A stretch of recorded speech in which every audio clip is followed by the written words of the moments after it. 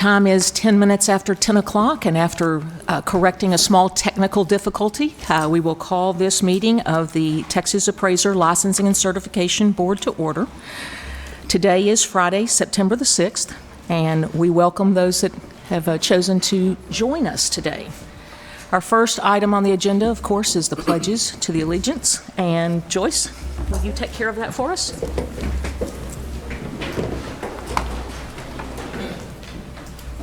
Pledge allegiance to the flag of the United States of America and to the republic for which it stands, one nation under God, indivisible, with liberty and justice for all. Honor the Texas flag. I pledge allegiance to thee, Texas, one state under God, one and indivisible.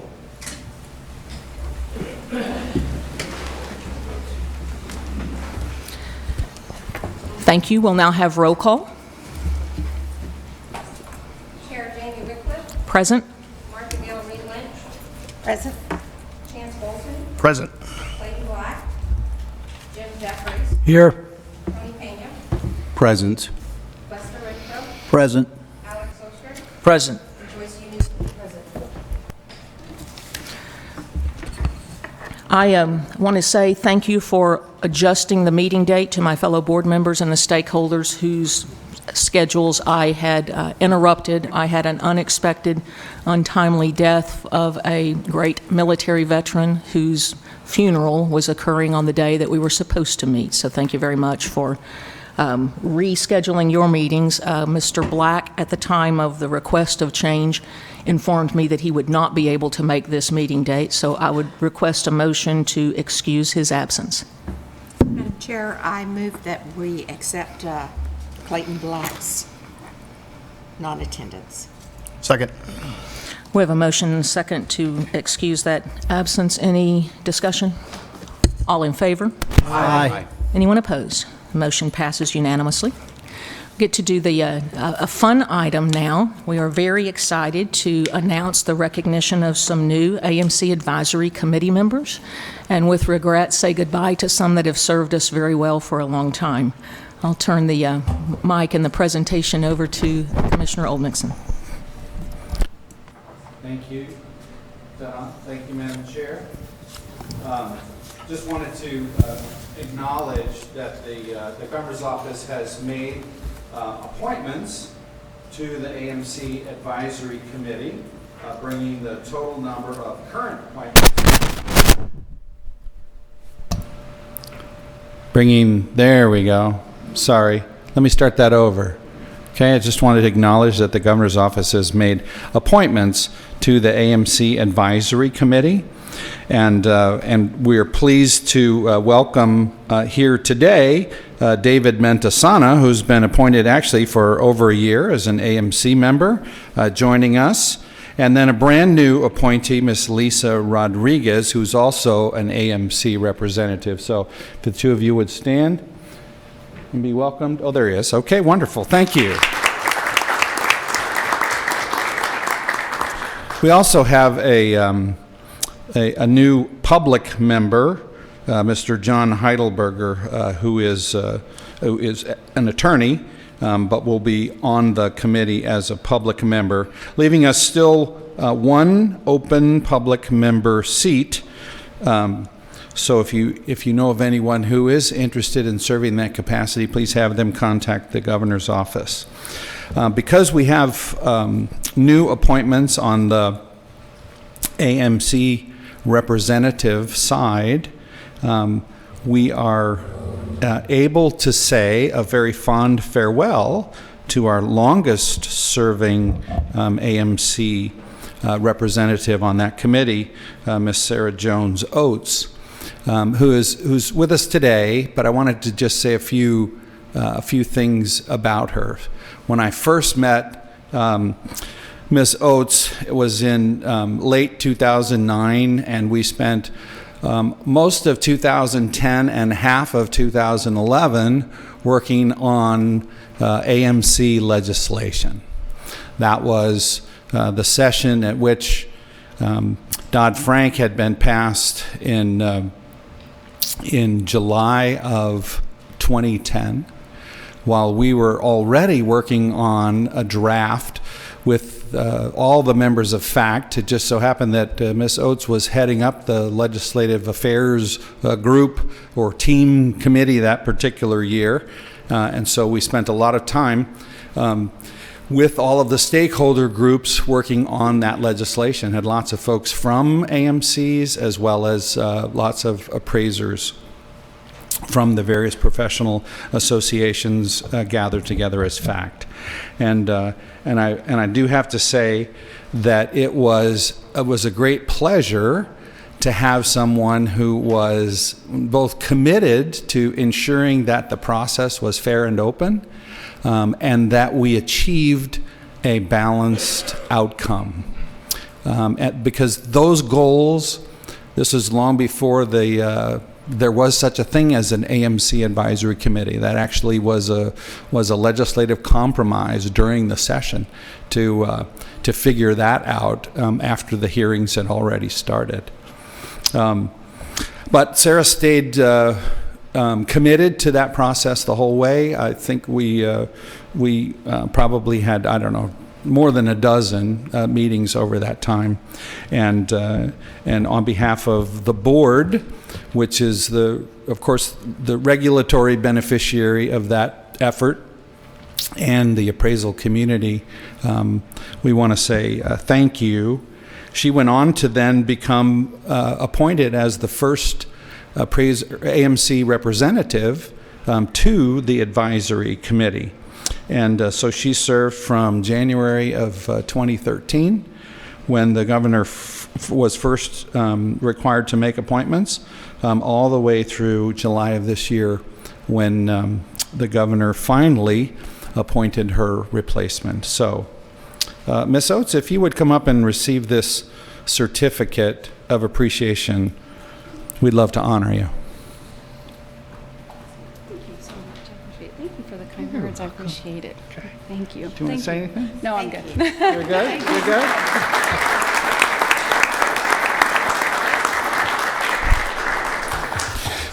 We look forward to the same level of commitment and public service from our other volunteers, many of whom, we have come to expect that level of commitment, so thank you.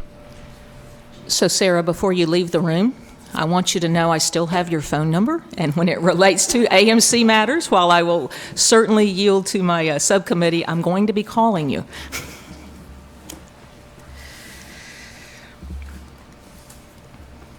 All right, that takes us to agenda item number 4, which is public comment. That agenda item is intended for those that wish to speak to the board on things that are not on today's agenda. We have a number of requests for public comment on agenda item 20, but is there anyone that would like to speak to the board on a non-agenda item?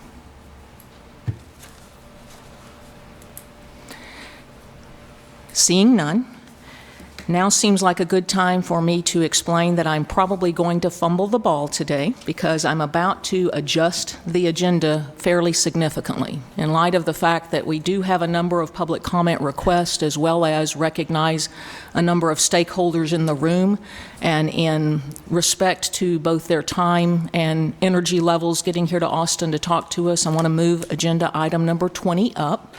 My thought is the best way to handle this is for us to move after agenda item 5. We'll go ahead and ratify the records.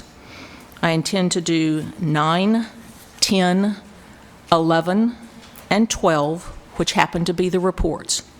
That's a selfish move. I'd like the stakeholders to hear the work that is underway on behalf of the board, and so it gives us an opportunity to let you hear that and prepare for your agenda item number 20 evaluations. After that, we'll see what else we need to adjust in order to adapt to the agenda. Is there any protest to that? Anybody want to wait till 4 o'clock to speak to us on agenda item 20? Okay. Didn't want to prevent that opportunity. So we are now to agenda item number 5, the official record, the ratification of the record for May the 17th, 2019. July the 10th, 2019, the board meetings as approved for posting on the website by the Secretary of the Board.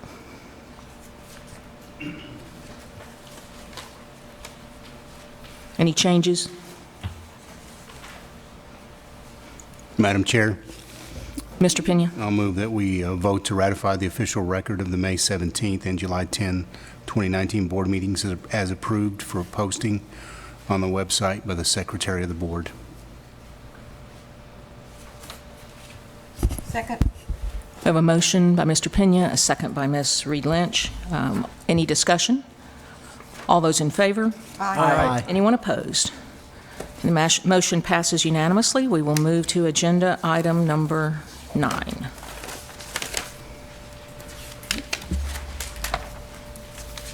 Madam Chair and the Board, I've been designated today in the absence of Mr. Black to report to you regarding 2 meetings we've had over the last couple of months. The first meeting was held June 18th. I think that's right. Yes, June 18th at 10 a.m.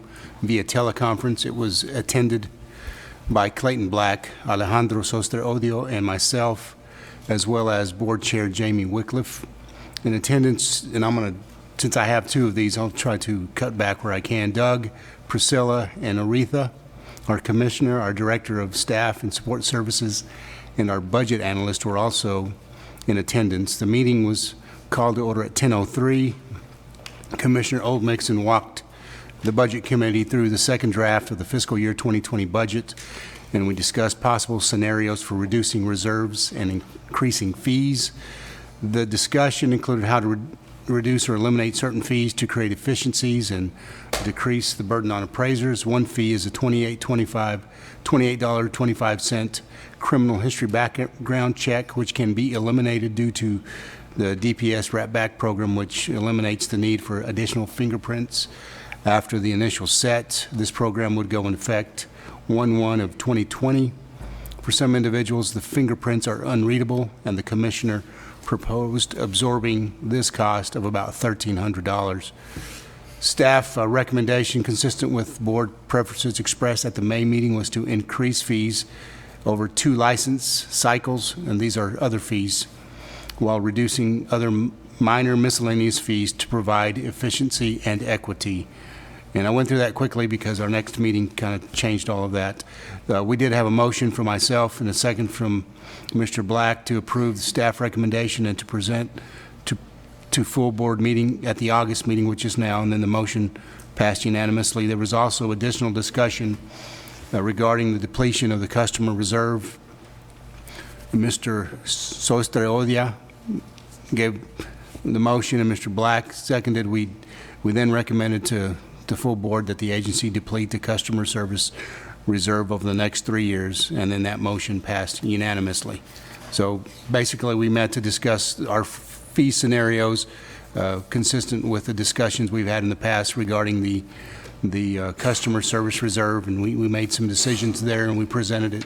We'll present them to the board. But then we had a twist as we met again on August 23rd at 8:30 a.m. The members of the committee in attendance, it was fully attended by the chair, Mr. Black, Mr. Soster-Odio, and myself, and then public members and board chair Jamie Wycliffe. We had staff in attendance again. We had Doug, Tony Slagle, Deputy Commissioner, and then Kristen was available, Warman, our General Counsel, Priscilla, the Director of Staff and Support Services, and Aretha, once again, our Budget Analyst. The meeting was called to order at 8:32 a.m. The staff presented a memo from the Foundation Appraisers Coalition of Texas and discussed the concerns conveyed therein. 4 versions of the budget and associated revenue impacts were discussed, including scenarios that would decrease the customer service reserve and while raising fees either immediately or over time. We basically had 4 scenarios of how to absorb the reserve while at the same time adding staff, and it was a complex, several complex kind of equations that Doug and Priscilla put together for us. The Budget Committee was asked, and the reason we changed, the Enforcement Committee, which I'm a member of, got together earlier and wanted to add an additional investigator to the budget that we discussed on June the 18th. So we came back and discussed that on August 23rd, and then we basically added that additional cost to the budget that we discussed on June the 18th, and I know I'm going in circles, but essentially our August 23rd meeting was held to add the related expense of adding an investigator as recommended by the Enforcement Committee. We went over those added revenues and then again discussed the scenarios that would be to discuss with the board on how to absorb that while at the same time reducing the customer service reserve over 3 years and increasing some fees over 2 license cycles. That's a lot of stuff, and we'll discuss that again as a group shortly. This combination projects the lowest fee increase combined with utilization of reserves to avoid future fee increases through fiscal year 2032. So the 2 meetings basically were held to discuss obviously the budget, but also the decisions we've made in the past regarding absorbing the customer service reserve and at the same time adding staff and just building a budget that would absorb those costs at the same time using the customer service reserve most efficiently and most effectively. So after all that discussion, Mr. Soistre Odia made the motion, Mr. Black gave the second, and we voted to approve the revised budget version B, which we'll discuss later, and present to full board for approval with associated revenue adjustments. The motion passed unanimously. We did have in this meeting additional discussion regarding the investment policy, and then I made a motion to approve that, and then Mr. Soistre Odia gave the second. We're going to recommend to the full board the investment policy be revised to exhaust the customer service reserve to allow transfers to operating budget in addition to the balance in the operating and contingency reserve. I'm sure that all made sense. That motion did pass unanimously. I guess in summary, in banker talk or not banker talk, we've made the adjustments to the budget that reflected the changes in staff as well as any projected changes in fees over the next several years in an effort to, again, exhaust the customer service reserve most effectively and most efficiently. I'll open that to any questions if there are any. Otherwise, that is my report, or those are my reports. Fantastic report. Whatever. Fantastic report, Mr. Pena. It was a lot of heavy lifting, and we appreciate the work completed by the Budget Committee in order to make a recommendation to the board.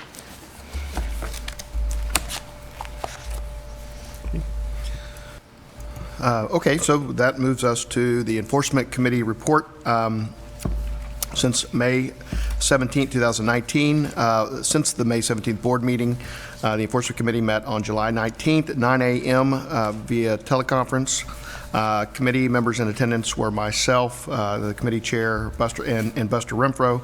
Other board members in attendance were Madam Chair, and the staff in attendance consisted of Commissioner Oldmixon, Deputy Commissioner Schlegel, General Counsel Warman, Mr. Boyer, Director of SES, Staff Attorney Mark Lee, Denise Sample, Director of LRS, and Dion Frederick, the Recording Secretary.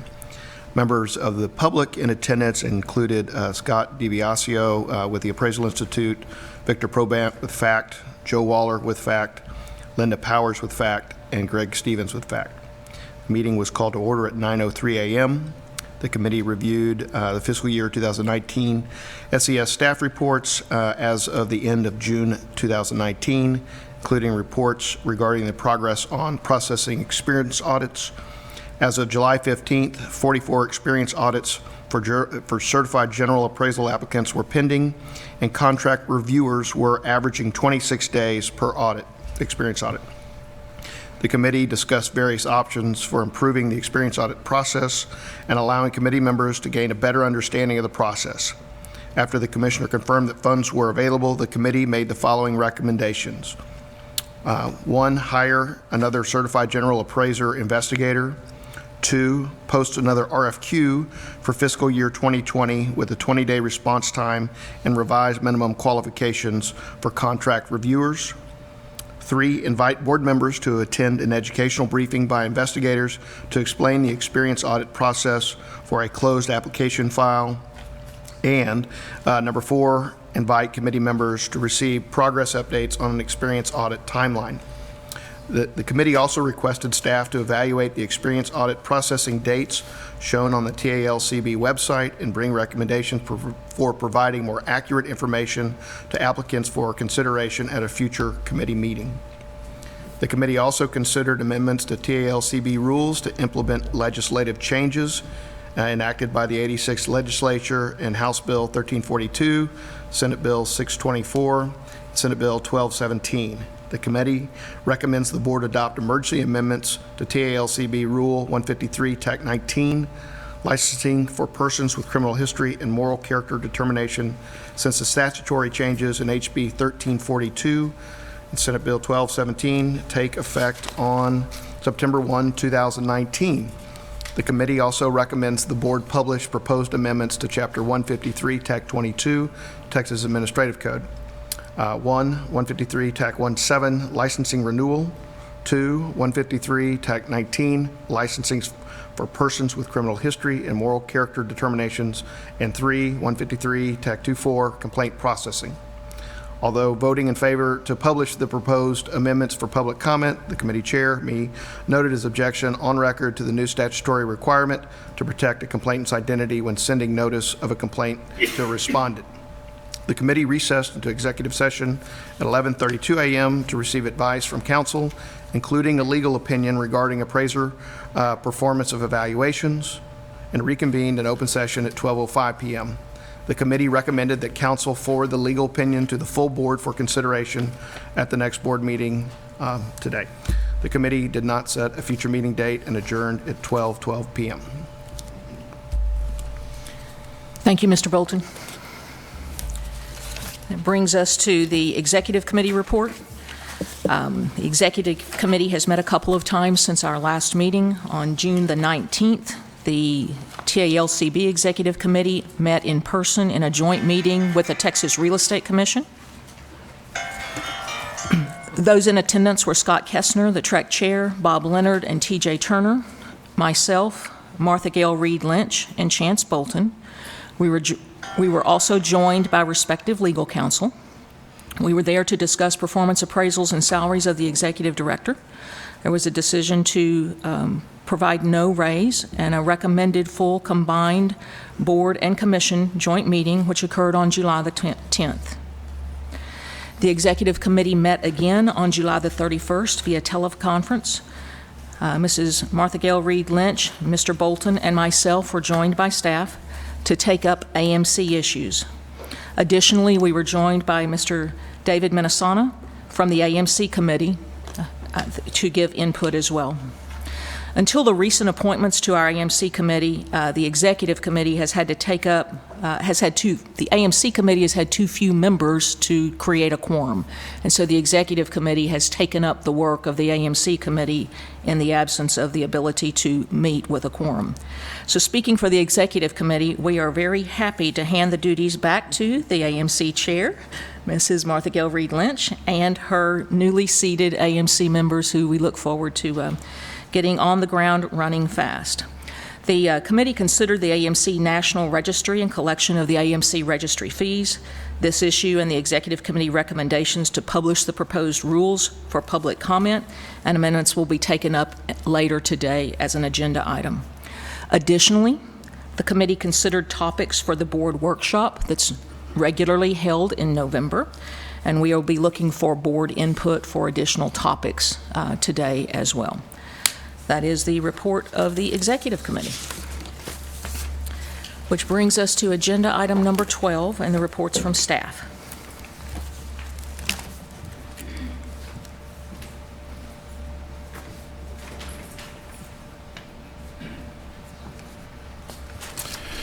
Madam Chair and members, welcome to each of you.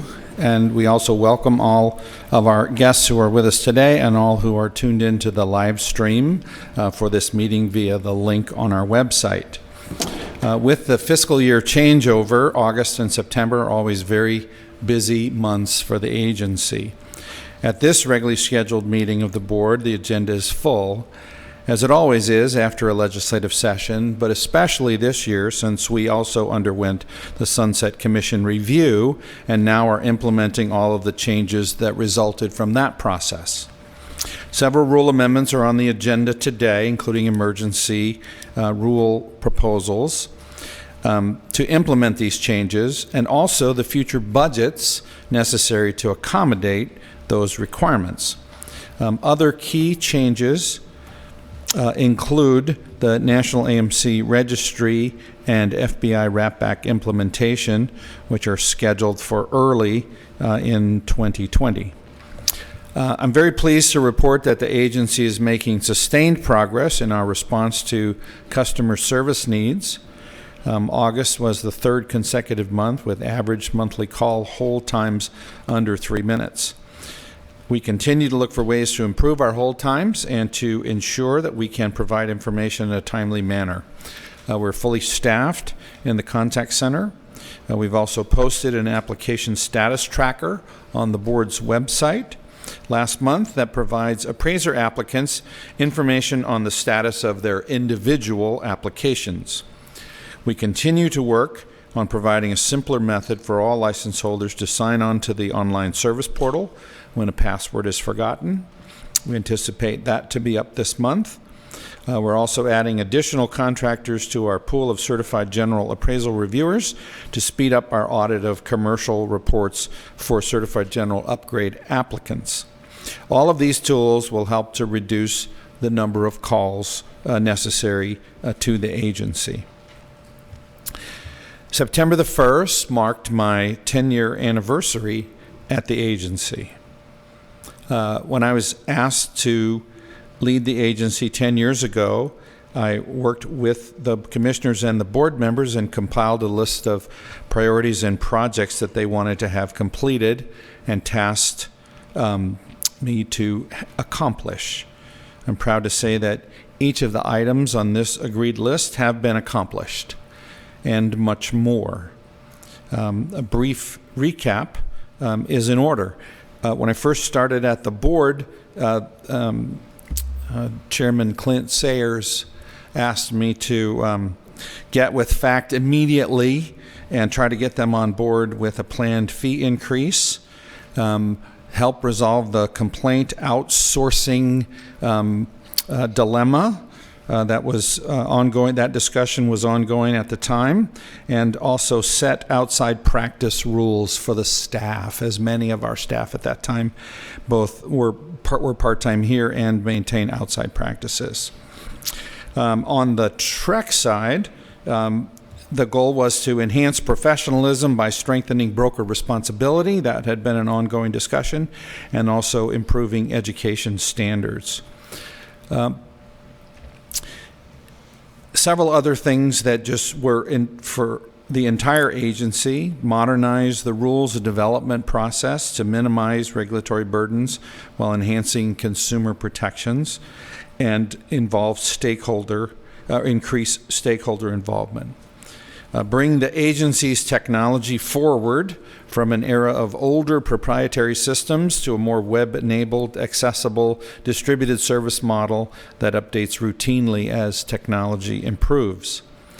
Fourth, to upgrade the website and other communication tools and systems to provide services that meet current customer expectations and standards of responsiveness. Fifth, gain self-directed, semi-independent status to achieve control over the resources that the agency needs to thrive, while paying a fair share of state government overhead, but without subsidizing unrelated projects. Sixth, to relocate the agency from a privately owned and rented facility in a challenging neighborhood to a state office building in the heart of the Capitol complex, with the potential for co-development of a new facility.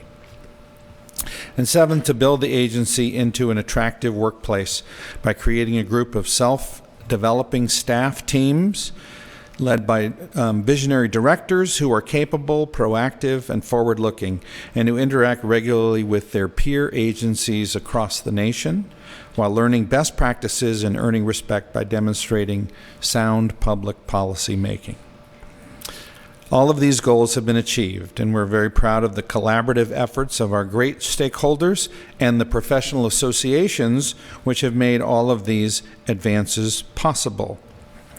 For the board, We endured Dodd-Frank-related uncertainty. We also implemented AMC regulation, adopted AQB criteria changes, and achieved ACE education independence. We still face changes wrought by automated valuation models, other appraisal and valuation technology changes, and changing business practices. And we are committed to respond wisely to each of those challenges. We face the enhanced use of evaluations, especially in light of the threshold changes which have been recently made at the federal level, as well as consider the formation of appraisers through the practical applications of real estate principles, practicum education. So this agency, needless to say, we face shifting ground constantly.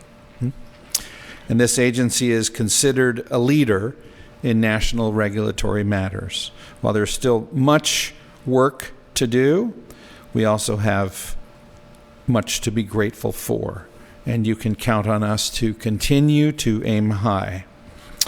At the August Commission meeting, I announced my intent to retire at the end of March 2020. The search for a successor executive director and commissioner is underway. The committee includes our board chairs. Thank you for that extra service. Our goal is to have someone in place not later than January the 1st so that we can overlap for a full cycle of February meeting preparation and post-meeting implementation. 2020 will also be the year for updating our 5-year strategic plan. So November, February, and March are key times for that effort. And I commit to be with you through the agenda setting and fact-gathering phases of that process as well. Unless you have any questions for me, I will be seated now and let Tony share some details with you. Okay?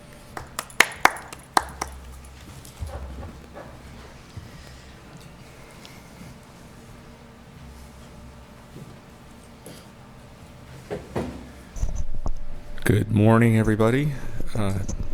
Tony Slagle, Deputy Commissioner for the board. Doug stole a little bit of my thunder, so I think I'll just address some key. I'll look into some key things that I want to address, some specifics. First of all, I just would like to say, as Commissioner mentioned, we submitted our quarterly sunset report, and it's a pretty drastic change from the initial one to this one in terms of the hold times and the abandonment rate. A lot of that credit deserves to be given to the people, the division directors who have been brought on to handle that stuff, specifically Robert Hood, who's done a fantastic job in reorganizing and repurposing the contact center and how we look at things to really get the best performance out of those staff members. So I just again wanted to just point out that when we started this, the first quarter that we provided, we had an average hold time of 14 minutes and 45 seconds. For the whole quarter, it was 12 minutes 41 seconds. The most recent report we submitted, the average hold time was 2 minutes and 18 seconds. So it's pretty good, pretty remarkable. I did want to, I sent out my customer service report a couple of days ago, so I don't want to go over that. You all have seen that. But I did want to just highlight a few things, at least specifically on the board side. So we're handling almost 98% of the calls that come in to the board on the first call. In other words, people aren't having to engage the callback system. They're getting answered. 98% of the calls are getting answered at the initial call, which is pretty remarkable. The average, I believe, the average industry standard for that is about 85%. We're hitting 98%. We average over the last 3 months around 95 for the whole contact center. So we're really doing well there. I did also want to point out that even with a minute and 19-second hold time for the board, our abandonment rate rose slightly. I don't really know why that is. The contact center is operating the way it should in terms of people not having to hang up. There are lots of reports or white papers being written over the last year or two about that particular metric and how in modern times with cell phones, it's a little hard to gauge whether someone's disengaging with the contact center because they're dissatisfied with the service, or they're just walking into a store and they hang up, or other things. So they're trying to tweak the understanding of that metric a little bit. But even with that, it's 7%, which is you want it around 5, but we're doing everything on our end to ensure that people are getting their calls answered when they do call us. We have added 4 new people to the contact center, so it's fully staffed at 27. That's 22 people on the phone. There are 4 people are being currently trained right now, so they're not on the phone yet. But once they're on the phone, there'll be 22 people answering the phones, which should, also move towards reducing that time even further, providing better customer service. That is really all I wanted to address. We just on the licensing side, we have posted 2 additional positions for licensing to also help with the processing of applications so that we can get that done in a more timely fashion. As the commissioner mentioned, we have the application tracker for the board up and running, and we are working on the second phase of that, which will drill down into the experience audit and give more details on that as we go forward. They're currently working on programming that right now. But unless anyone has any questions, that's all I will say for right now. I have a quick one, Mr. Yes, ma'am. Because we have a number of stakeholders in the room, there was what I'd call dramatic change in the alteration of the way the board calls or the appraiser calls are handled inside the agency as a whole. If you don't mind describing that, and then I have another question when you finish that. Certainly. It all sorts of bleed together, but I think about 4 months ago we implemented a separate queue for board calls. So when you call the agency, you have the ability to press a number, and those calls are routed directly to people who are dedicated to answering those calls. Prior to that, a person from the board calling would have to wait in line with everybody else, and there's significantly more people calling for the commission than there are for the board. So that was an effort to get to provide some equity to those calls, and it's helped a lot. So yeah, and I appreciate that. So the purpose of making that comment or having you make that comment is to let appraisers know that we are doing a better job and answering the phone more quickly, and so don't hang up. Yes, it will help our abandonment rate. We actually get the opportunity to look statistically at our abandonment rate versus the Texas Real Estate Commission, and ours is a bit higher, and the time period for holds a little shorter, so maybe it indicates, and I will say on behalf of myself, that I as an appraiser may be a little more quick to hang up than maybe I should be, maybe from past experience. So hang in there with us, hold for us a minute longer, and see if we can't catch and take care of your needs. And then, Tony, can you tell me when we became fully staffed? I know it ebbs and flows, but... On the contact center? Yes, sir. It was sometime last month, I believe. September 3rd. Oh, Tuesday. I apologize. It was Tuesday. So they're being trained right now, and the other thing that we started doing that's really helped is we put them on the phones sooner in the middle of their training so that they're able to engage in that process and ask questions and know what that's like before they finish their training. So I think they're trained without being on the phones for a couple of weeks, and then they're put on the phones for a couple of hours a day for a week or two, and then they finish their training, and then they're put on the phones full time. And Robert, are any of those individuals that are currently coming on board answering on the TALCB queue? No, the Robert Hood, Director of Reception Communication Services. The The board call is a little bit more complicated, and it takes a little bit more training time. So we let them take the commission calls initially, and then we pull them back into training, and then train them on the appraisal side. Thank you. Are there? Did I? I just wanted to, per the board's request, we provide on page 143 of 323, the summary of all of the following routine staff reports so that you guys can ask any questions that you have of anyone. When we do our dress rehearsal, we do check, and we would like to just have two of the directors come up and make a brief report on something, just because they're very, very timely issues that are happening right now that you may have questions about. You're certainly welcome to ask any of the directors anything on any of their reports, but I'd like both Jen and Troy to come up and make a brief report. Jen, you want to start?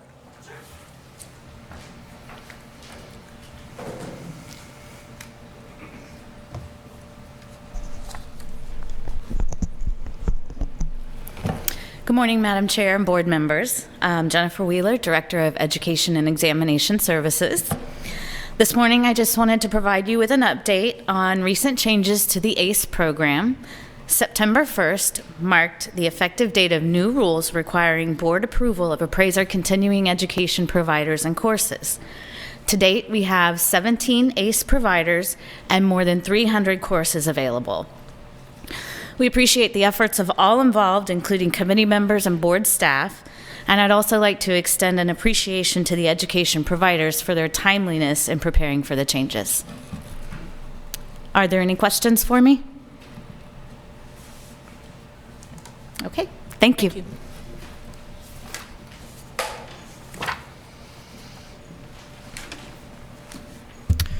Good morning, Madam Chair, board members. Troy Bollier, Director of Standards and Enforcement Services. I just wanted to provide you a brief update on some of the activities that staff has been working on. We've got two staffing initiatives based on the Enforcement Committee's recommendations that I know you'll be addressing later on today. One is to hire another certified general appraiser. There is a posting on the website. We have had a few applications. One interview has been conducted, and we're having a second interview next week. So we're moving along in that process. In addition, as the Commissioner mentioned, we have also issued a request for qualifications, which is the procurement process for seeking out additional certified general appraisers to do contract review work for the experience audits. I'm happy to report that we received a total of 13 different individual applications, and after going through the process for that, 8 people qualified. And so we're in the process right now with the purchasing department negotiating and getting a contract signed. So it's our plan that in the coming weeks we should have 8 additional contractors to put into the process. So that would bring our total number of contractors to 13. So that is moving along very well. And then the last thing I wanted to mention is that in addition to the appraiser posting, we've also had some staff changes. We recently hired a new legal assistant, Jose Ceseno. Joe was here today, and he comes to us from the Texas Workforce Commission's Civil Rights Division. He has a background as a legal assistant prior to that at the Attorney General's office, so we're excited to have him. And in addition, we've also promoted one of our legal secretary, Candace Valdez, whom you know. Candace is also here, and she's now going to be a legal assistant. So you will see on our website as of today, the legal secretary position that Candace previously was doing is posted. So I'm happy to address any questions or concerns that you may have about the materials or any of these issues. Madam Chair. Mr. Bolton. Troy, can you give us an update on the commercial audits outsourcing and how that's coming to date? Yes, sir. As far as processing times and how many we're getting processed, et cetera? Sure. As you can see in your materials, we are slightly above the 30-day turn time. I believe it's an average of 33 days. And most recently, if you look at the reports, what you'll see over the past several months is you will see that when we were in the process of putting out the RFQ, the numbers, the number of total audits resolved actually was going down a bit. But most recently, the July data is up, and we have a total of 20 experience audits closed. So it was 6 and 10 and 12 for the spring and the early summer, and then we actually jumped up to 20. So I'm encouraged that getting the contractors moving, and now with the addition of these 8, that those numbers will continue to rise. In terms of incoming experience audits, I can tell you that in the aggregate, I recently looked at the numbers because we obviously just finished this fiscal year, and comparing that to fiscal year 18 and 17, we're pretty much up almost 100% from 2017. We went from slightly over 100, I believe it was 112, and as of the end of July, we were up about 82% in terms of the volume of experience audits coming in. So I fully expect that once we get the August data completed later this month, that we may actually have a 100% increase in audits from those past 2 years. But the contractors are have been very responsive. They're working very diligently. And I have the confidence that these 8 additional obviously will really help us stay on top. You may have seen on the website a significant change as well in the processing dates page. I know that for quite some time, the staff, as I'm sure our license holders, have been frustrated that that date had not moved. And as I said, in July, with the uptick in activity, we were able to move that forward about 3 months, and we're anticipating that'll move again another month or 2 here shortly. So all the signs seem to indicate we're headed in the right path, and I appreciate the board's dedication to giving us the resources we need to provide excellent customer service. So with these commercial audits going out and they're coming back within 30 days or so, and so what's the time that you're starting to see with this new process implemented, that from the time that an application is submitted to the issuance of a license, what are those times looking like now? Well, unfortunately, I can't speak to the total turn time from when an application is received. Sure. But I can tell you, based on the data, that the turn time is still, especially on the commercial side, it's still high. It's not where it needs to be. And that, of course, is because we're processing this backlog. We've got these ones that have been stale and haven't been able to be worked on. So I would anticipate for the near future, you're going to see that average still being high. Just don't interpret that necessarily as a negative. It should, if you're seeing volume being moved in terms of audits closed, that means we're getting through that backlog. The residential side has been good.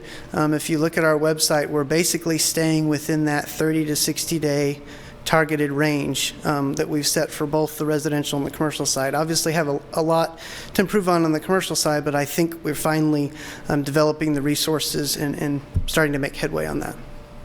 Okay, well, I'm encouraged and look forward to seeing that, and glad to see that things are going in the right direction, I think. Yes, sir. Particularly with the volume. So, thank you. Madam Chair, could I have a couple Mr. questions? Renfro. Troy, I'm looking at the material, I guess the latest material we've got on your audit aging report, which is page 20, says dated as of 7/31. Of those 11 completed audits by the contractors, can you tell me whether or not any of those audits have resulted in those applications or those trainees actually being a state certified general appraiser? Are any of them totally completed? I believe, I don't know for certain, but I believe most of them are. Okay.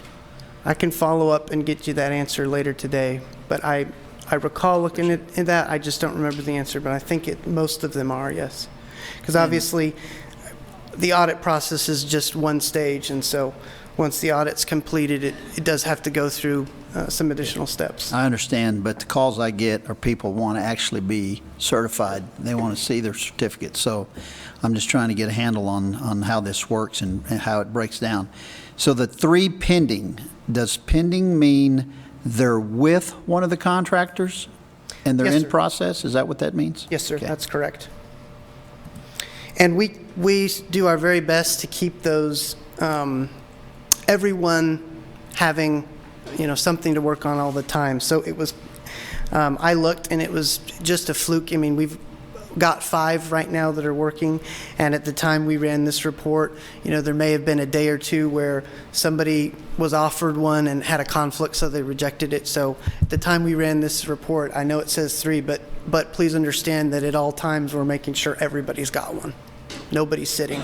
So I got a call recently from a applicant, a trainee, and I know we're constantly working in improving our website and improving the information that's available, but they went to look at the status of their application, and it simply says open. And I don't know if it was Tony or who, but somebody said we're trying to work toward improving so that there's more detail. Yes, So sir. is our goal to see, for them to be able to see where in the process their application is? Yes, sir. I'm glad you mentioned that because I wanted to make sure board members were aware. After the application tracker went live recently, we had discussions with several of the divisions that we really wanted to have a deeper dive into the experience audit, because when you go to the website and you see that it's an audit, that's helpful, but it doesn't really tell you where in that process it is, and so it's still going to generate the calls and the questions. So what we have developed is a timeline that has the major choke points, if you will, in the process, and we're in the process. In fact, my staff's been working today, actually, with the ITS to take the steps to make sure they understand the business processes so we can build that into the Versa system and get that moving forward. So we've put in a ticket, an IT ticket, and staff's working through that process. Do you have any idea of when that might become reality? I mean, where they can actually... I do not at this time, because again, we're still in the kind of the business requirements gathering stage, so I don't want to make promises and fall short. But I do commit to moving as quickly and expeditiously through that with the staff. Okay, I think it'd be very beneficial if we get there as soon as we can. Thank you. Any other questions or concerns I can address? Troy, I have one quick one. Presuming that the board moves forward with authorizing the positions in the budget, how long will it take us to get the additional contractors up to speed and audits in hand? Well, we move very quickly as we can. I'm anticipating, having talked with purchasing over the next couple of weeks, that they will complete the contracting process of basically getting contracts signed. Of course, that depends on how quickly people return those. When we did this last time, some people were very quick and some took a little bit longer. But obviously, as people return contracts, they're then available for work and we can immediately assign that. So it would happen the same week. If somebody signed a contract and was ready to go on Monday, within a couple of days, we would do the purchase requisition, get the materials forwarded to them, and move forward. So it might be reasonable within at least 30 days we would actually see work going out from our organization. Yes, ma'am. I mean, it's obviously contingent on getting the signed contract back, but as long as that occurs, yeah, we are intending to move very quickly on this because it's making a difference. Very good. Thank you. Any other questions I can address? Okay. Thank you. Hearing none, we will move forward. Any other staff reports? Does the board have any questions of the summary that you've received of any other staff member or questions about the balance of the staff report? Hearing none, we will move to agenda item number 20.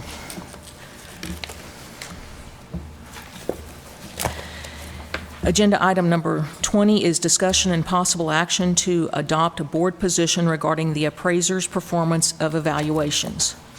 I am currently holding 6 requests to speak. I want you to know that if you haven't turned one in, there is an opportunity still for you to do so. On the table at the entrance, there are public comment sheets. If you can fill one out for us and just deliver it to one of our staff, they will allow you the opportunity to speak. Or if in hearing comments today you decide to speak, please just let us know. We want to get all the input that we possibly can. The intention is to receive public comment first, and the board, of course, during those comments may have questions of the individual commenters. I've just taken them in the order that they've been stacked up.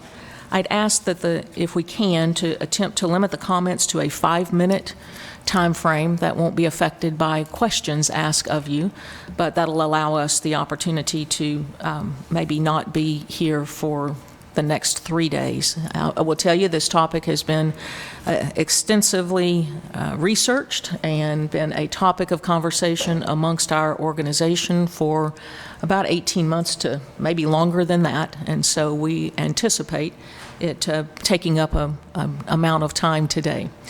So the first individual that I have for agenda item number 20 is Victor Probant with FACT.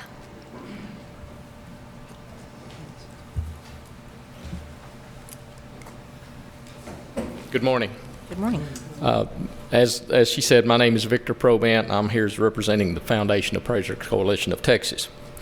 FACT supports the TALCB adoption of the Interagency Appraisal and Evaluation Guidelines as alternate standards, which would allow Texas licensed and certified appraisers to perform evaluations for the following reasons. FACT is of the opinion that the appraisers are best qualified to perform evaluations based upon our education, knowledge, and expertise. Typically, the appraisers are more familiar with the individual real estate markets than non-appraisers, and as such are capable of providing more accurate evaluations. And by the TALCB adoption of the Interagency Appraisal and Evaluation Guidelines, appraisers completing evaluations would be under greater scrutiny than non-appraisers. And because of this, FACT believes that such additional scrutiny and regulatory oversight of evaluations will contribute to the public trust. Are there any questions? Thank you. Hearing none, thank you, Victor.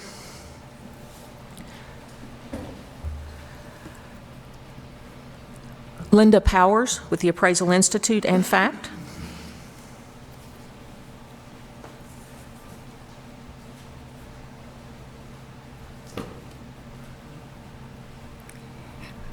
Good morning, everyone. I'm here to talk. I've already sent in a letter along with Rob Mormon from the Appraisal Institute. Just want to give a little bit of personal experience. We've been talking about evaluations for several years now. And we had the de minimis raised from $250,000 to $500,000 by the banks. I believe that was in 2018. Since that time, credit unions have raised their de minimis from $250,000 to $1 million. So it's only logical that banks are going to follow suit as well. $1 million is a lot of money for people to loan on an evaluation from a non-professional person. There's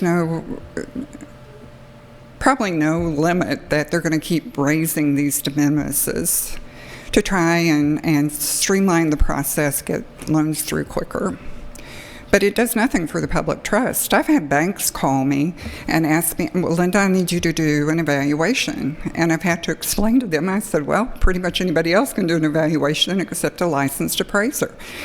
And I've had banks say, but you're the ones that do the appraisals, you know the market. And I said, but I'm not allowed to do them. I said, I won't risk my license to do an evaluation for you. I'm an appraiser if you want to order an appraisal from me. No, we've been directed to specifically get an evaluation. I'm sorry, I can't help you. I think that if banks don't understand that appraisers in Texas can't do an evaluation, then your average public person doesn't understand what an evaluation is. They're thinking that they're getting a professional to do the evaluation, that they're getting a legitimate value for their property. Yet they're not.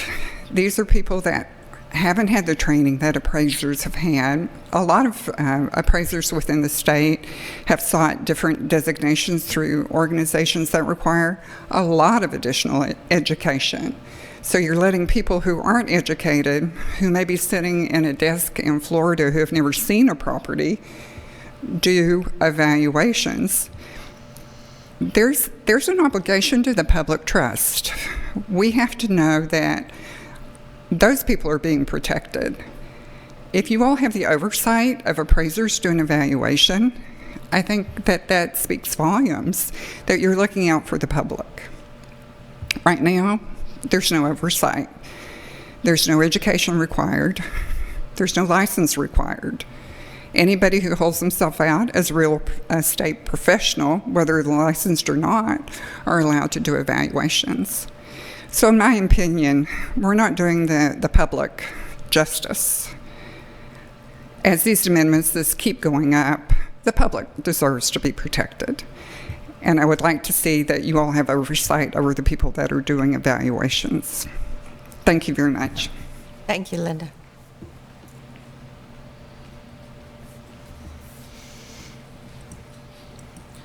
Thank you. Mr. Ping with CBRE.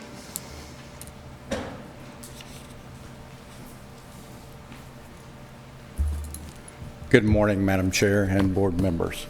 Thank you for this opportunity to be here and to address you.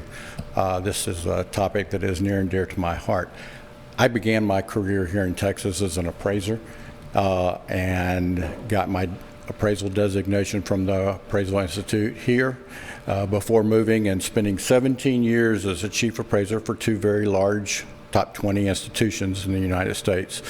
I now am the national director for alternative valuation with CBRE.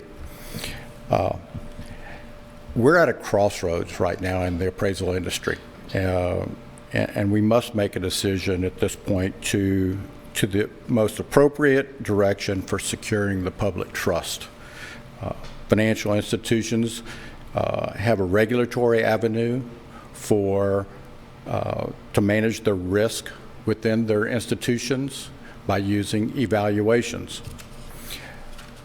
Unfortunately, the regulatory bodies in DC have only given the financial institutions guidelines and have not given the appraisers guidelines. So we have the general content and parameters about the definition of evaluations, but the appraisers really don't have directions, etc. The valuation industry, we know how to complete them, but we just don't have the management and oversight to the providers. With that as the basis, we have to look to the most appropriate actions. And I will state that the most credible and reliable source of an evaluation is a licensed/certified appraiser. But there are also other specialized experts in the industry that need to be able to do evaluations for financial institutions. And as an example, it might be a forestry expert. So I leave that as an option. I would not say that I am in favor of only appraisers doing evaluations for financial institutions in a state because there are specialized industry experts that need to be provided that opportunity as well. But states like Texas, they regulate and license appraisers to ensure the public trust in the profession and the safety and soundness for financial institutions. And we as an appraiser have an obligation to provide a competent and ethical product to our clients for the good of the public safety and trust. We collectively practice under an umbrella of USPAP as a basis of that obligation. The dilemma we face is how appraisers can provide the evaluation service to the financial services industry I've been doing this for the past 8 years successfully. We complete thousands of evaluations every year. We follow USPAP, and we report our evaluations and label them as evaluations contained in an restricted appraisal report. USPAP allows us that avenue and does not stop us from putting in an adjective or a noun to address the type of report that we are providing. We can add anything to it. We have to use either appraisal or restricted appraisal report, but you can add anything else that you want to it. And so we follow that guideline. I've yet to understand why the appraisal community supports the concept of completing evaluations outside of USPAP. As a past user of evaluation products, I always wanted an unbiased, ethical, and competent individual as my provider. That provided a safety and soundness and risk management profile to our bank's shareholders and our customers. Not one of my current clients, potential clients, or past clients have ever rejected an evaluation that we completed because it was in a restricted appraisal report. Evaluation, to those that say that USPAP is onerous and makes us uncompetitive, I'm proof that that's a myth. The federal guidelines outline the basics for the content of an appropriate evaluation. And there's only 5 additional items that need to be put in addition to the federal guidelines for evaluations into a document to make it USPAP compliant. You have to identify who the client is. That's not hard. You have to state the intended use. That's not hard. You have to state the interest that you're valuing. And as a side, I'll just say shame on the regulators for missing that one because that should have been a no-brainer. You have to state the reason for the exclusion of any approach to value. Again, not hard to state something. And then you have to state the highest and best use. Those 5 things are all it takes, and that doesn't make us uncompetitive.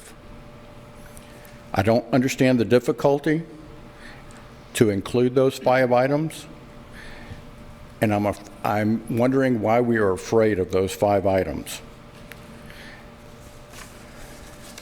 I would argue that those 5 items are germane and important to our clients and should be included no matter what. Even if you don't want to follow USPAP, you should include those. I'm sorry, but they're germane.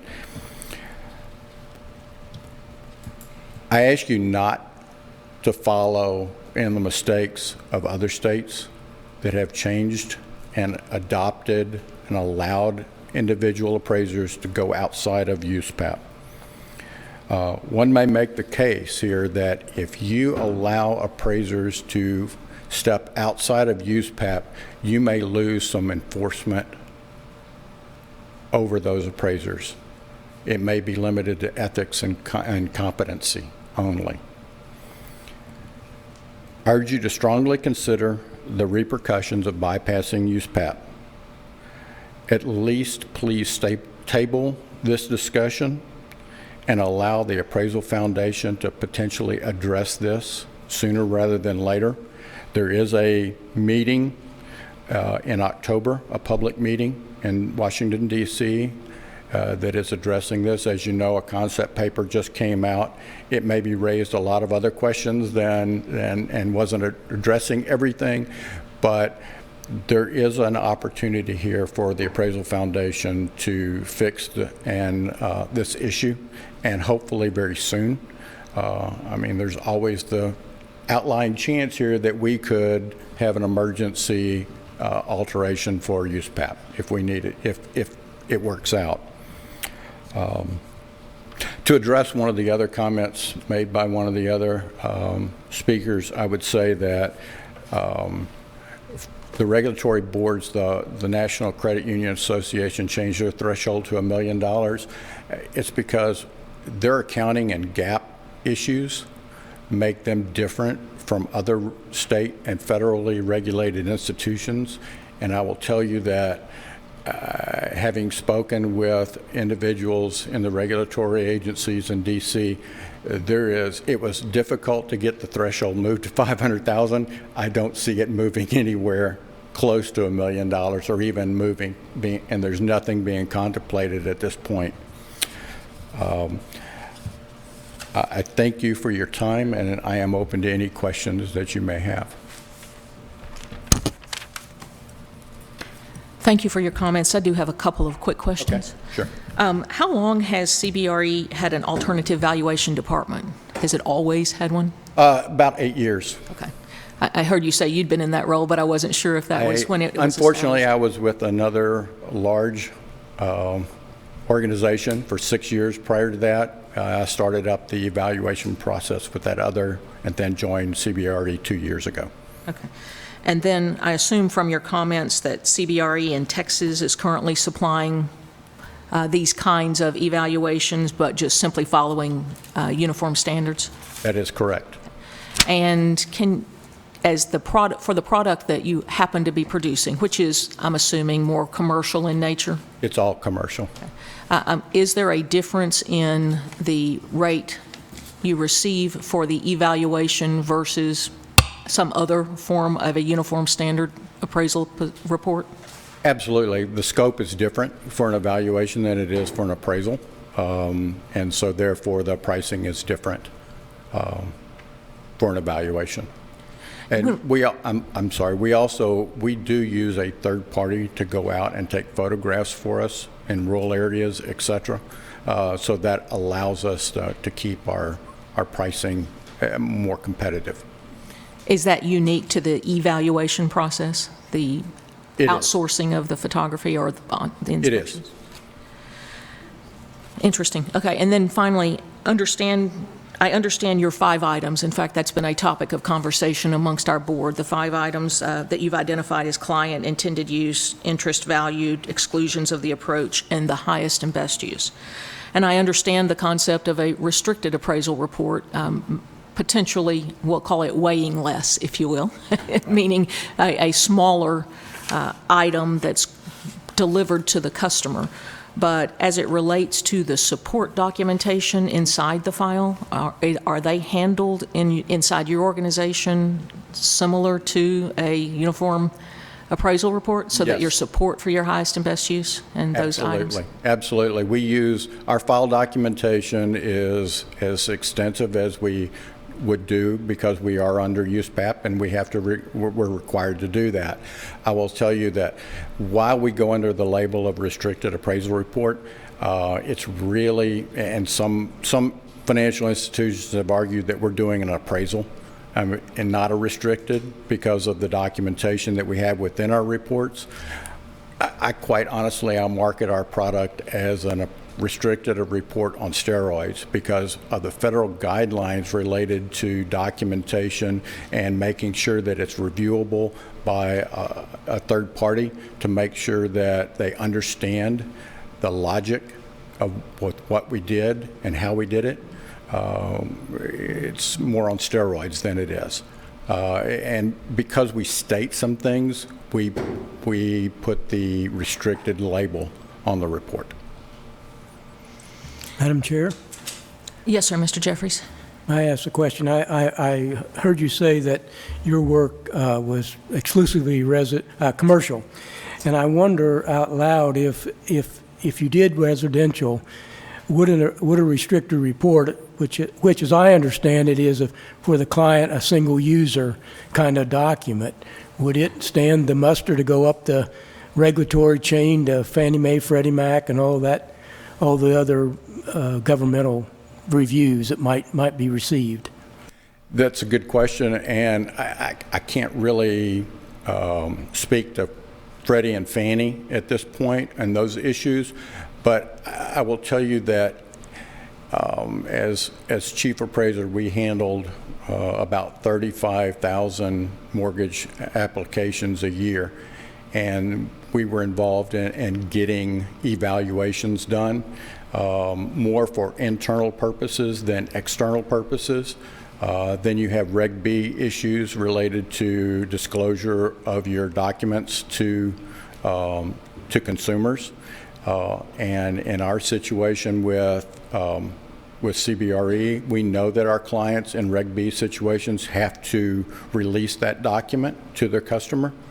The 2020 USPAP will allow us to have multiple intended users within a restricted appraisal. So we can address that issue going forward, and it can be used, starting in January 1, we'll be able to address the intended user issue.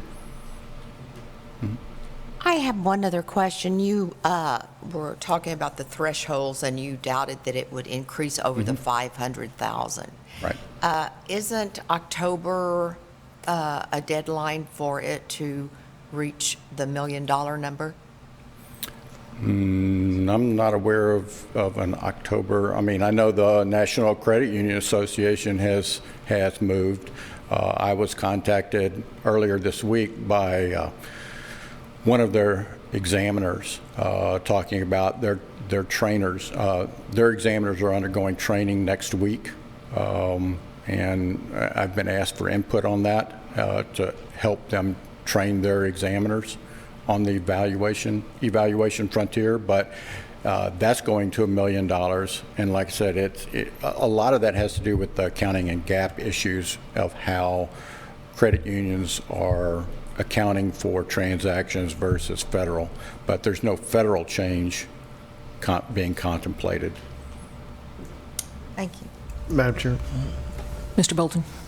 So if for somehow we came to a resolution that Texas appraisers could do evaluations, would CBRE move from restricted USPAP compliant reports to interagency guideline compliant reports?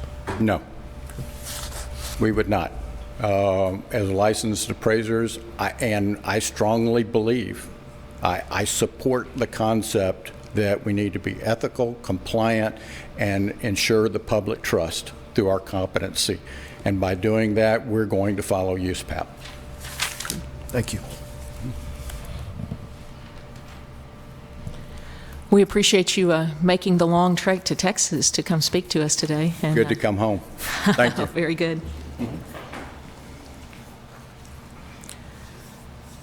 Scott DeBasio, Appraisal Institute.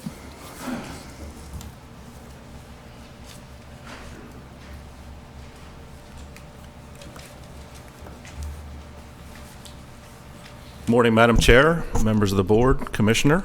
Before I get into my comments, I did want to answer Ms. Reed Lynch's question before. The October deadline is it's October 22nd when the NCUA's increase in their threshold to $1 million actually goes into effect. It was passed back in July and will go into effect on October 22nd. I appreciate the opportunity to be back here with you all again to talk about this very important issue. You have our comments that were submitted along with the comments from many other stakeholders this time. I was very impressed to see. I think the number was 102 comments or so. And I trust that you've studied all of those comments and all of the other information that you've been provided very closely. I think one of the things that was very apparent to me, at least through looking at the comments, is that appraisers obviously overwhelmingly want to be able to provide evaluations to federally regulated financial institutions on a level regulatory playing field. And of course, as the previous speaker mentioned, an appraiser can do a restricted appraisal report all day long. The issue is that they're being required to do so on an unlevel regulatory playing field, and there are other non-appraisers out there that are not subject to the jurisdiction of this board that may or may not be competent to provide those services, that are providing them to financial institutions, and they're not required to comply with USPAP. So it's a fundamental issue of fairness, I think. Since I was last here, the federal bank regulatory agencies, the FDIC has finalized their rulemaking on increasing the residential threshold from $250,000 to $400,000. The other bank regulatory agencies are very likely to finalize their portions of that rulemaking very soon. Of course, the NCUA threshold was mentioned.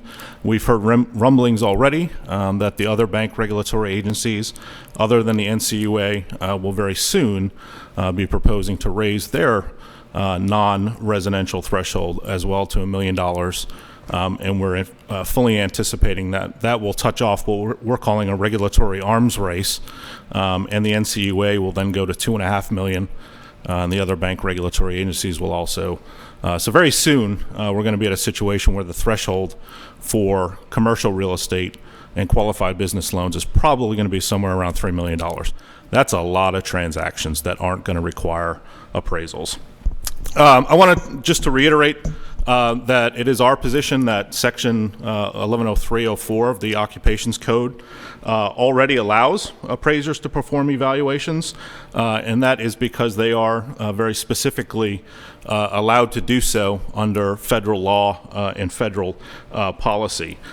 Because there is that federal law in place, there's really not anything that this board can do to restrict the ability of appraisers to be able to perform evaluations. The difficulty is that I haven't found an appraiser yet that is willing to put their license on the line to do a non-USPAP compliant evaluation for fear of being subject to disciplinary action by this board. So a person who happens to be licensed or certified as an appraiser really cannot be required to comply with any other portion of the TALC Act that interferes with them being able to provide evaluations as they are authorized by law to do. We did offer an alternative to you. Mr. Probant mentioned that as an alternative, you may want to use the authority that's been granted to you in 1103 405 subsection 2 to adopt the interagency guidelines, interagency appraisal and evaluation guidelines as alternative standards that licensed and certified appraisers would be required to follow when providing evaluations to financial institutions. There are some precedents for taking that route. Georgia has what they refer to as evaluation appraisals. I'm not a big fan of the nomenclature, but essentially it is a requirement that appraisers follow the interagency guidelines when doing evaluations. So that is an option I think that the board may want to consider. I also wanted to remind you, and this also was in a subsequent comment that I had submitted to you all, that there is a federal regulation in place that says that national banks can engage in real estate lending without regard to state law. And there's several different categories of state laws that they don't have to comply with. And licensing is one of them. They don't have to utilize someone who is licensed or certified to be able to do an evaluation. And the state can't step in and say, no, you have to, the third parties that are providing services to you have to be licensed or certified. Somebody would be able to challenge that fairly easily on preemption grounds. The only authority that this board has is that has been delegated to you by FIREA, which is to make sure that people who are providing appraisals to federally regulated financial institutions are appropriately licensed or certified and are doing appraisals in accordance with the uniform standards of professional appraisal practice.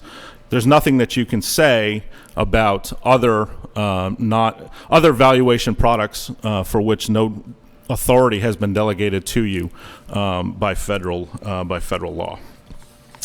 I did want to address just very quickly the ASB, and it is true that they are considering adopting standards for evaluations, and those standards would be contained within USPAP.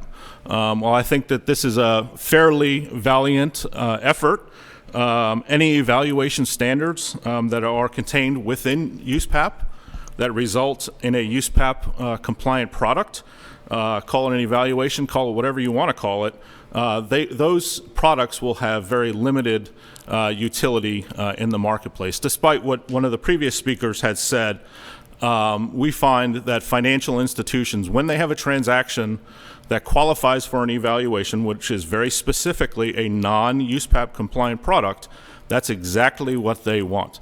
Once you provide them with an evaluation restricted appraisal report, as I think he referred to it, that now is an appraisal. It goes into the appraisal bucket, if you will, and is subject to scrutiny as an appraisal rather than as an evaluation.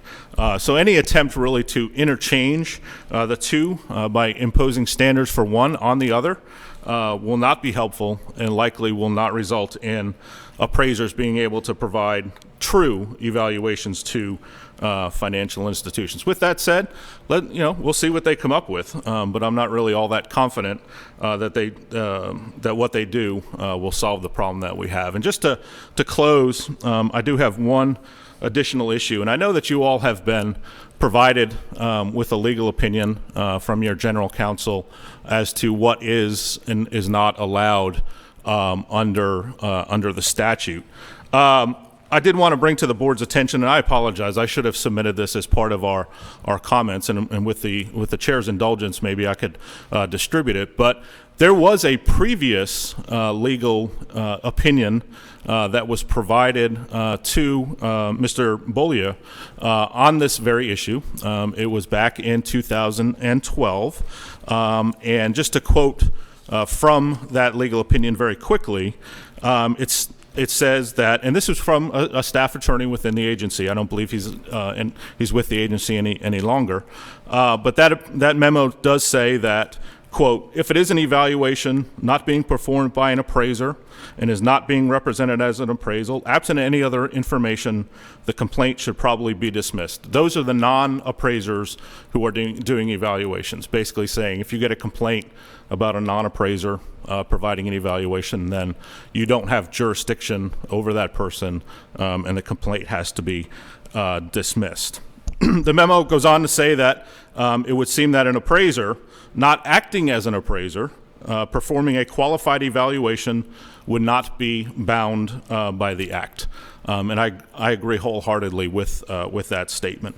So, whatever legal opinion you get now, that's great. But there has been another attorney within the agency who has opined that the law, as it currently is written and as it was in place back in 2012 when this memo was drafted, says that an appraiser can perform an evaluation outside of the jurisdiction of the board and outside of the jurisdiction and requirements of the TALC Act, specifically the requirements to comply with the uniform standards. And I believe that that is the correct interpretation of the statute as it was in place then and as it is in place today. So with that, I appreciate the opportunity to be here again, and I'd be more than happy to try to answer any questions. Thank you, Scott. And for the record, we are aware that there is an additional opinion, and I am fine with you actually distributing that. But for transparency's sake, I wanted you to go ahead and put it into the record. Okay. So that the listening public could hear that as well. Or at least let me correct that and say, I am aware. I do not know whether other board members have received the same information that I have. That's why I'm fine with you going ahead and making the distribution. And then I've got a couple of questions. There may be others as well. Thank you, Madam Chair. We appreciate your trip back to us again and your consistent presence as we've continued to wrestle with this particular issue. And so I want to personally thank you for coming again and expressing the opinions. The opinions that you're expressing, are they on behalf of the Institute as a whole? They are on behalf of the Institute and more specifically the 6 chapters of the Appraisal Institute here in Texas, representing at least a couple of thousand members. I think I don't have the number offhand, but this issue has been discussed very specifically with leadership here in Texas, and my comments do reflect the opinions and of that. And Ms. Powers is actually the vice chair of what we call the region here in Texas. So she is involved in leadership, and I'm sure that if I said anything that wasn't consistent with what they have approved, that I would be scolded. So, well, that was my understanding. Again, I just wanted to be sure that I was clear about that. The reason being, I have a simple question that maybe it's my simple mind that creates the conflict. I understand you to be saying that the Institute's position is that you don't need any action from this organization. that is my interpretation. However, appraisers here in Texas would appreciate some guidance from the board that says that under current statute, they can provide evaluation services to financial institutions when an appraisal, a USPAP compliant product, is not required by federal law. We have many appraisers that want to be able to provide that service. You saw some of the comments that were submitted. They just have, there's a lot of trepidation out there in the marketplace to do so right now without a rulemaking or some sort of policy determination by this board that a licensed or certified appraiser can provide that service legally. Okay. And if you were sitting in my seat and I were standing where you are, the recommendation that you believe is most effective to achieve the goal that you've stated for your organization would be what? I believe that a reasonable compromise to resolve this issue would be for this board to do like several other states have done and to take the evaluation portions of the interagency appraisal and evaluation guidelines and put them into a rulemaking that says that when an appraiser is performing an evaluation, they must comply with all of the elements of those rules, which will be hopefully very closely aligned with the interagency guidelines. And that is an approach that has been used in several other states. I mentioned Georgia, Florida. Florida requires that appraisers doing evaluations comply with interagency guidelines, and there are other states that do so as well.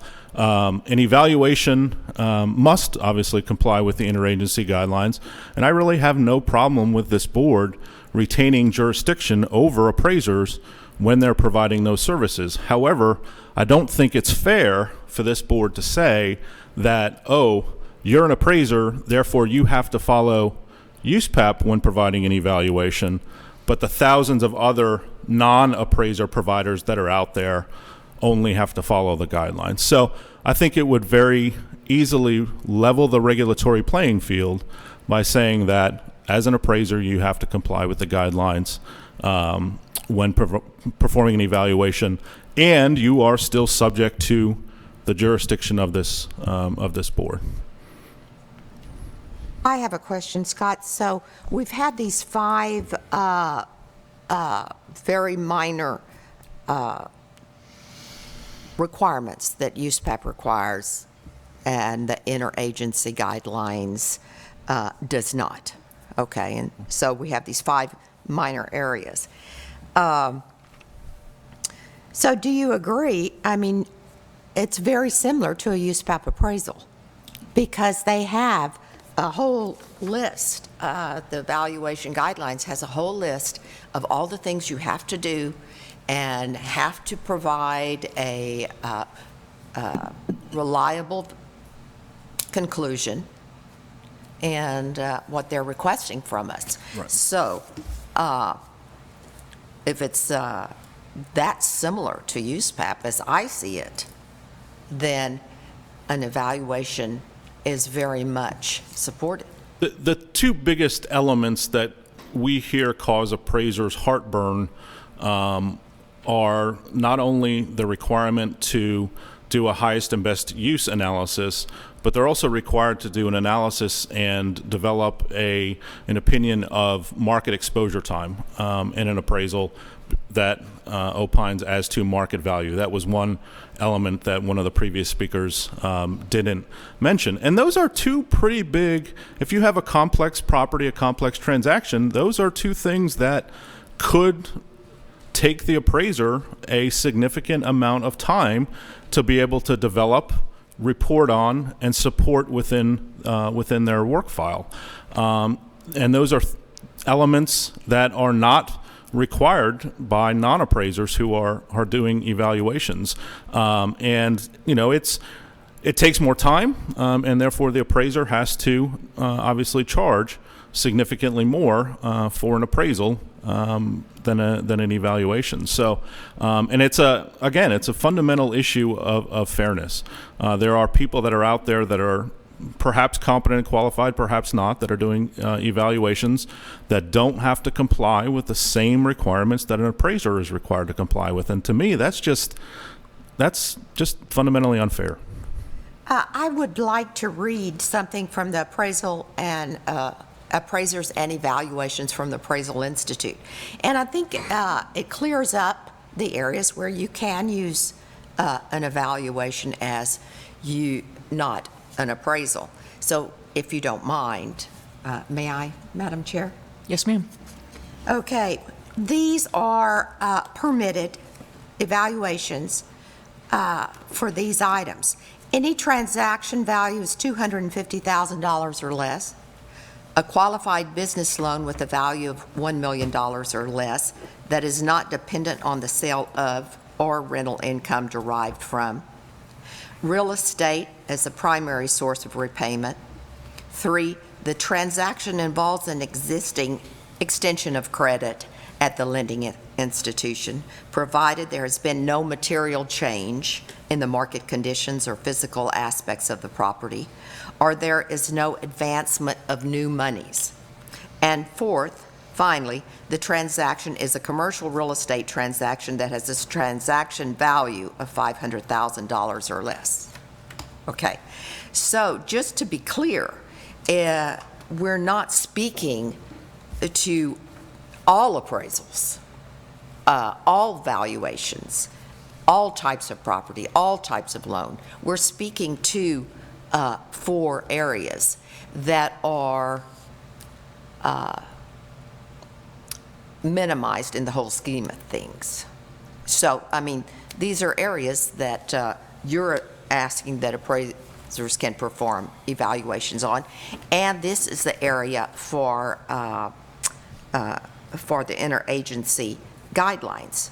So, I mean, that does limit it right there within, if you adopt those guidelines. Although if you take a look at the number of transactions and the dollar value of those transactions that fall within those exemptions, it's somewhere around 88% of all transactions. So, you know, while the exemptions may seem minor, when you actually apply them in the marketplace, you are exempting from the appraisal requirements a strong majority, somewhere around 80 to 90%, and that number is increasing as each of these de minimis changes are made. So, only about 12% of the transactions out there actually require an appraisal by a state licensed or certified appraiser in compliance with USPAP. 88 to 90% of the transactions out there are being consummated with values that are determined by someone who may or may not be competent and qualified to be able to provide that service. I ask, how does that protect the public trust? Now, in a perfect world, those exemptions wouldn't exist. Every transaction would require an appraisal by a certified appraiser. Unfortunately, we don't live in a perfect world, and the banks and their lobby have been able to, since 1994, systematically carve out each of these categories of transactions. And now that number is actually $400,000. The first one that you mentioned was anything below $250,000. Right. That number now has been or will be raised to $400,000. So you go out into certain rural areas in Texas, and perhaps maybe even in some suburban areas, you have a significant amount, if not all of the transactions that don't require appraisals and never have the eyes of someone who has been trained as a valuation specialist on those properties. Perfect. Thank you. You're welcome. Scott, if we were to adopt some kind of rule and utilize the interagency appraisal and evaluation guidelines as the criteria associated, it looks like to me when I scan through those that each and every bank creates that criteria. And so how is there consistency that ensures the public trust? You are correct that those are guidelines for banks, and when they are examined and supervised by their prudential regulators, they're ensuring that the evaluations that they're currently getting from non-appraisers comply with those guidelines. But I think it does help the public and enhance the public trust if an appraiser were required to comply with those guidelines and had somebody that they were responsible to if they didn't, mainly this board. And that, I think, is where the enhancement in the public trust comes in. And I appreciate that comment. It's, again, I struggle then with where is the consistency for the, if in fact what we're doing is creating a layering that ensures public trust by some oversight somewhere, then how is there any consistency to the guideline? I guess it's always going to be listed, what, in the scope of work, and you just simply look to see if the evaluation met the order requirements? That's what I would, that's what I would assume, that, an appraiser providing that service would have to comply with the guidelines and would have to, engage in that transaction. I won't call it a scope of work because that's a USPAP term, but the agreement that they enter into with their client would require then that they comply with the guidelines. Madam Chair. Mr. Bolton. I want to see if you can maybe explain to me how we got here in the first place. How did the federal government come in and say, we want to allow people, I understand cost issues, but people without any oversight, licensing, education requirements are now allowed to give us a basis for the risk we're taking on or not on loans, when we already have a group of people that's what they do.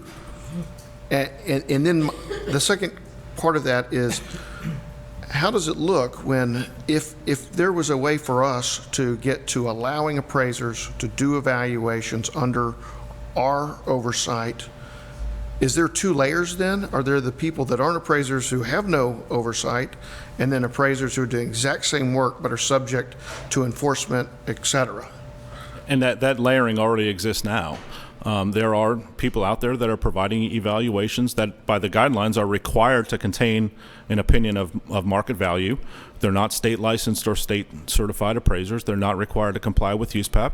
And quite frankly, and quite honestly, because there is federal law in this place, in this area, that if this board were to try to take disciplinary action and to issue a cease and desist to someone providing those services for unlicensed practice, it really wouldn't be worth the paper that it's written on, and they would be able to challenge that on preemption grounds, I think, fairly easily, because there is federal law that says that they can provide that service.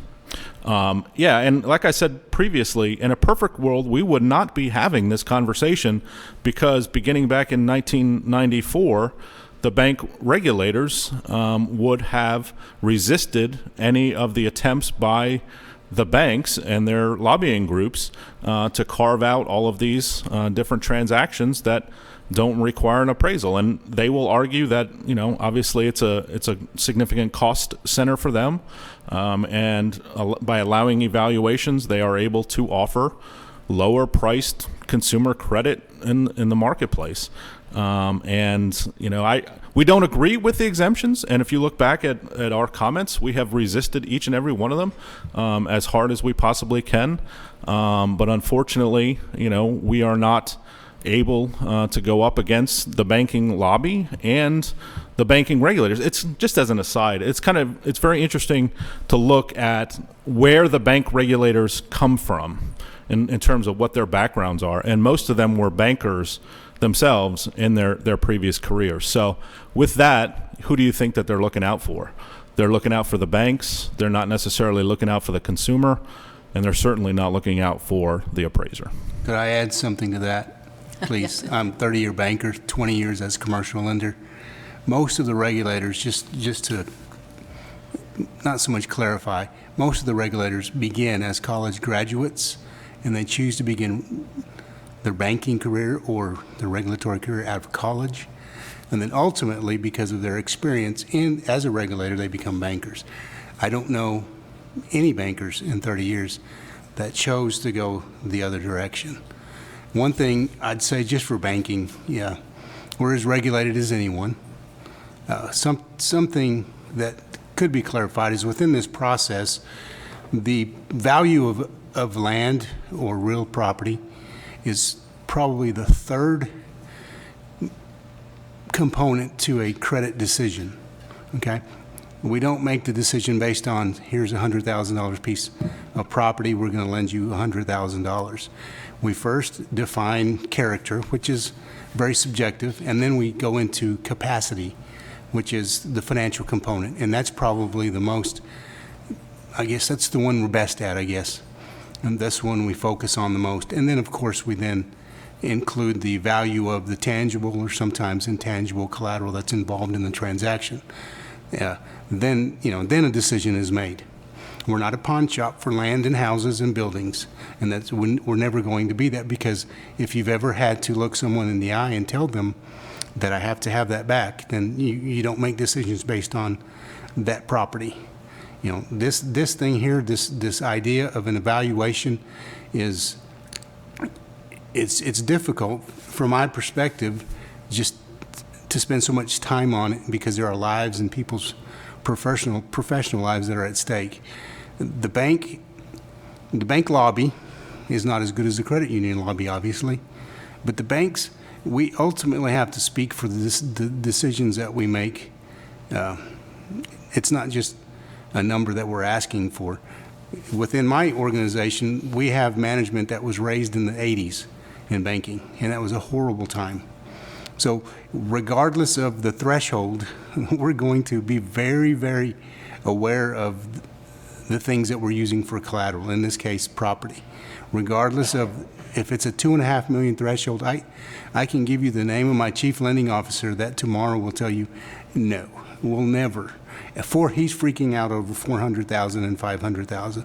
So we do have, as we order these evaluations, usually we'll order an evaluation because it's just not either in a town or a location that's it's got a lot of comps or recent comps. So we try to determine a best value, okay? And then we have someone internally that's not a bank employee, but is a contracted employee that goes in and goes down the list and then verifies that certain components have been met to come up with this number, okay? And then it comes back to us, and then we, again, within the scope of 3 and 4 different credit components, we make a decision on a loan. So, and then every 18 months, some guy from Washington comes in and tells us, whether or not we did that correctly.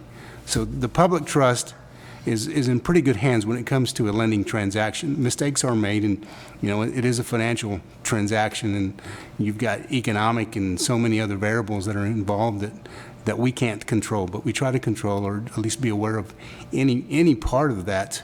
So what I would say in this process is we're not trying to get the easy way out. Oftentimes we are trying to be efficient and have in mind the cost to the customer, because we really do want to make sure that we minimize the cost of a transaction, because on a smaller transactions, not only is the interest the cost, but then everything else related. So the actual percentage yield cost to the customer is higher on a smaller loan. So we try to minimize that. We just don't want loans that have an effective cost of 22% on a $100,000 loan. So we try to minimize that. We have the consumer in mind. So our lobby is good. There's no doubt. But what I would recommend is the Appraisal Institute go down the street to the Texas Banker Association and work together to find a solution. Maybe create a template for the evaluation product that we're trying to come up with, and work within that scope. We're not in the business of selling real estate. The 80s taught us that, and the RTC and everybody else that, we're selling land and property in Texas. But I think there's a solution, but I think by blaming the banks and making the banks seem as if we're trying to get out easily, that's not really gonna, is gonna help help you. So I want a solution. We're not waiting, we being the banks aren't waiting for this to change in any way, but I have friends who are appraisers, and some of my closest friends are appraisers, and if they want to sell these products, they will probably be a better product, and we need to find a way to allow them to do that. So, sorry, I went long, but I think that's important. We appreciate the perspective. Thank you, Scott. We appreciate Thank you very much. all the voice that you bring. Dolores Kraft Longoria.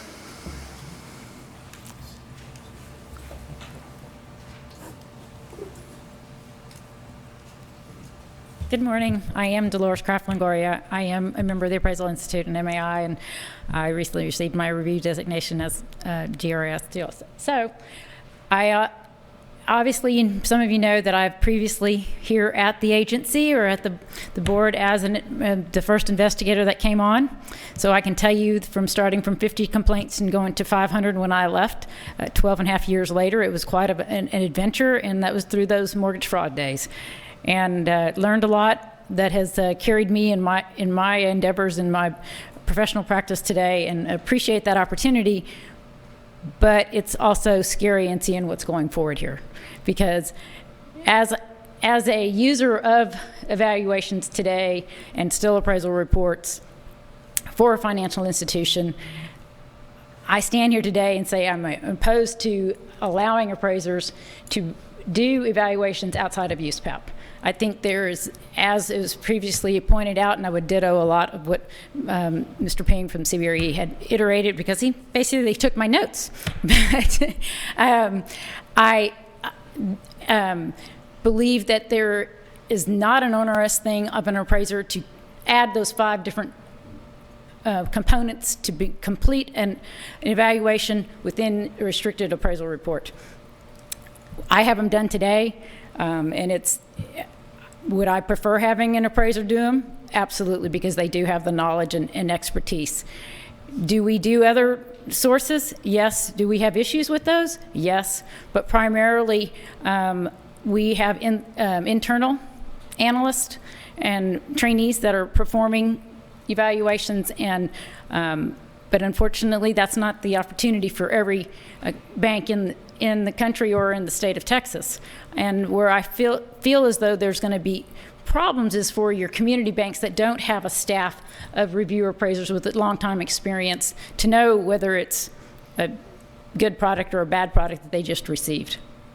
And so I think that for us today, it is a turning point, especially since the FDIC has decided to raise the de minimis to $400,000 for residential also. It's going to be a big change, I think, for Texas anyway, because, you get out of your metropolitan areas and the values are significantly different. Would you think that an appraiser should still be able to do those? Yes, but also when you go in your rural areas, those are your more complex properties because you have a lack of data. So one of the contents that an evaluation doesn't require you to put in there as a statement is your highest and best use. But how do you think you start an evaluation every day? You have to know what your highest and best use is to select your comps. If you don't know that, you can't even do a true valuation of any property. So in that regards, it doesn't make any sense that you wouldn't. They all start there. We all always, even any evaluation. Although some of them that you do see as evaluations done by the third parties today, I'm not sure they know what highest and best use is, unfortunately. But really and truly, the whole background of all of this goes back to price. That's where I get beat up the most. And I have reached out to appraisers and said, what can you do for me for restricted appraisal report so that we can go forward in using you, on a regular basis. And I've been able to come to some agreement with some, and I think other banks could do the same thing. It's whether or not the appraiser themselves actually wants to do that product and do an inspection, or do it without an inspection, or use a third-party inspection, as many today are starting to do. So, but it also relates back to the risk of a bank. What risk is that bank willing to take? For evaluations, primarily, a lot of them are done just because it's a renewal of a loan. Well, you've already got that loan on the books. So if the market hasn't deteriorated and the property itself hasn't deteriorated, you're probably not going to make any change with it, and you're just needing something to tell you that value is still valid. That is another thing that has happened, is that you're able to, for banking situations, you can use a previous appraisal or an evaluation and revalidate it, and they haven't limited that. So someone internally could do that performance also. But I can tell you also that I've already submitted a complaint that was on an evaluation. I'm sure it's in the process. I haven't heard otherwise. But it was performed, labeled as an evaluation. Unfortunately, it was done by a broker, and it was to a non-financial institution. So to me, the whole thing there is, even someone that's in real estate doesn't understand. So what do you think the rest of the public interest is going to understand? And are we really protecting them by allowing appraisers to take the hat off when the transaction amount is $500,000, or next time it's $501? And there's just that constant confusion whether you have to comply with USPAP or if you don't. If you make appraisers to comply with it always, then you're not going to have that public confusion or mistrust by appraisers. And we've all been there, unfortunately, before. So I understand that, appraisers feel as though they're losing business. I really think if they want to market it themselves, they can continue to have the business they need to have a prosperous business out there. So, so thus, in conclusion, I still basically encourage you not to allow appraisers in Texas to complete evaluations without continuing to hold their standards, ethics, and competency under USPAP. Thank you. I have a question. Sure. So if you had the choice between having a non-appraiser do your evaluation and an appraiser do your evaluation, what is your choice? Appraiser, every day. Absolutely. But I think that I want them to be holding themselves out as a unbiased third party that has the ethics and competency to complete it. But my question is the dilemma that we have. I mean, it's not going to go away. Right. So that's why I agree. But I think the appraisers can complete, just as the product that CBRE has and many others appraisers are offering. There's the product's there. We have the restricted appraisal report, and as it has been stated in January of 2020, it's more than one intended user that can use that restricted appraisal report. Plus, as the other thing that has been stated already today is that the Appraisal Foundation is looking to allow to make some guidelines for them. So I just think that it's a little preemptive for us, for the board to make some decisions about evaluations until there's other mechanisms in place. Thank you. Sure. Can I ask one question? Sure. You mentioned that you had to file a complaint against a broker who did an evaluation. Did you file that complaint with us or with Trek? No, I filed it with you. I didn't file it because it's stated as an opinion of value. It's a market value, but unfortunately it's not addressed to a financial institution. So, and maybe it needs to be filed with Trek also. I don't know. I don't, like I said, I don't know where it is, but as an appraiser, that it came to me as the institution, and my obligation is to file those if I find them to be in violation, and I saw it as a violation. Thank you. Dolores, quick question. The example you're citing that you filed the complaint, was it labeled an evaluation or was it labeled an appraisal? An evaluation. So why'd you file it with the appraisal board? Because in there, it has everything of the mechanisms of an appraisal. It's a market value opinion. You go through all the analysis of it as it. They select comps and looks like an appraisal. I mean, it smells, walks, and like an appraisal. I mean, So it's your opinion that no matter what it's labeled, it's an appraisal? Yes. I mean, thank you. Yes. Any others? Thank y'all. Thank you. Mr. Stevens, Greg Stevens from FACT.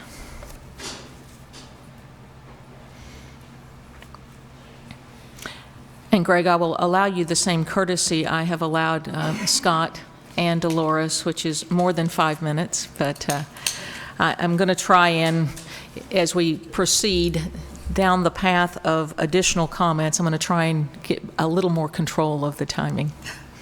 I'll try to be as brief as possible. Thank you. Good morning. I'm Greg Stevens. I am a immediate past president of FACT. I'm also a past president of the North Texas chapter of the Appraisal Institute. Practicing appraiser for 44 years. I have been involved in the appraisal organization and the appraisal oversight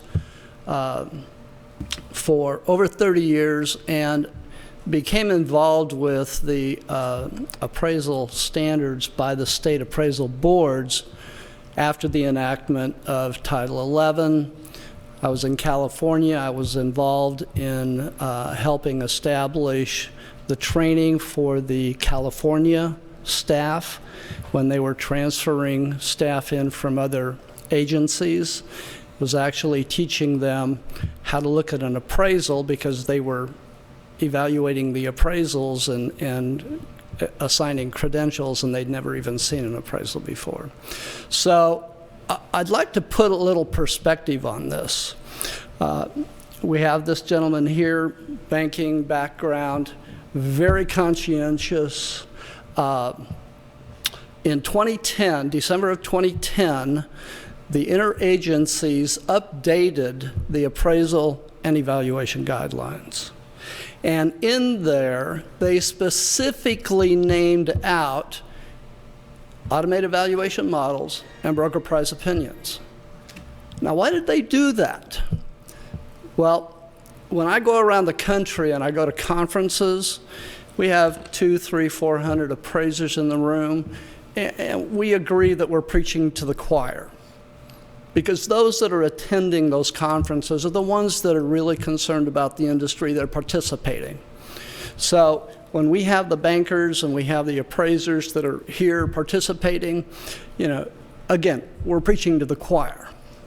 So why did the agencies specifically name out AVMs and broker price opinions as not being an evaluation? It's because when you go back and you look at when the whole de minimis concept came about, it was really kind of the jurisdictional exception, if you will, the release valve. When the states were enacting their, establishing their appraisal boards, there were delays, and so this was really an escape valve, if you will, to enable the institutions to continue to do business if the threshold was below that and it was a low risk, then they could go outside and have another individual because they didn't have the appraisers credentialed in that state yet. And so it has morphed into what we have now, because when I was at the bank and we were auditing files, we had a file that was for a loan that was allowed an evaluation, and you open up that loan file, and what you had is you had a printout of an AVM and a photograph stamped to it. You had a broker price opinion and a photograph stamped to it. And that's what they were making the credit decision on. And the agency realized the risk in what was resulting in that. And so that's why they required that, they established, if you will, the standard for the evaluation to include an opinion of market value. So in many states like Texas, that rises to the level of an appraisal. Not all states are mandatory, so we do have other states where you have appraisers that can complete evaluations because they are not licensed or certified in those states because they don't do federally related business, right? So we really do have an uneven playing field. I mentioned that I'm past president of FACT. We have been hearing appraisers around this state for several years losing business because, particularly in the smaller, you know, in the rural areas where you have these lower value transactions, that virtually every one of those transactions qualifies as an evaluation. And so they are losing that business to competitors, primarily on the commercial side, not so much on the residential side. And so I'm concerned. We have been kicking this can down the road. I've been sitting in each one of the enforcement committee meetings for the last several years. Jamie, you mentioned it. You know, we've been dealing with this for over 18 months. What I'm concerned about is, and it's been referenced a couple of times here this morning, 3 days ago, September 3rd, the Appraisal Foundation did publish a concept letter on considering standards for evaluations.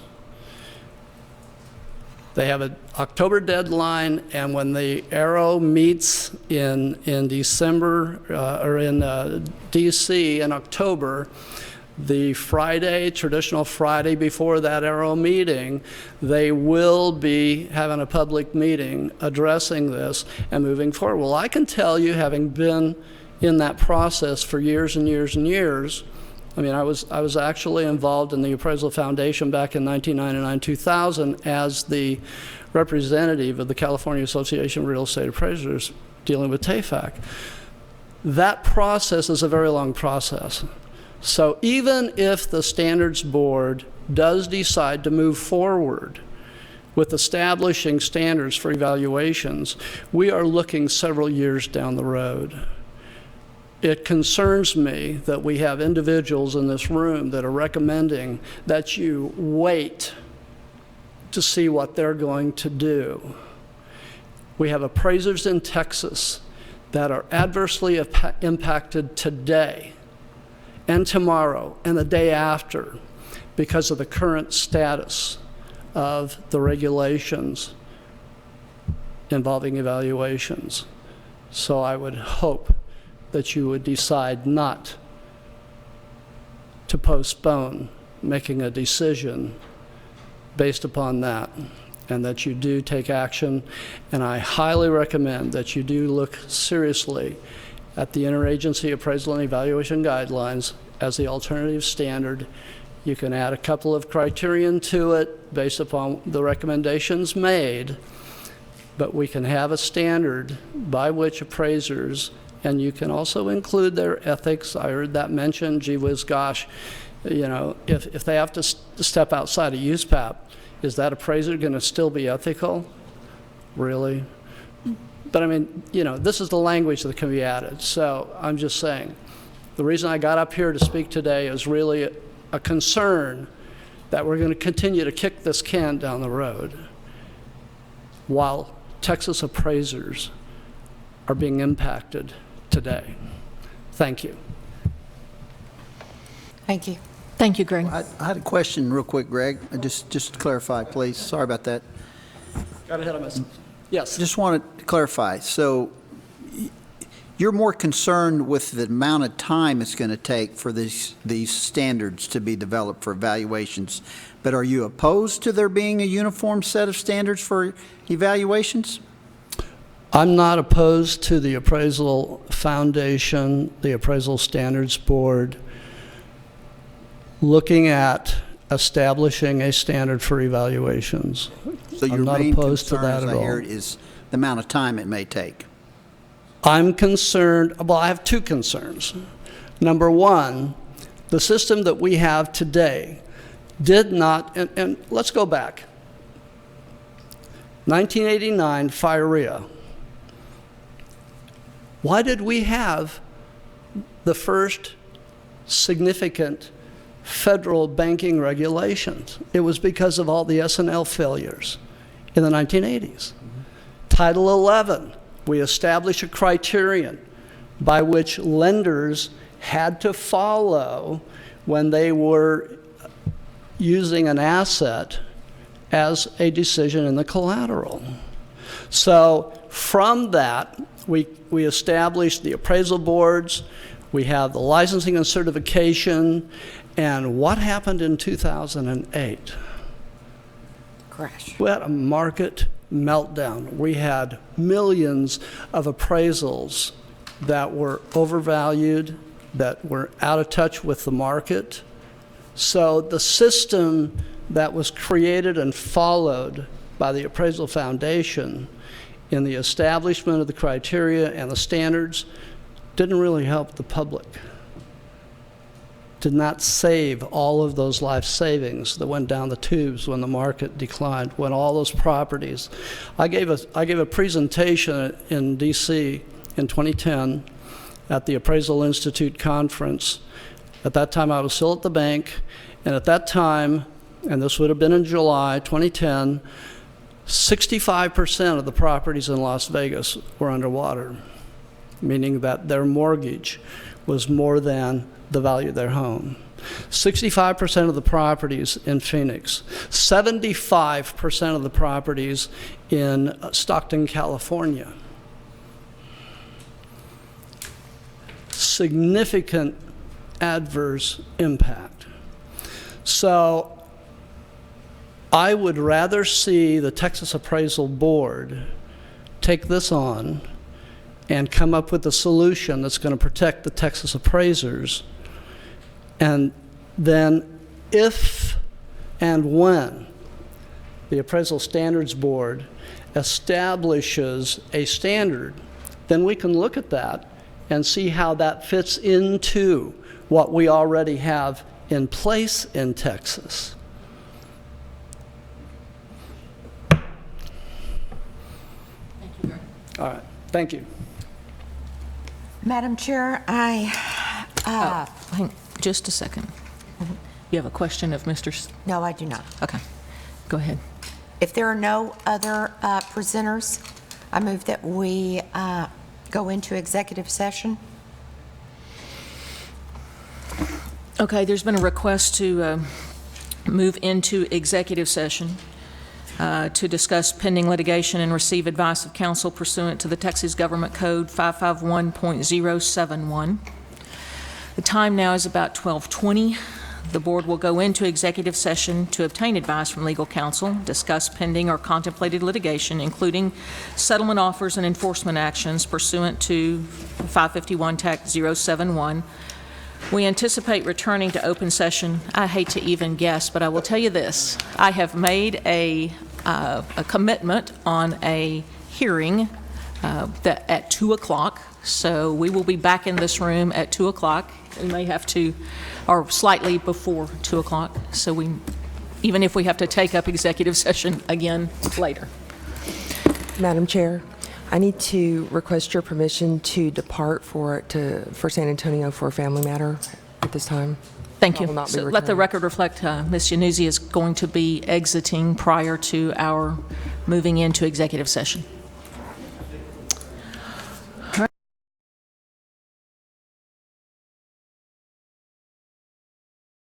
Is 2:20. We are back in session. One moment, please. We're back from an executive session and reconvening an open session. Again, from an efficiency standpoint, as promised today, I'm going to shuffle your agenda one more time. We're going to temporarily suspend 20, and not for very long for those of you that have waited, but we do have a hearing that we had promised to start as close to 2 as we could. So I'd ask the board to look at your agenda item number 6, which is where we were when I started shuffling your agenda, and that is the enforcement matters 6A, B, C, D, E, F, G, H, I, J, K, L, M, and N. I have a request to make public comment on agenda item number 6L. So at a minimum, it needs to be pulled from any bulk action.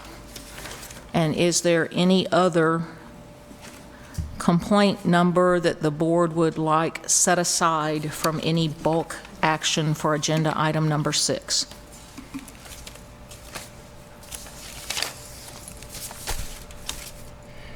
Kristen, we'll let you start.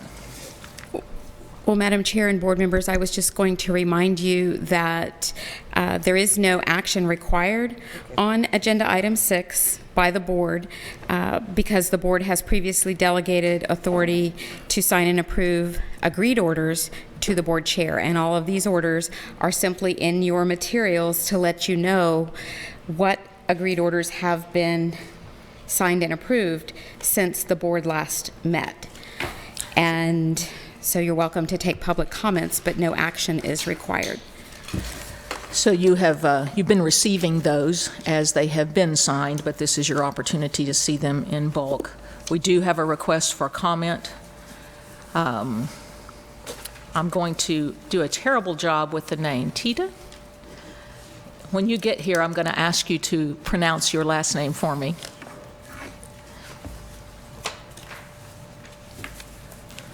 Good afternoon. My name is Tita Obioa. I'm a certified residential real estate appraiser, and I've been appraising for 14 years.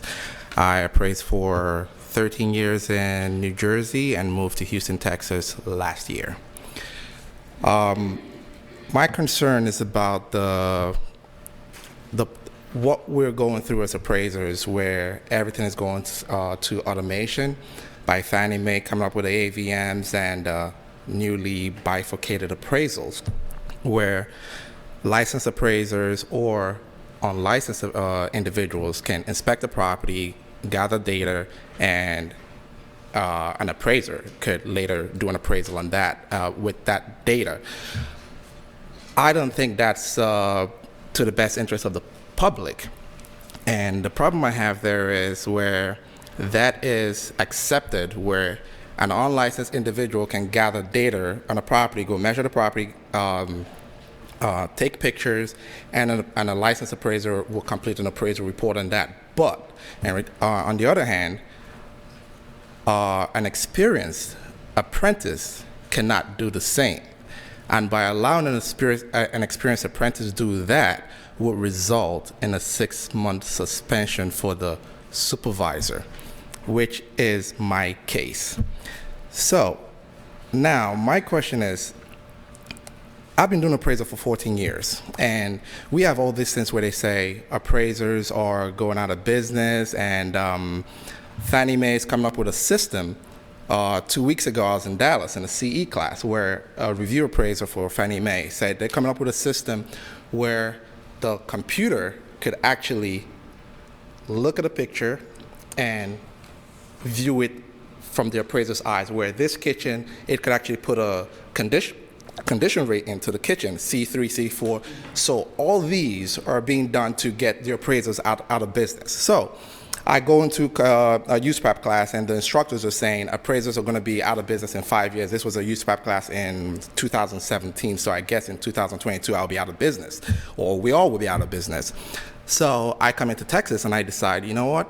I'm on the younger spectrum of appraisers. So I said, let me take on this task and see how I could get more appraisers into the business. I called TALCB, did everything I did, and spoke to some instructors who actually said, okay, if you have an experienced apprentice, the only way for that person to learn is for you to let the person inspect the property on their own at some point. So I had these 2 apprentices, right? One with 10 years experience. He's been appraising for other companies without a license, but I worked with him for 30 days and realized that he could inspect the property competently. The other apprentice, not so much. So I actually walked with him. And I'm doing this appraisal, and for whatever reason, it came up to the board, and I got a complaint in October of last year that I cannot use an apprentice for inspection without myself. Granted, that's correct. But that's an error based on all the miscommunication we have from USPAP instructors, AMCs that are also licensed under TREC. I think AMC should also have this be under the same guidelines as appraisers. So you can't call an AMC and an AMC says, oh, you can use an apprentice so far it's not assigned to you, to the apprentice, but to the supervisor. And another AMC would say, oh, you could use an apprentice so far he's had 30 days experience under you and you feel confident that he could inspect the property. Then TALCB comes back and says, you know what, forget all those people that we say you cannot use an apprentice, period. And we're slapping you with a year suspension where you're out of work for a whole year. I think TALCB should come from a standpoint where they're trying to correct you and not just to punish you for your first offense. I've been in prison for 14 years, and this is what just happened to me. So I'm going to have 6 months where I'm just going to sit at home and figure out what I'm going to do myself. I just feel that this is not what the board should be out to do to people. And the problem I have with the disciplinary action process there is, I got a complaint in October of last year. I heard nothing else from TALCB. In March of this year, I get a call asking for work file. And in May, I get a letter of a year suspension. That's the only communication I got from TALCB. Nothing else. And who were they speaking to? I have another apprentice in the office who was there and knows what my process is and my guidelines and how I teach them what to do and what not to do.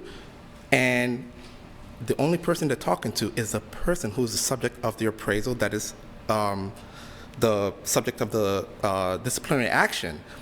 I said, okay, why don't you talk to the other person who's going to be the person to testify to my character and what I do in my office? And they said, no, he worked there for only a month. But a month is enough for him to know what I do and what I don't do in the office or what I don't allow to do in the office. And the only person they're speaking to is that person who's the subject. And they say, do not call your supervisor. Do not pick up his calls. Do not do anything with him. I haven't spoken to him. I called him only once, and I just realized maybe something's up until I actually now came to the board after I got my letter with an attorney and figured out that they told him not to call me. I have a problem with that process. I just don't think the communication is enough from my letter to a work file and a year suspension. And when I go into the board, they tell me their hands are tied, they have to do something. Your hands cannot be tied. You have to do something to get the people who are doing something knowingly and intentionally wrong to the detriment of the profession, and not if an error was made. If an error was made, I think, okay, you slap a fine or whatever, but to suspend for a whole year? How do I get back into the profession and be, how do I get back to the business and be an appraiser where I've already lost my client that gives me 98% of my job, and I've lost a second client? How do I get back to the profession? Like, how do I even come back and say, okay, I'm a professional. I already have this on my license right now that you've been suspended for what? For something that the AMCs also approved for me to do, despite they're not TALCB. But the only thing the apprentice did was inspect the property because he could do it, and that was it. Everything else in the appraisal was done with me and the appraiser. That's all he did, inspect the property. I just feel it's a little too strict where we have appraisers who don't want to sponsor people. I was in a class last week and a lady came up and said she went to the ASC.gov website and called over 300 appraisers just to get one sponsor. A lady called me last week. This lady spoke to me March of last year when I told her I had 2 apprentices and that's all I could do right now. She called me last week telling me, she was calling me for her husband, telling me that she's been looking for someone since last year, and she wanted to know if I could sponsor her husband. I said, no, I cannot at this point. Obviously, I was not going to tell her I was getting suspended, but I told her I could see if there's anyone who could sponsor her husband. So we're having all this problem, but I think if we're having this problem, we should be getting the people who are really doing something illegal, fraudulent, knowingly, intentionally, and not people who make errors. I actually even asked them for a fine that it's never going to happen again, because this is, I get conflicting information. When I say USPAP instructors, I mean, this is 3 USPAP instructors I asked that question, and they just said, oh, you know what, the board just went with the letter of the law. But am I supposed to take, how is an apprentice supposed to learn without you letting them do certain things themselves? I did not let them do anything about the appraisal, come gathering themselves, just inspecting a single story for 2,000 square feet house, one level. And I figured, can you do it? You could do it. Let me try you out. Did it, and I got dinged with a year suspension. Worked it down to 6 months, but it's still a suspension. I just feel we should do something about it. And secondly, actually, is the moral character, because while I was doing all this stuff, I still wanted to go in and do real estate class. So I did the real estate class. I didn't know, like in New Jersey, we have different boards for appraisal and real estate. I didn't know they were all the same here. So now I'm also battling that moral character determination form, which I just filled out. I don't know if they're gonna say, well, you have a disciplinary action against you and we're not gonna give you a real estate license as well. So it's really hard to be in a profession that is just, it looks like it's just against you in every way or form. And that's just what I wanted to say, but I just feel it's a little difficult to be here where everything's just against you. I'm raising a family with 2 kids and nobody else works in my house. So right now for 6 months, we're gonna be out of work for an error. That's all. Thank you for your comments. So there's no action to be taken on agenda items number 6. We will move to agenda item number 7, discussion and possible action on proposal for decisions from the State Office of Administration hearing in the matter of SOA docket 329191829.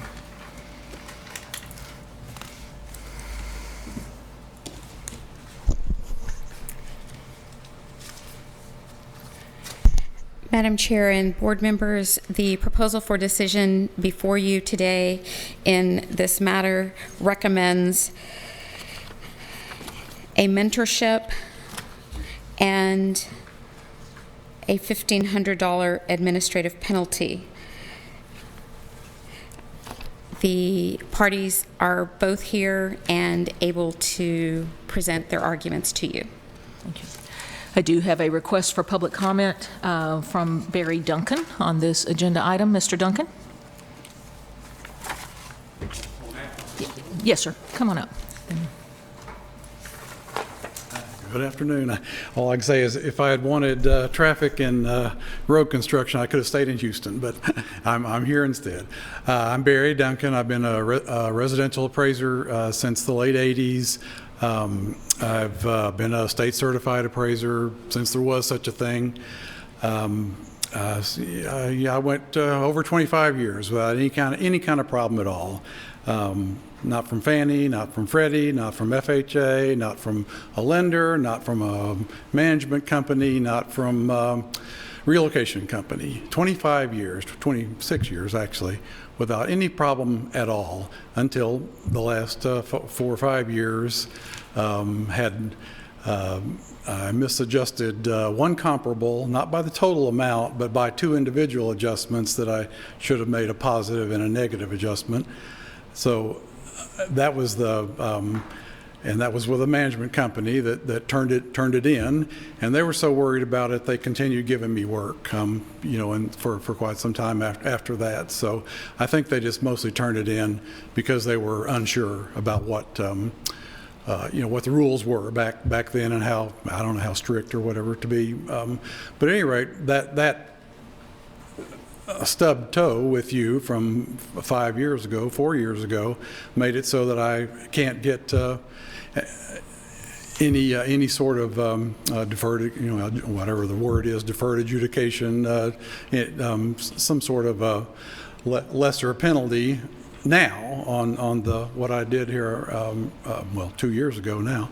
I guess I don't know how much you know about it. It was a very expensive home, extremely difficult to appraise. Now that I look back on it, I was obviously, I don't know how many appraisers they went through before they got someone to take the request, because this is actually the same company that I'd had the problem with 4 or 5 years ago. The same relocation management company that called me to do exceptionally, $4 to $5 million house in not too far from where I live. Well, of course, you have the report from the investigator, and I certainly will own up to being able to do a better job of adjusting, comparables and stuff.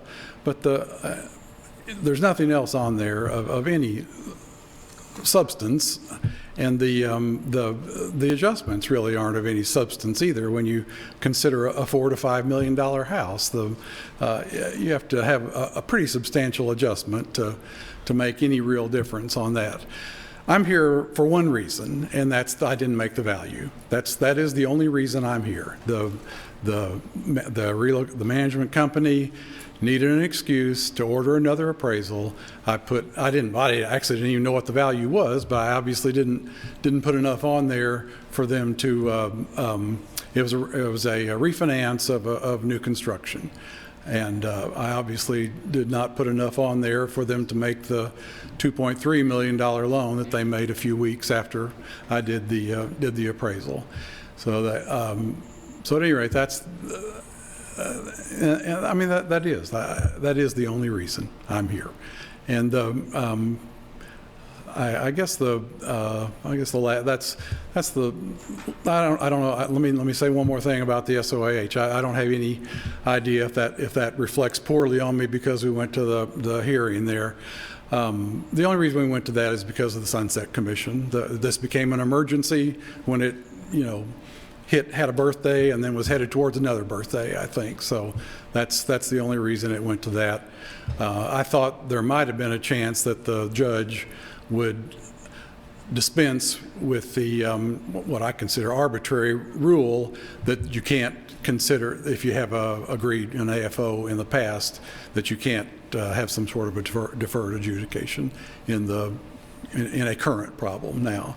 That's not the law. It's a rule, So I consider that arbitrary, but I don't make the rules. So I believe that's all I have to say on it. I am greatly distressed. Like I say, I went 26 years without any problem at all, and I am greatly distressed. So thank you very much, sir. Thank you for your comments. Troy? Good afternoon, Madam Chair, board members. Troy Bollier, Director of Standards and Enforcement Services. The staff is recommending that the board adopt the proposal for decision as written. I'm going to very briefly turn any questions you have and brief argument over to Mr. Lee, who actually tried the case. But just to remind the board that we do engage in a very proactive and communicative negotiation process in all of our cases. Do everything we can to meet in person when people want to talk on the phone, email, that kind of thing, and do try and, within the boundaries that are set out in the laws and the rules, reach a just and appropriate resolution. And we do take into consideration past disciplinary history and that kind of thing. Just wanted to make that comment, so I'll turn it over to Mr. Lee. Troy, before you leave, and I don't know whether you or Mr. Lee would be more appropriate to answer the question, the comment that was made that this particular complaint was sent to SOA as a reflection of Sunset, can you address that at all? Was it part of an agreed final order for some extended period of negotiation time? Yes, there's an extended negotiation. I mean, we did not take the case to SOA because of anything related to Sunset. It was simply a matter of we were unable to reach an agreement to resolve the complaint consistent with the laws and the rules. So that's where disputes go. They go to the State Office of Administrative Hearings. Understood. And is there some kind of a timeline that we normally use as a guideline for when we decided that those attempts have failed? Yes, ma'am. So at a minimum, if you'll notice in the board rules, there's a rule regarding investigative conferences, and that rule provides for negotiations to occur for 10 days after the conference has occurred. We don't always have a conference, but we use that 10-day window as a benchmark as a minimum benchmark. So at a minimum, we're going to at least have 10 days, and quite honestly, it typically is much longer than that, especially when someone typically retains an attorney or we have back and forth negotiations. A lot of times those then grow into, hey, let's come and sit down and talk in person. So there's an extended and meaningful dialogue that occurs where because we really want to make sure, is there information we don't know? We obviously get a complaint response and a questionnaire and everything, and the investigator does interview witnesses and respond and all that kind of stuff, but sometimes having that dialogue, sheds new light on things. So we want to make sure that we've got everything we need to make an appropriate decision. Thank you. Mr. Lee?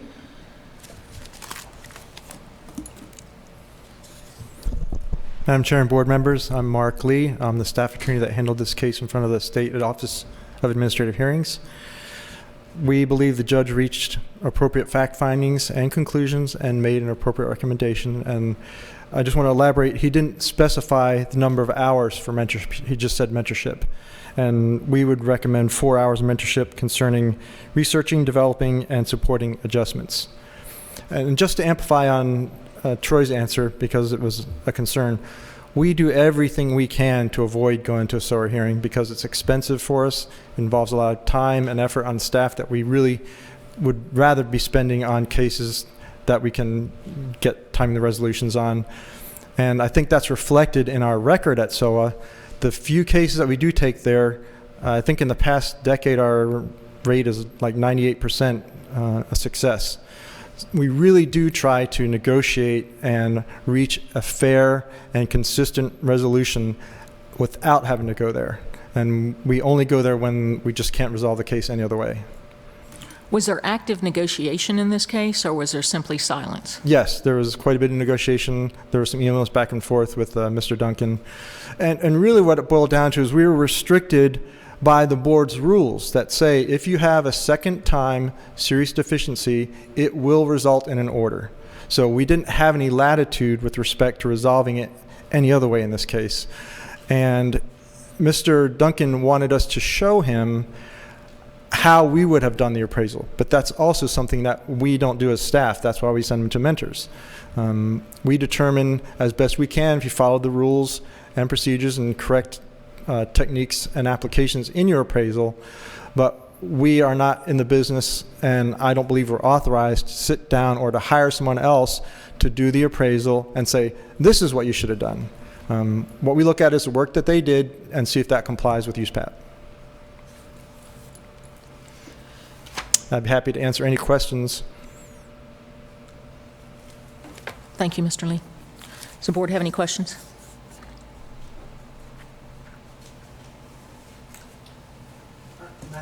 Madam Chair, I've got a quick question because I'm inclined to take the recommendation of staff. You had mentioned that the proposed order did not provide for the amount of hours of mentorship, and so your recommendation was what? 4 hours covering the topics of researching, developing, and supporting adjustments. That was our main concern in this case, is that there was not support for the adjustments that were made. Thank you. Any other questions, Madam Chair? I actually have a question. Yes, sir. I just trying to understand this. So when you say there's no support for the adjustments, what do you mean by that? Was there was just a number, or was there? Yes, Mr. Duncan asserted in the appraisal report that he had based his adjustments on market data. But in fact, when you looked in the work file, there was no support in the work file or in the report for the adjustments. And his response was, well, there isn't information out there. So we had our investigator, Ms. Caldwell, look and find appropriate comparable sites, for example, and then the data that she came up with actually supported an adjustment different than the one that Mr. Duncan made. But basically his response was, I've got experience and I know this area, and so what I think is a good adjustment is a good adjustment. Okay, thank you. Mr. Duncan, I'm assuming you're aware of the recommendations by the SOA judge? Yes, ma'am. Okay. And There are provisions with regard to final orders with our organization that if you don't timely comply to those, there's additional penalty. Are you familiar with that? Well, there won't be any problem with complying with the order, if that's what you're asking. I'll do that in a timely manner. I'll just tell you, I've already talked with one of the mentor appraisers, and he refused to get involved in the deal. And he was the one who lived closest to the subject property. And he has better sense than I do. I never should have accepted it. I never will again. So accept anything this difficult or this complicated, complex. And so did all the other appraisers who turned it down before they got to me. General Counsel. Madam Chair and board members, with respect to your question that you asked Mr. Duncan, I just wanted to make sure. He says he's aware of the requirements in board orders. I just wanted to ask staff, or to clarify for the record, has Mr. Duncan seen a copy of the proposed final order that staff is recommending to the board? Yes, ma'am. I think he's referring to the proposal for decision. I don't know if he's seen the a draft of the actual order. Is it available to him, Yes. please?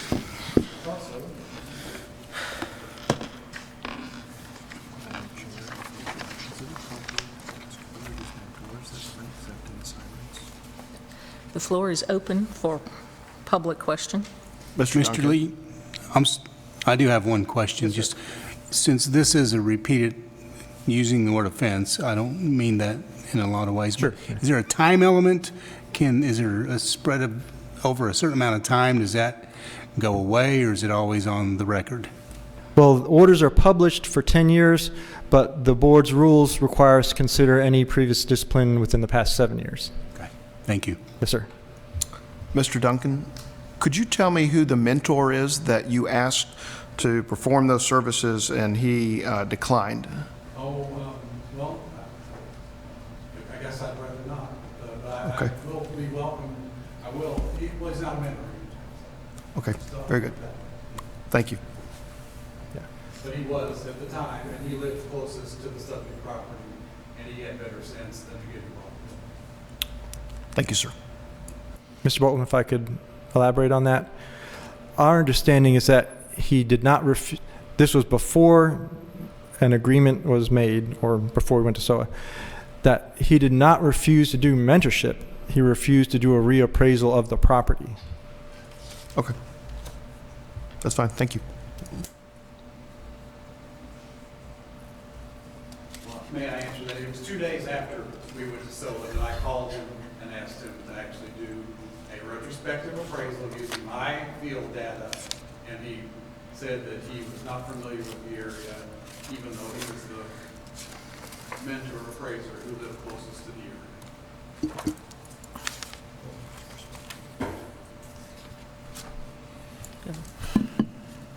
Have you had an opportunity? I just think it's an outrage that you have the authority to tell me I did something wrong, but you don't have the responsibility to put in writing what I should have done. I think that's just outrageous. And there's nothing, I don't make the rules, and that's just the way it is. But that's just outrageous, that you will not put in writing what I should have done, even when I offer to pay the mentor appraiser. That's outrageous, I think. So, Mr. Duncan, can I address that? If I understand, and the only thing I have to go by are the words we've heard from you today and what's in my package, which includes an email that you had sent, I suppose, to the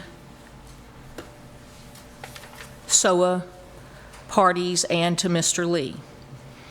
And it essentially indicates that your request or your hope for our organization is that someone create a duplicate appraisal absolutely, a retrospective duplicate appraisal utilizing the market information that you had. But no, just the field. Okay.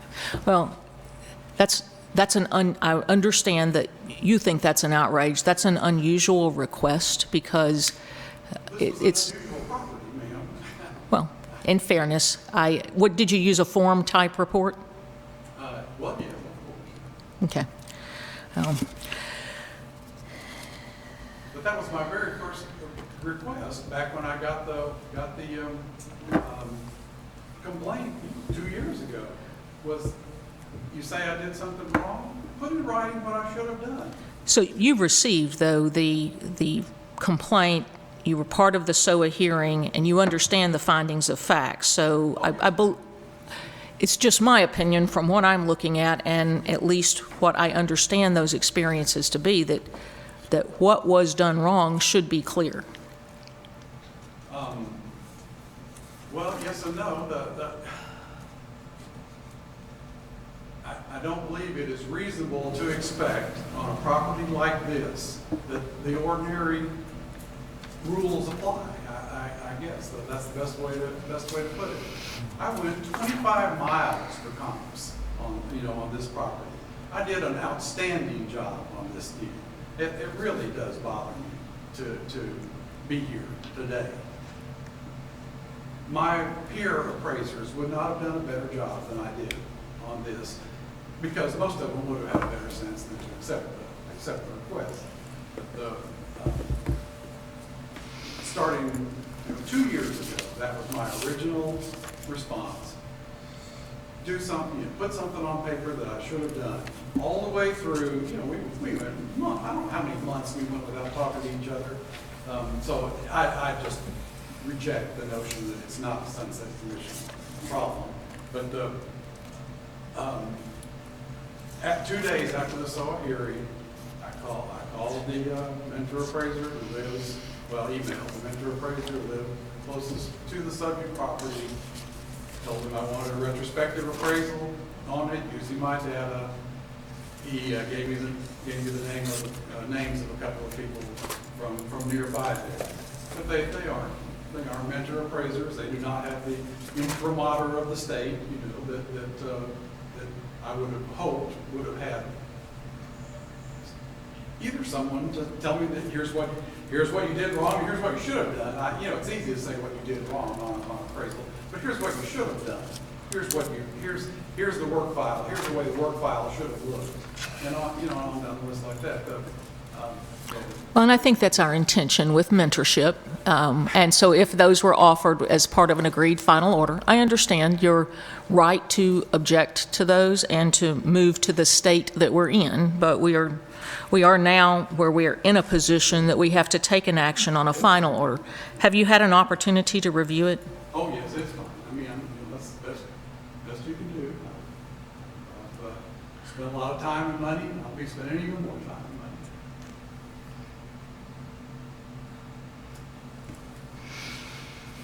Does the board have questions?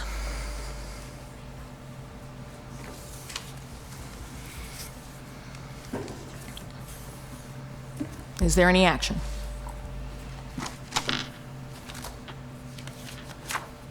Madam Chair, I move that the board accept the PFD as written. The PFD does not address, as I understand it, the specifics. I guess the agreed final order would, or the final order, not agreed final order, the final order would address the 4 hours of mentorship. Yes, ma'am. Is the motion in its current state acceptable, or do we need to add those 4 hours into the motion? You can clarify for the record that the motion includes staff's recommendation of 4 hours of mentorship on the topics. Accept the PFD with the inclusion of 4 hours of mentorship on the topics identified. I'll second. We have a motion and second. Discussion. All those in favor? Aye. Aye. Anyone opposed? The motion passes unanimously. We will move back to agenda item number 20 that we had temporarily suspended to meet our obligations on those hearing times.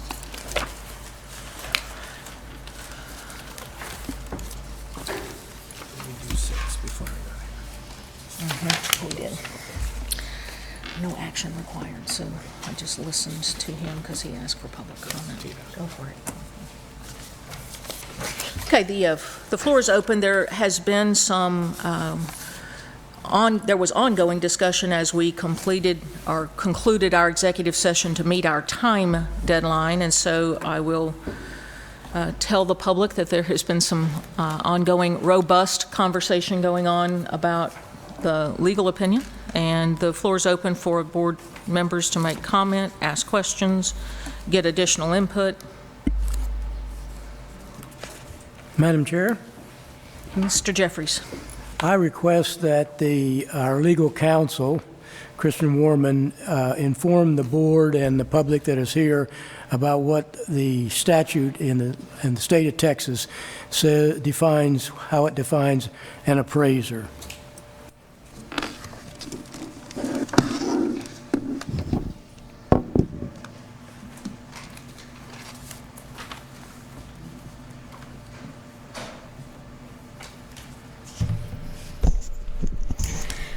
Madam Chair and board members, Kristen Warman, legal counsel for the board. The statute in Chapter 1103, Section 003, defines appraisal as an opinion of value or the act or process of developing an opinion of value. This definition of appraisal is consistent with the definition of appraisal found in USPAP. Would you also supplement those comments with the information that, as you understand it, or as is gleaned from the law about an appraiser having to abide by USPAP in Texas? Yes. In Texas law, also in Chapter 1103, Section 1103-405, subsection 1, requires an appraiser licensed under this chapter, so licensed by the board, to comply with USPAP. Thank you.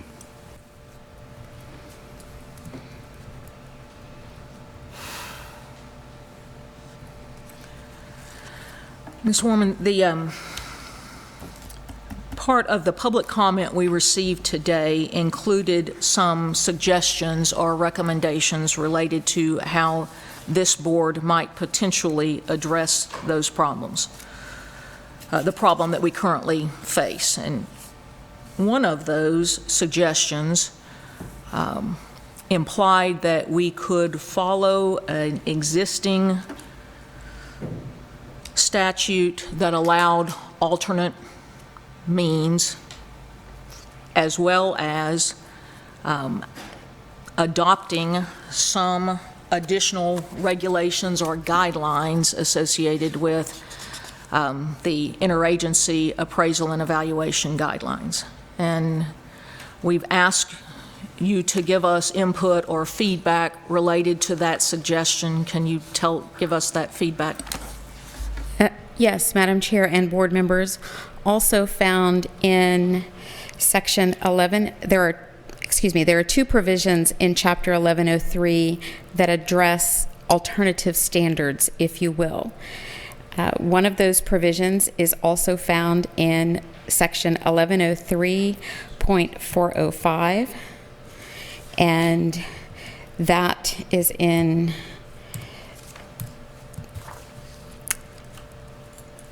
excuse me.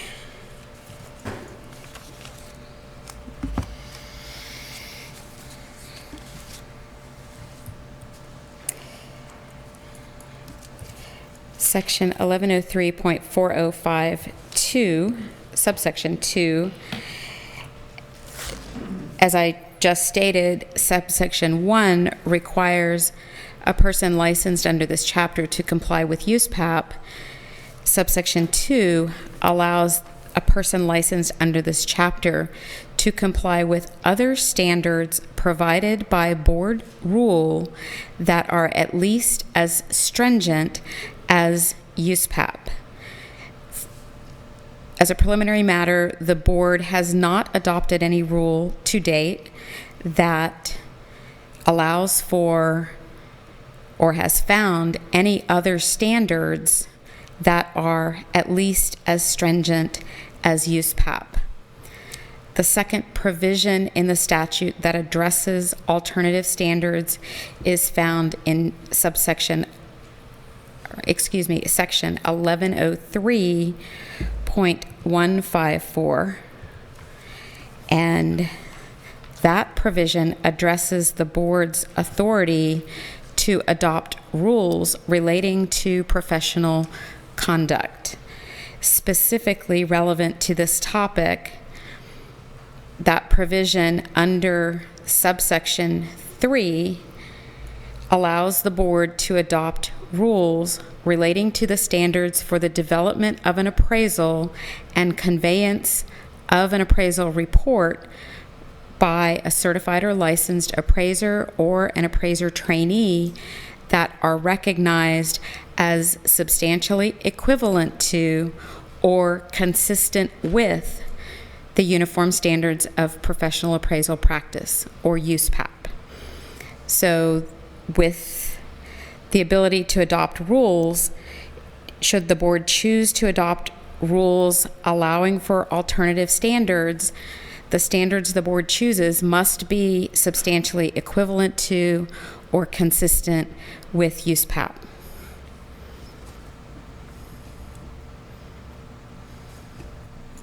Thank you. Kristen, can I ask you a question about that? Who determines if they're substantially similar or at least as stringent as? Does the board make that determination? Well, certainly the board can look at the alternative standards.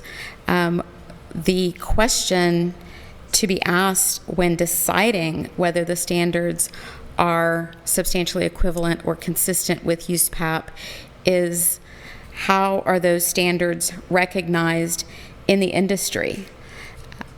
Are there standards out there that are recognized as substantially equivalent to or consistent with USPAP? I mean, you are correct. Ultimately, and so I understand that you would look to the industry, for example, but ultimately it would be the board that would make that determination whether they were similar or as stringent as. Yes. Okay. Ms. Warman, another of the comments that was made publicly was a comment and an offering of a previous legal opinion that wasn't issued to this board, but was, I believe, an internal memo.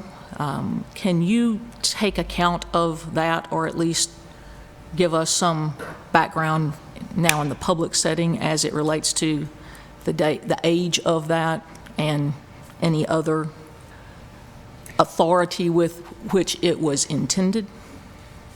Certainly. The legal opinion that was provided by one of the commenters previously today was written in 2012 by a staff attorney employed in the enforcement division of the board. It was essentially a research memorandum that he was asked to prepare. That said, as it was written by a staff attorney, it does not bind this board, nor is it binding as legal counsel's opinion of the law as it was in effect at the time, because it was not written by then legal counsel Carrie Lewis. In addition, even if it were somehow a binding legal interpretation, the law has changed since 2012. In particular, all of the provisions that we've been talking about with regard to alternative standards were enacted in 2015, 3 years after that prior opinion was issued. and that opinion does not take into account any of the changes in the law.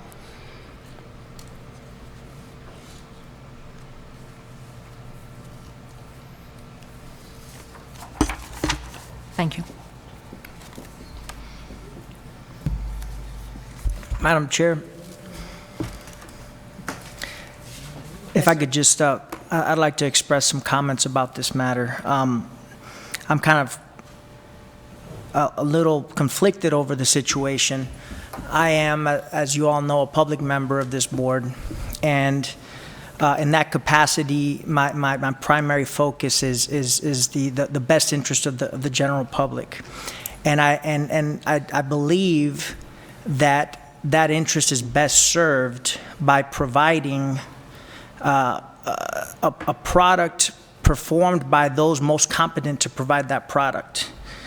When we're talking about the value of property or a valuation, that should be left in the hands of appraisers, who are the most competent professionals to perform that particular duty.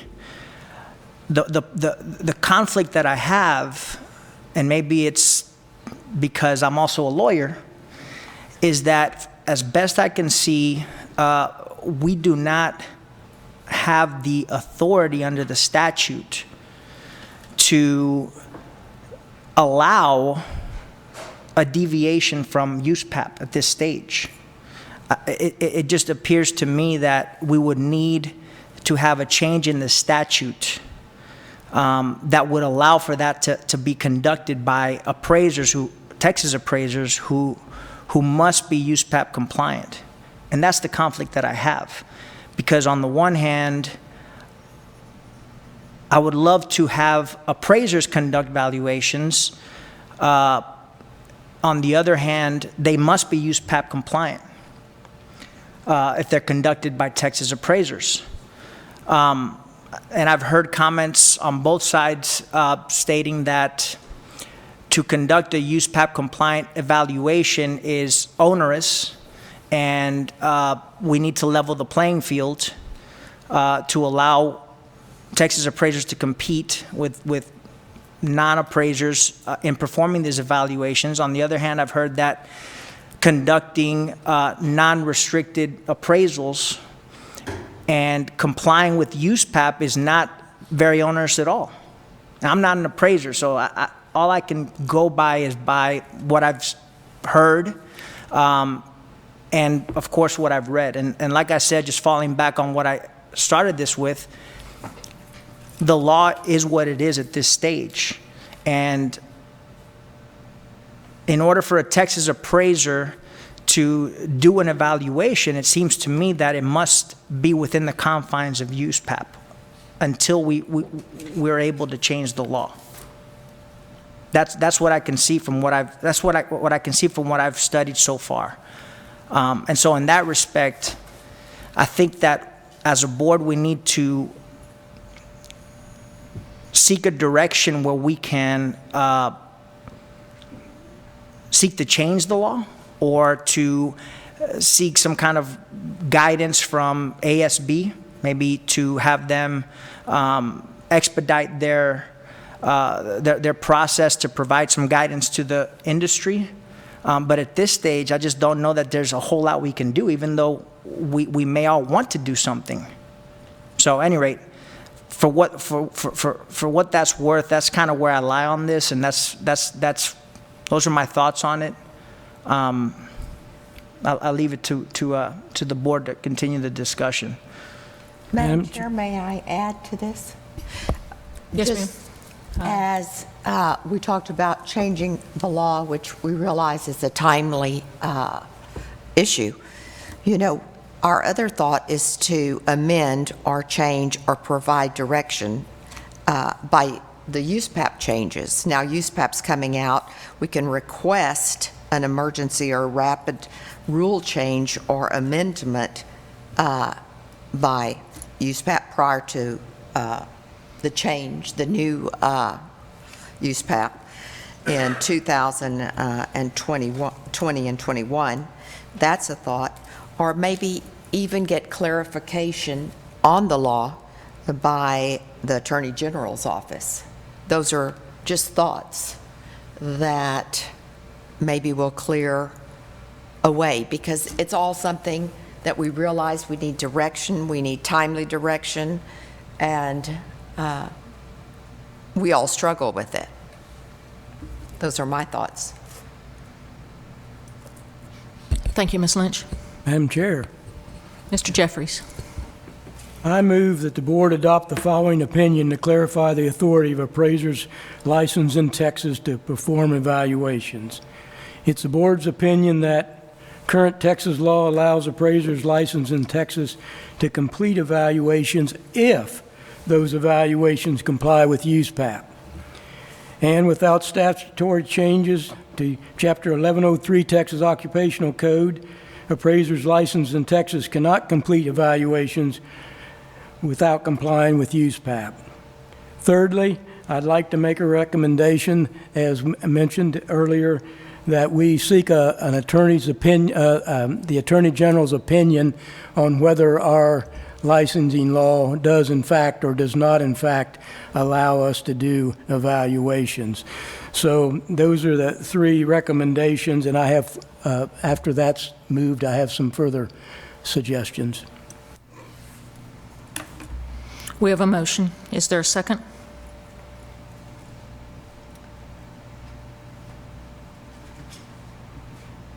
I would second that motion. We have a motion and a second that opens the floor for discussion. Is there anyone on the board that might have an estimate of the time frame that the AG's office might be able to respond? Is there a historical precedence for this as far as waiting in line? Well, the request would go to the OAG Opinions Committee, which is slightly different than when we request an opinion from the AG on withholding documents under the Public Information Act. Those opinions are, the public information opinions usually come out within 45 days. The Opinions Committee may take slightly longer, so it could be 60 to 90 days before we would get an opinion back from the AG's office, just depending on the workload of that committee. Okay, thank you. Mr. Jeffries, can I ask a question as it relates to your motion? Yes, certainly. So the Attorney General opinion would be, I guess, intended to supply additional support for the opinions that we've received that we can't technically just do what some other states do, because our laws currently don't allow us to do that in the format that they are in, that we would have to wait until a legislative session and make a change to Chapter 1103. Yes, that's my concern, is that we do have we've heard quite a lot of information today and references to law and things that we can and we can't do, and I think it behooves us to get an Attorney General opinion that clarifies without question whether or not we're legally allowed to do evaluations, whether an appraiser is allowed to do evaluations in Texas and not comply with USPAP. Well, it seems to me that at the same time, if that is the board's desire, we have the ASB moving, apparently, depends on who is speaking to us, but in some cases, people seem to believe quickly and expeditiously, and in some cases, afraid it may take years, but we have them considering the adoption of standards that might also address the issue. I would encourage this board that we encourage that process, and in fact, as part of other business, I'm going to ask about potential comments as it relates to the ASB's request for comment, and I think we should be on the forefront of those things. Madam Chair, I would agree with that, and I think that we need to provide some responses to the request for information or questions that I believe the ASB put out and be involved in that process. And if that's something that needs to be delegated to the executive committee, then I think that as a board we should do that. I hesitate. I know that there's a sense of urgency from the comments that we've received here, and I can understand where that comes from. But I hesitate to make rash decisions, especially in my case when it involves, as some might suggest, implementing rules, which I'm not familiar with, that I believe, that I don't know whether or not would be held up to the standard of USPAP, which we're required to do by statute.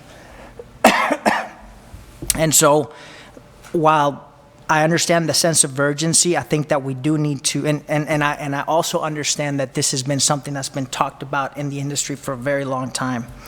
But that doesn't justify jumping into something that, at least in my particular case, I don't fully have a grasp of.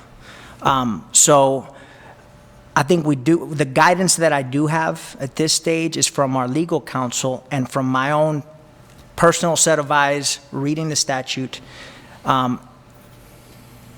We can't do something that we don't have the authority to do under the statute. So if we slow play this, we can ask the Attorney General for an opinion. I don't know that that's going to be forthcoming. They might just kick it right back to us. But it's worth a try. In the meantime, I think we can, put our ear to the ground and see what the process is at the ASB level and be proactive in that process as well. And try to, as expeditiously and prudently as possible, work towards a solution, because I think this does require a solution. Is there anything this organization can do, and I guess I would ask of Ms. Warman and Mr. Oldmixon, to expedite an Attorney General opinion? Is there any vein we can take that would get us an answer more quickly?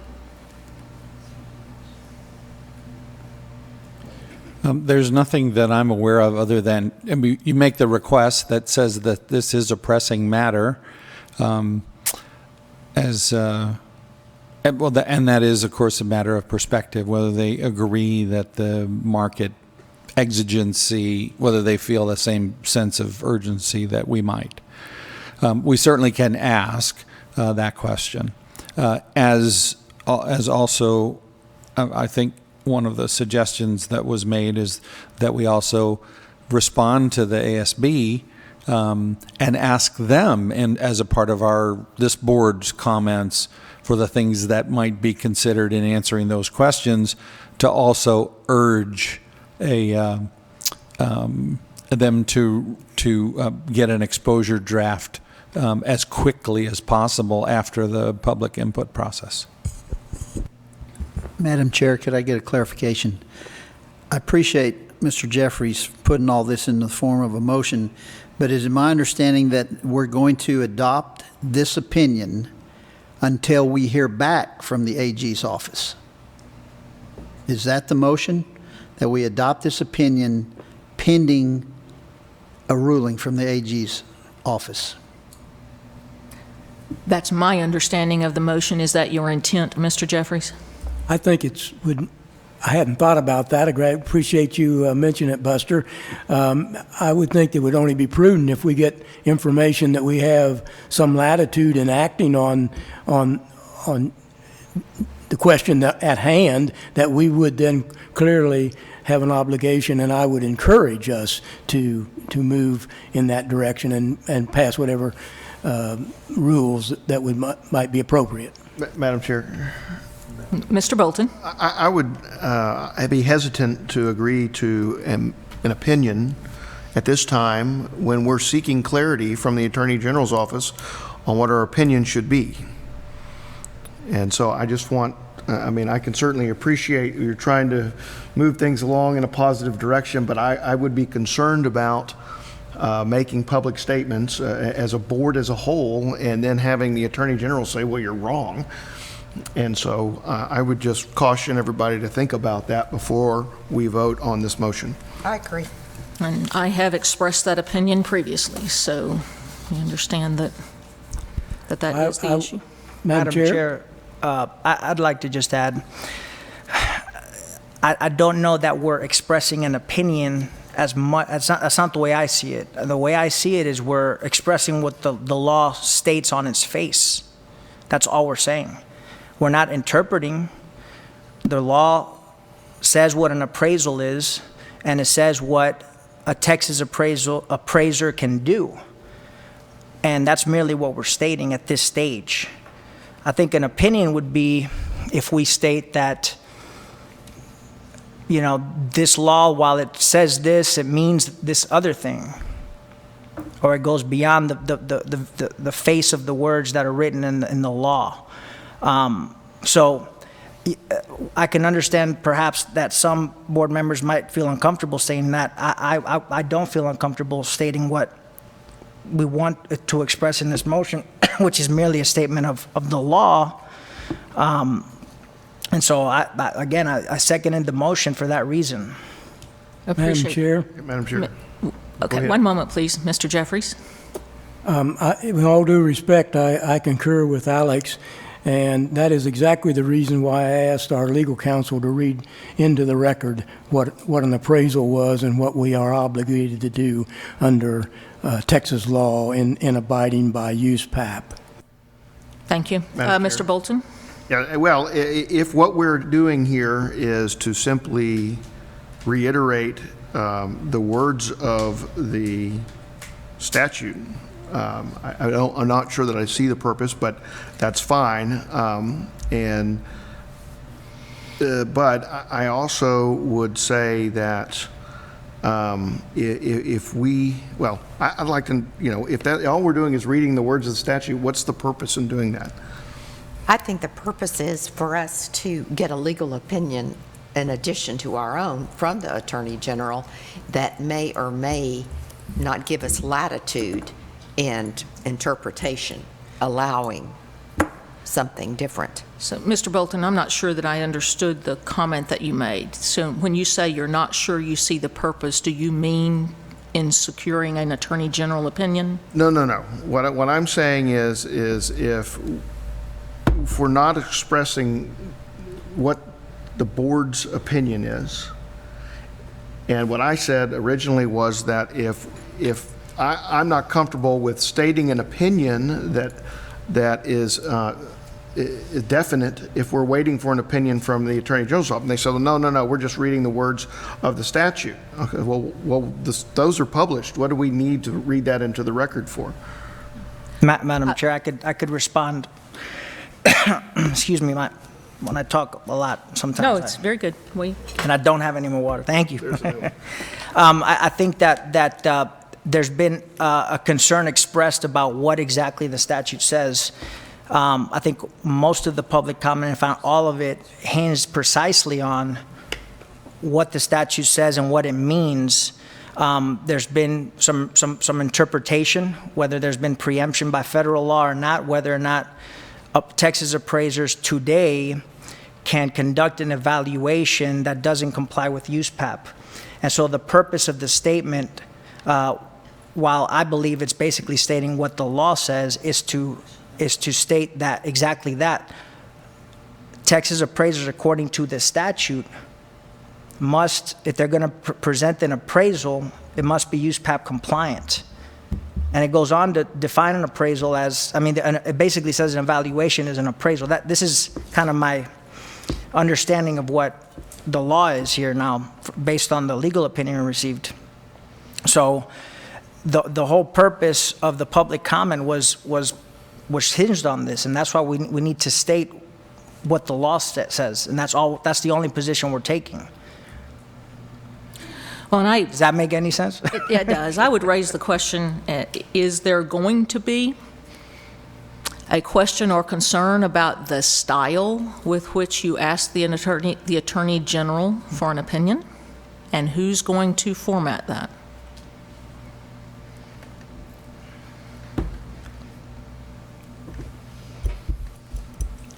Well, Madam Chair, since I've seemed to stick my neck out anyway, I think it behooves us to direct our legal counsel, Kristen Warman, to draft the interrogatory, or whatever the right word is, to the Attorney General's office, expressing what the law is as she understands it, and ask the Attorney General specifically if that says that appraisers can or cannot do evaluations in Texas and not comply with USPAP. So I guess what I'm trying to say is I believe it logically falls to Kristen Warman to style that, and she is our legal counsel. Madam Chair? Ms. Reed Lynch?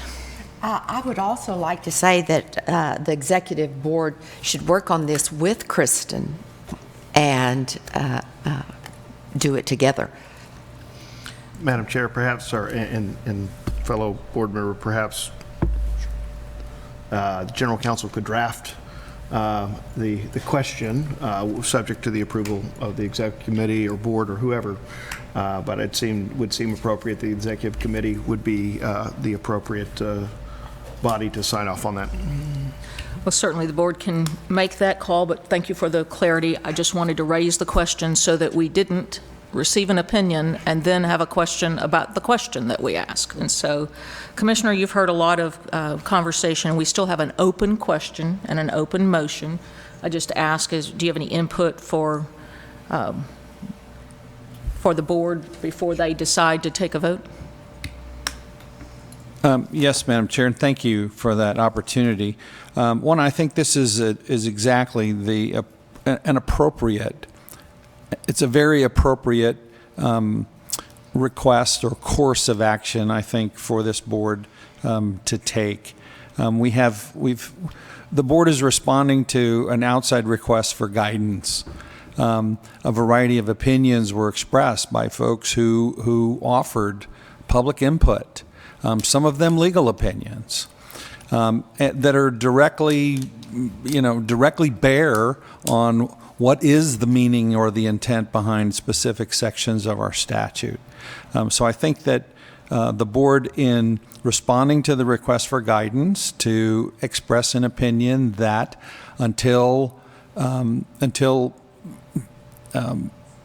Attorney General has an opportunity to assess this, this is the guidance that we're going to offer to the public. This is the board's position on this, subject to future developments, whether that's in the legal front or much more likely, I think, to make substantial difference is action taken by the ASB to write standards that are consistent with USPAP guidance, whatever standards those might be, that take into account the requirements that are currently in the evaluation guidelines.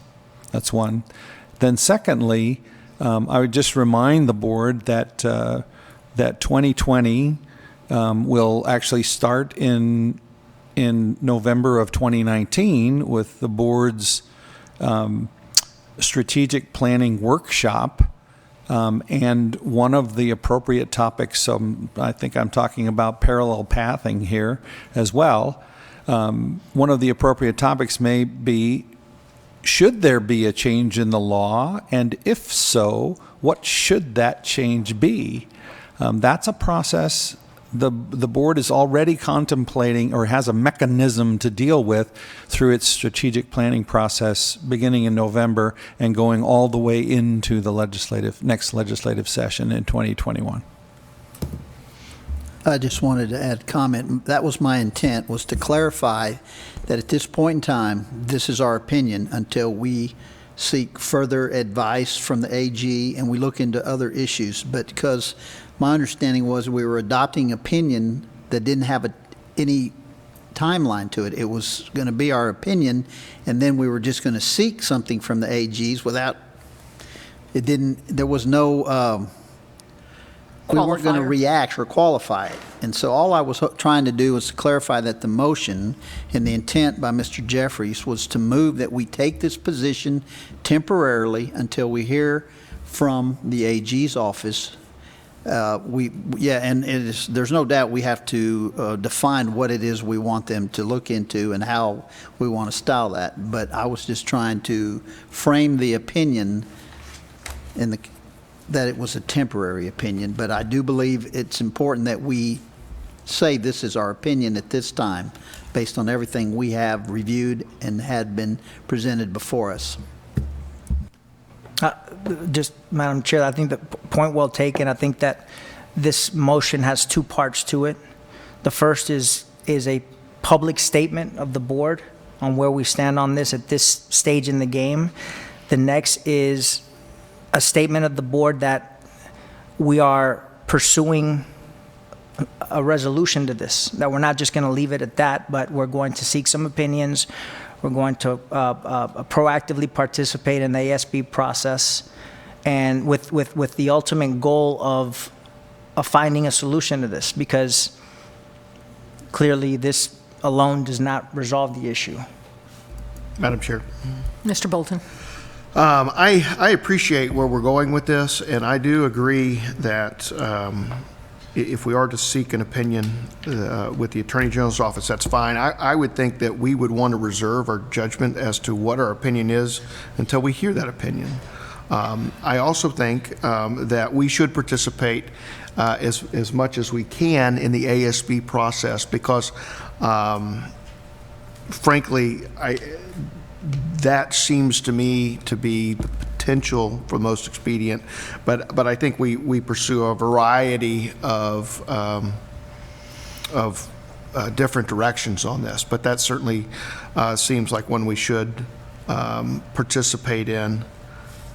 But again, to the first point, I think it's premature if we're seeking an opinion to declare an opinion until we get somebody else's opinion. Madam Chair, maybe the word understanding, maybe it's the board's understanding and we're seeking an opinion, because I think if we had a legal opinion, we'd make a decision based on that legal opinion. But we have an understanding based on what's written that we can't really move forward on this until we get, God himself, declaring that exactly what it says. And we're going to ask for that AG opinion based upon our understanding of the written law. With all due respect, Mr. Pena, and I think that if we have a lack of clarity to declare anything is premature. So what I would add to that is that I guess not saying anything is saying something. And so the concern is the direction we're giving to the industry at this stage if we don't say anything. I would agree, and I would say what we're saying right now, and because it's the truth, is that we have a lack of consensus.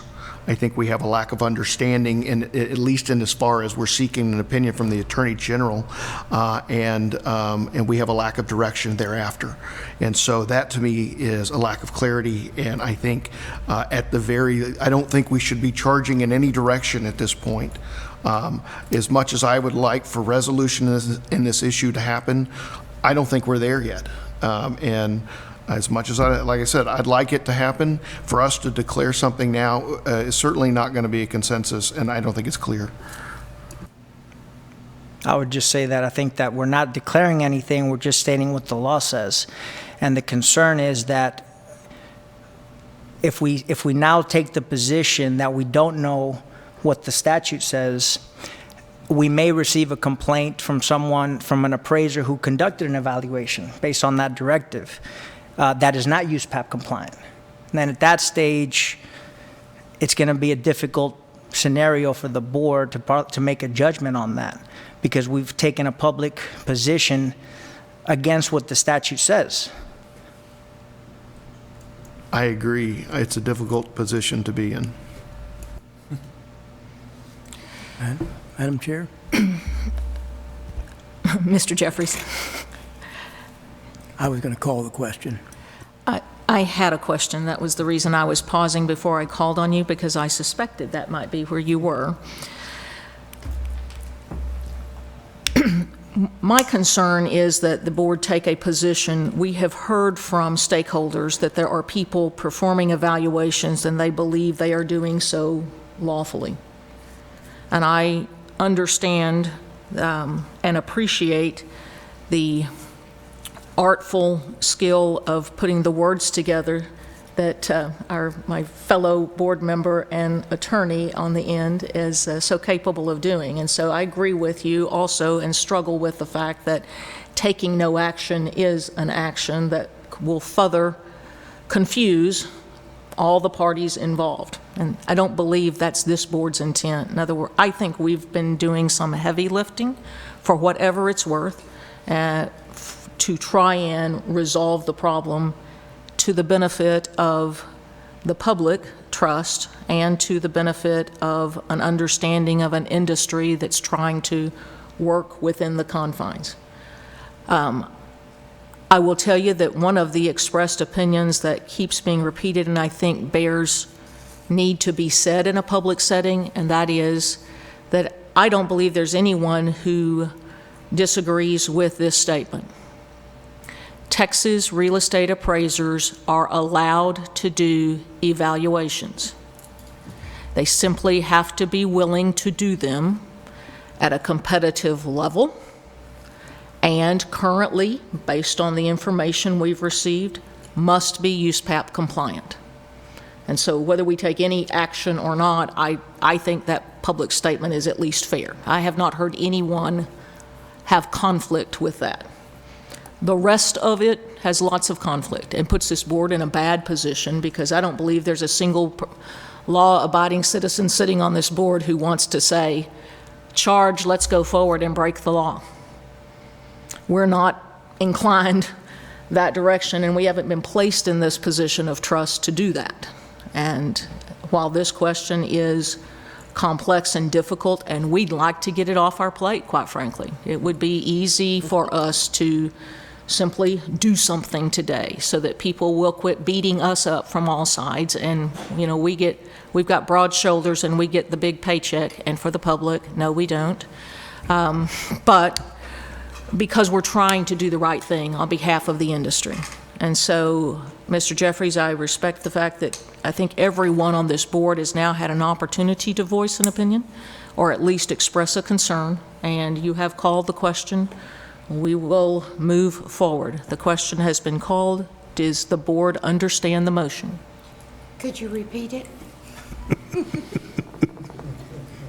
I'd be pleased to repeat it. Thank you. Thank you. I move that the board adopt the following opinion to clarify the authority of appraisers licensed in Texas to perform evaluations. It is the board's opinion that current Texas law allows appraisers licensed in Texas to complete evaluations if those evaluations comply with USPAP. And without statutory changes to Chapter 1103, Texas Occupations Code, appraisers licensed in Texas cannot complete evaluations without complying with USPAP. And the third item that I put on the motion was that we seek an Attorney General's opinion as to whether that two statements that I have previously just made are valid.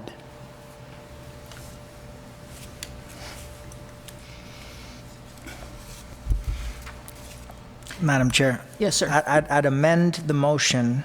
I concur with the motion as stated. I would add that we direct the executive committee to work with legal counsel to develop the question for the Office of the Attorney General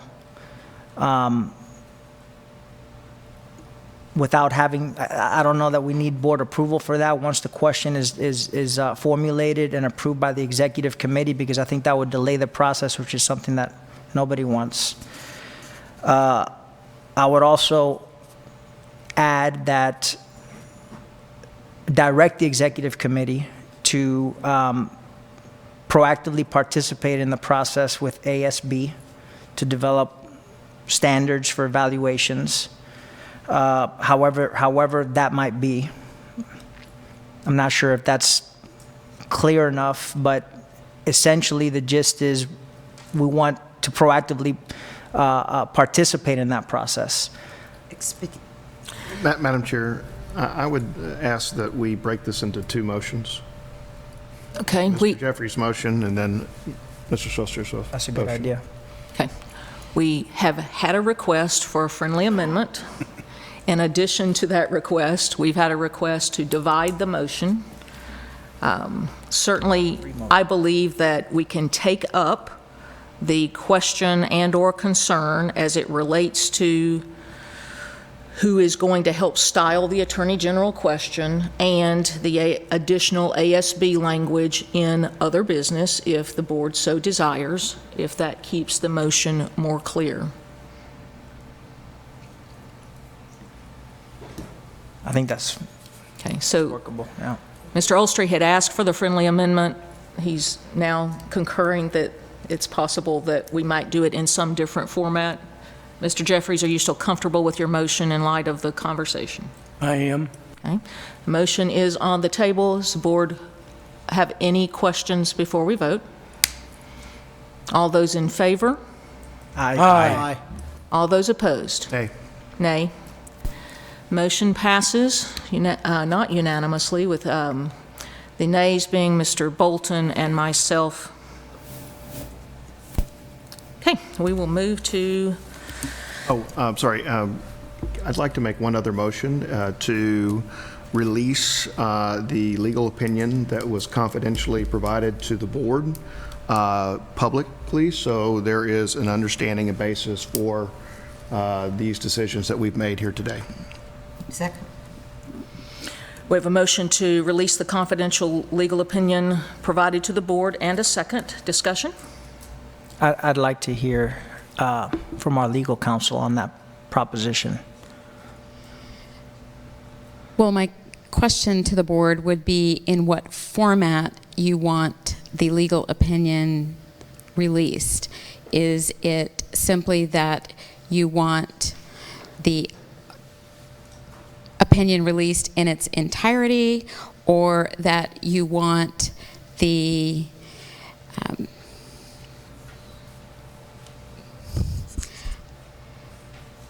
I guess conclusions with the analysis redacted in a way that does not give away your legal advice that you've received from counsel?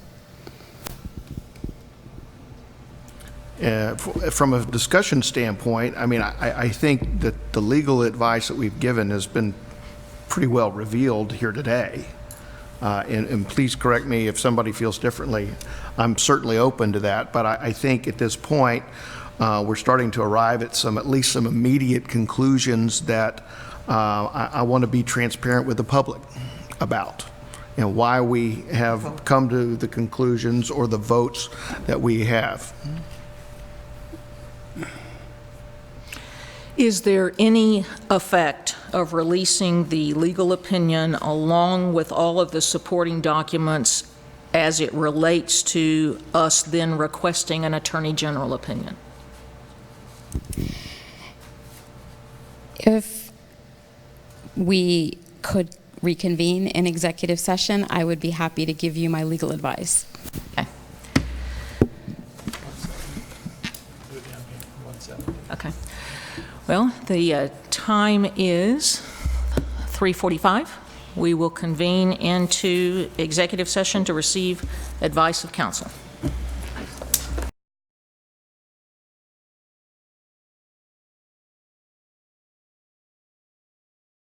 Still lengthy agenda. I'm going to move us along.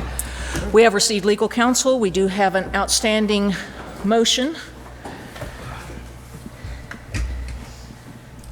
Yes. In light of legal counsel, do you desire for that motion to stand as stated? The motion is to release in a public forum the legal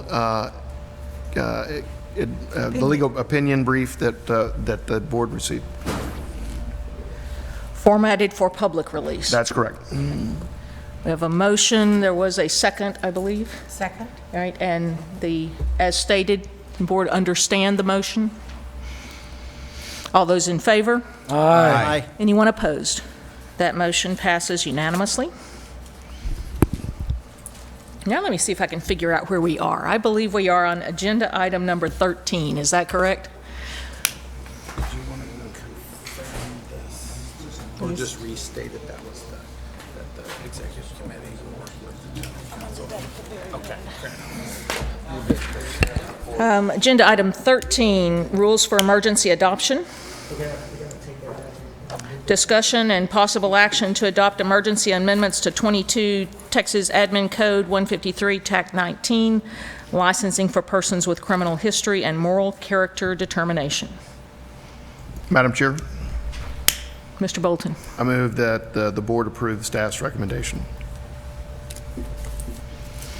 So we have a motion. Is there a second? Second.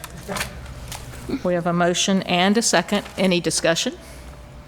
All those in favor? Aye. Anyone opposed? Motion passes unanimously.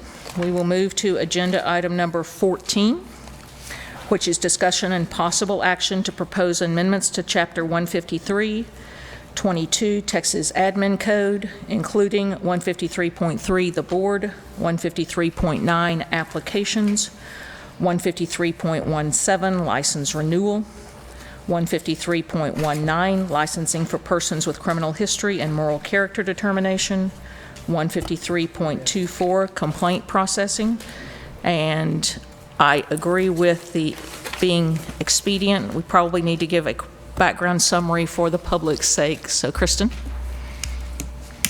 Yes, Madam Chair and board members, the purpose of the amendments before you are to implement legislative changes enacted by the 86th legislature as part of the board sunset review process, and those changes were enacted in Senate Bill 624. The amendments to 153.3 would implement a policy allowing for public comments at regular board meetings. The board already has a policy for public comments. This amendment would simply put that policy into the board's rules. The amendments to 153.9 also implement legislative changes in Senate Bill 1200, which established limited reciprocity for military spouses to practice in Texas, consistent with the license reciprocity currently available for appraisers under federal law. The amendments to 153.17, 19, and 24 also implement statutory changes. 153.17 implements changes enacted as part of the sunset review process, allowing the board to deny a license renewal if the license holder is in violation of a board order. The amendments to 153.19 implement statutory changes to Chapter 53 of the Occupations Code that were enacted in House Bill 1342 and Senate Bill 1217 regarding the requirements for evaluating criminal convictions and arrests of license applicants and license holders, as well as additional statutory changes enacted as part of the sunset review process.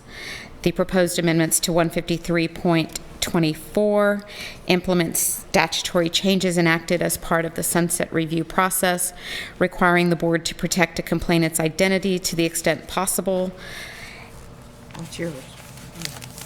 as well as requiring the board to send periodic written notice of the status of a complaint to the complainant and each respondent until the complaint is finally resolved, and authorizing the board to order refunds to consumers of appraisal services in certain limited circumstances. These amendments also correct a typographical error and insert a missing space in subsection M3.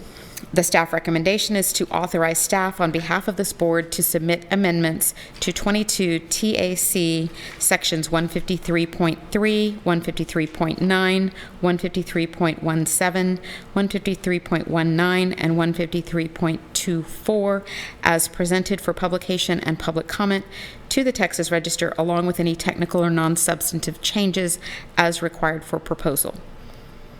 Thank you. Madam Chair. Yes, Mr. Pena, I'm sorry. I wasn't sure where that came from. I move that the board approve staff's recommendations. We have a motion. Is there a second? Second it. A motion by Mr. Pena, second by Mr. Jeffries. Any discussion? Yes, Madam Chair, I'd like to note my personal objection to portions of 153.24, which have to do with protecting a complainant's identity. Thank you. All those in favor? Aye. Anybody opposed? Motion passes unanimously. We will move to agenda item number 15, discussion and possible action to propose a new 22 Texas Admin Code 157 TAC 50 negotiated rulemaking.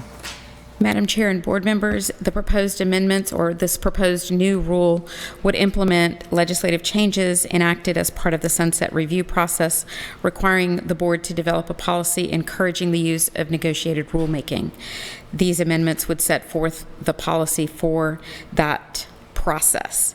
Staff recommends authorizing staff on behalf of this board to submit new Rule 22 TAC, Section 157.50, as presented for publication and public comment to the Texas Register, along with any technical or non-substantive changes as required for proposal. Madam Chair. Mr. Bolton. Move that the board approve staff's recommendations. I have a motion. Is there a second? Second. Second by Mr. Pena. Any discussion? All those in favor? Aye. Anyone opposed? That motion passes unanimously. We will open agenda item number 16, discussion and possible action to propose amendments to Chapter 159 of the Texas Admin Code for renewals and complaint processing.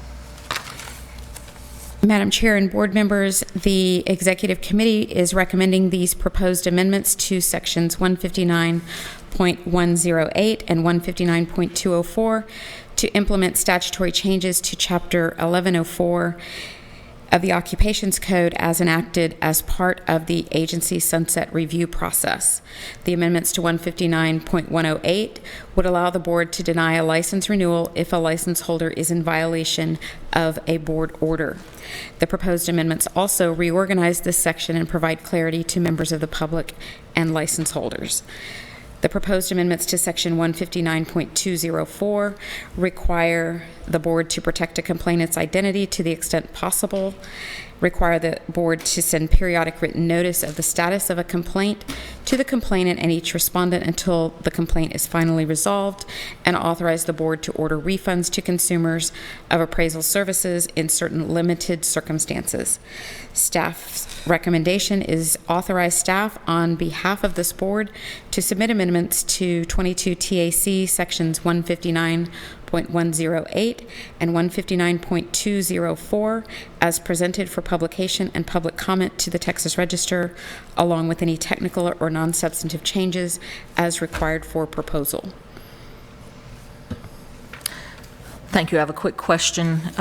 In light of the fact that this is being proposed, is there some methodology for getting communication out effectively? With that, I mean, on the renewal notices, is there any contemplation for putting some kind of a asterisk or identifier on those that have outstanding issues, and potentially some other public place, like the potential for the denial of renewal for anyone who might be running behind, if you will?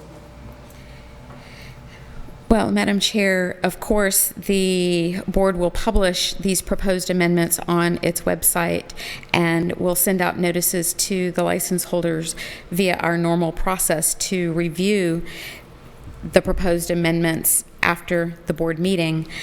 With respect to any action to be taken by the board about denying a renewal, this rule simply allows the board to take that process. It doesn't require the board to take that process. So my suspicion would be that we would work with the license holders to make sure that they are aware that their renewal could be denied if they are in violation of a board order at the time their license comes up for renewal, so that they would not face that potential denial. Very well.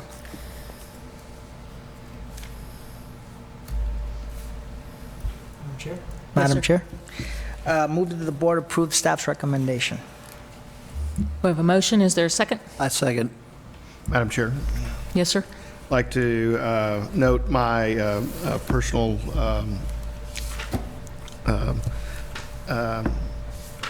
that I do not agree with the portions of 159 Tech 204 that require the board to protect complaint's identity to a respondent, or from a respondent. So. Understood. Any additional discussion? All those in favor? Aye. Aye. Anyone opposed? Motion passes unanimously. I believe in looking at the agenda items number 17 and 18 appear to me to be appropriate to open together. One discusses the budget, and it happens to be ahead of the discussion related to additional staff, and it feels necessary to me to open both of those so that we could speak to both of them at the same time. Does the board have any opposition to opening both agenda items 17 and 18 at this time? Okay, 17 is the discussion and possible action regarding the 2020 budget and budget policy, including some amendments. And 18 is the discussion and possible action regarding recommendations from the Enforcement Committee regarding hiring additional staff, posting the RFQ for additional contract review appraisers, scheduling meetings with the SES investigators and individual board members, and notifying the committee members via email in real time throughout the experience audit process for a single application. Commissioner? Madam Chair, members, both of these are open because they interplay. The first two recommendations from the Enforcement Committee in Agenda Item 18 to hire an additional certified general appraiser investigator, and then secondly, in the second one, seek additional contract review appraisers for commercial experience audit reviews in FY 2020 to assist with the increased workload of commercial experience audit reviews. Those two are reflected in the Budget Committee's recommended version of the budget. Okay? And so I think it would be appropriate. I just wanted to make sure that you understood that if you accept the recommendations of the Budget Committee, you're implicitly accepting the first two recommendations of the Enforcement Committee. And if you approve the first two recommendations of the Enforcement Committee, the other two are procedural, then you're already then when we get to the budget discussion, there's really only one budget version to talk about, okay, in essence.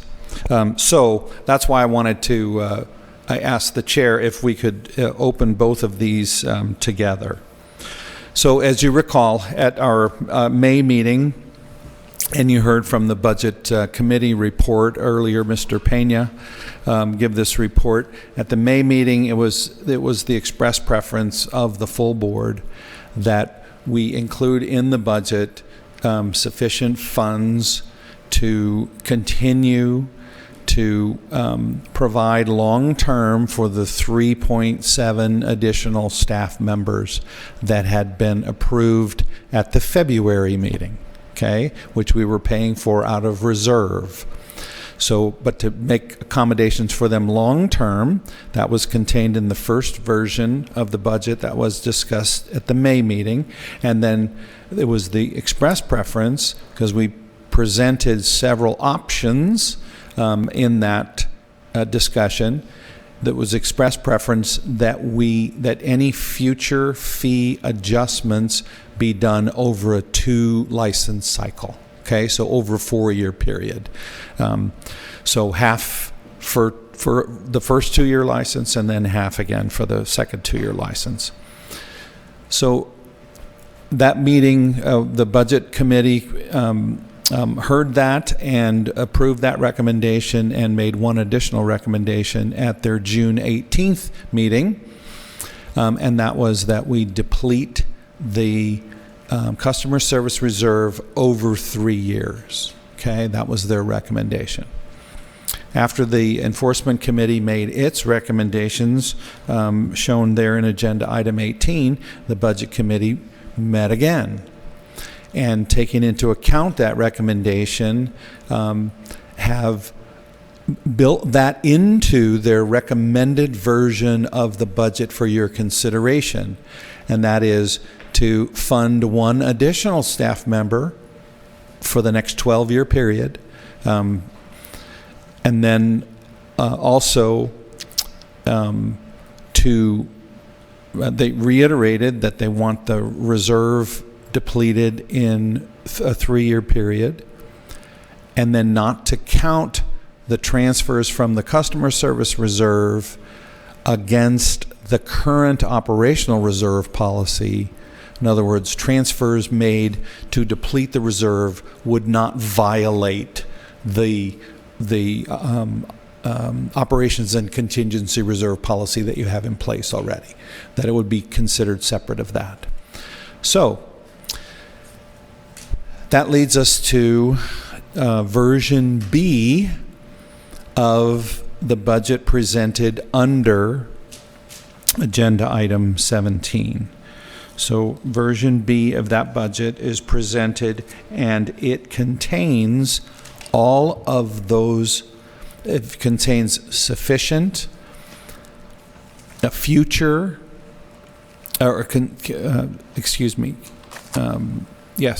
sufficient future. It represents the implementation of a recommendation to raise fees over the next 2 license periods, and deplete the reserve over the next 3 years. So accommodates both of those, leaving the budget in the black for a 12-year period.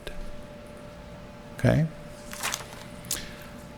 I am happy to answer any specific questions that you might have about that, but each of those working in concert represent the recommendation of the enforcement committee and endorsed, if you will, by the recommendation of the budget committee. Madam Chair. Mr. Bolton? Because I know people are going to want to know, Sure. Can we go ahead and lay out what the fee structures would look like? Absolutely. Absolutely. So if you look at page 221. 221 of 323. You will see that the future fees, the certified general license renewal fee would increase by $100 at the next renewal. So this would be effective January 1 of 2020. And then on January 1 of 2022, it would be increased by another $100. So it would end up being $560 after a 4-year period. Okay, today it's $360. For a certified residential, today it's $310. It would increase by $75 on January 1 of 2020, and another $75 on January 1 of 2022, for a total of $460 4 years down the road, 4.5 years down the road. Licensed residential would go from $290 at renewal, would increase by $55 January 1 of 2020, and another $55 on January 1 of 2022, for a total, it would end up being $400. The trainee license would not change. It would stay at $250 for every 2-year period. The rules that implement this make one other change, and that is today we have a different for the initial, slightly higher for the initial application versus a renewal application, and this would simplify that. So both new and renewal licenses January 1 of 2020 would be under this new schedule, and then also January 1, 2022 would be under that new schedule. So an initial and a renewal would not be of a different amount. It would be the same amount. This also, the budget reflects a recommendation to do two other things. Well, one is reflected in the budget, and one is just it's already authorized by the rule, but I think it makes a difference that I bring it up.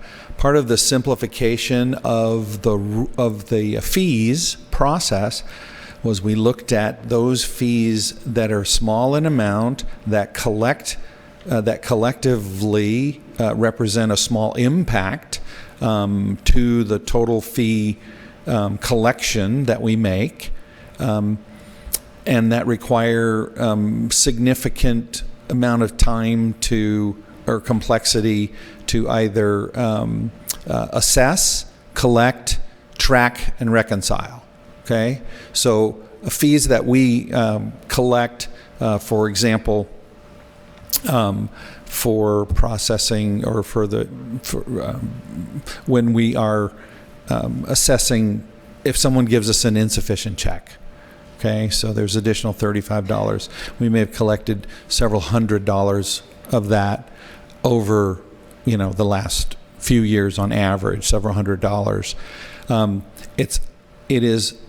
It is not worth the trouble, frankly, and this rule will give us the opportunity to. We already have a rule in effect, but this clarifies it to simply say, well, you got one chance to make that good if you give us a bad check, or your license goes inactive until you make up the money. Okay, that's much more effective than charging an extra $35. So simplifying some of these rules, also in support of not just consistency, but thinking about encouragement. One of the reasons we did not change the trainee license fee was to as a public policy statement to keep that as low as possible, to encourage people to take on trainees and bring trainees into the business. As well, we're proposing the elimination of the sponsorship fee, so that someone can change sponsors, obtain a sponsor, and change sponsors without any fee. That kind of stuff is done electronically on our website. We are implementing automated tools for all of that, and so it really doesn't involve any work by us. So to charge a fee for that seems kind of counterproductive as well. So there are a few things like that are built into this budget proposal. But the primary thing is, as Board Member Bolton, Mr. Bolton said, is the fees that are actually for the three major license types, and they're not the same across the board. Because of the perceived value of each of those licenses as well. So there's been a differential that's been kind of built into this adjustment. And I will tell you that the Budget Committee has spent a lot of time working through all of the various ramifications of these recommendations and the possibility of doing it all at one time, or delaying it for a 2-year period and then doing it all at one time, or then doing it over a 2-year period, those kinds of things, and have determined that this recommendation is most consistent with balancing all of the public policy objectives that this board has already endorsed. Happy to answer any other questions. Are there questions? I would echo the thanks to the Budget Committee. I know we have worked you, and about the time you thought you were finished, we then gave you a new assignment, so apologize for that, but I think it was well worth the time spent to get us down the road more efficiently. Two clarifications I think I need to offer. One is, as I misspoke, we actually have, the board does not have the authority to make someone inactive. The commission does. That's a future legislative thing we probably ought to take care of for the non-payment of a fee. So we would have to open a complaint, basically, kind of a thing. So that's number one. And then the second is that there is a typo in the rule, in the fee rule. Yes, it's not a typo. It's just an omission of a change that was required by the legislature, and it appears on page 224 in the version B, Rule 153.5. In the right-hand column, down at the bottom, the new item number 10, a fee of $50 for evaluation of an applicant's moral character. The phrase moral character should be deleted and replaced by the word fitness. So that's that was just an omission. I apologize. Thank you for bringing that to our attention. So there's actually a previous rule that you already proposed, an emergency rule as well, that this simply goes in accord with. So this is the fee portion of that rule you've already changed for fitness, the assessment of fitness versus moral character. Thank you. Hey, Doug, one thing you might add is, I know there's members of the public that wanted us to consider exhausting the entire fund before we just initiated any fee changes. The reason we didn't do that is we really couldn't nail down that exact date when all that money would be gone. So we felt like that would be almost foolish to try to have a date in mind when we'd run out of the money. So we felt like doing it gradually would keep us from running into a wall and maybe running out of money too soon, or sooner than we anticipated. Thank you, Mr. Pena, for that clarification. So this 3-year exhaustion of the customer service reserve overlapped with the beginning of the first phase of the increase. Those two working together gives us the most flexibility to respond to unanticipated market conditions as well. Ask me in public. But not right now. I'd like to make a motion to accept the budget and the fee increase. Second. That is for version B as recommended by the committee. Exactly. Right. Okay. I opened 17 and 18 together, and we just take action on 17 and then move to 18? Okay. So it appears to me the motion is exclusive to agenda item number 17, related to the recommended B, as in boy, budget. And the associated rules. Yeah. And the associated rules with the stated changes as well. Correct. Have a motion. Did I get a second? Second. Thank you. I'd like to say one thing. I'd just like to commend the Budget Committee and work with the staff. I know that's hard work, and you guys put a lot of time and effort into it, so that's appreciated. All those in favor? Aye. Aye. Anyone opposed? The motion passes unanimously. We'll move to agenda item number 18, which is discussion and possible action regarding the recommendations of the Enforcement Committee. Madam Chair, Mr. Bolton. I would move that the board approve the Enforcement Committee's recommendations as presented. Second. We have a motion and a second. Any discussion? All in favor? Aye. Anyone opposed? That motion passes unanimously. We will move to agenda item number 19, discussion and possible action regarding recommendations from the Executive Committee regarding the implementation of the AMC registry and collection of the AMC registry fee, including proposed Rule 22, Texas Admin Code 159.110, AMC National Registry. Kristen?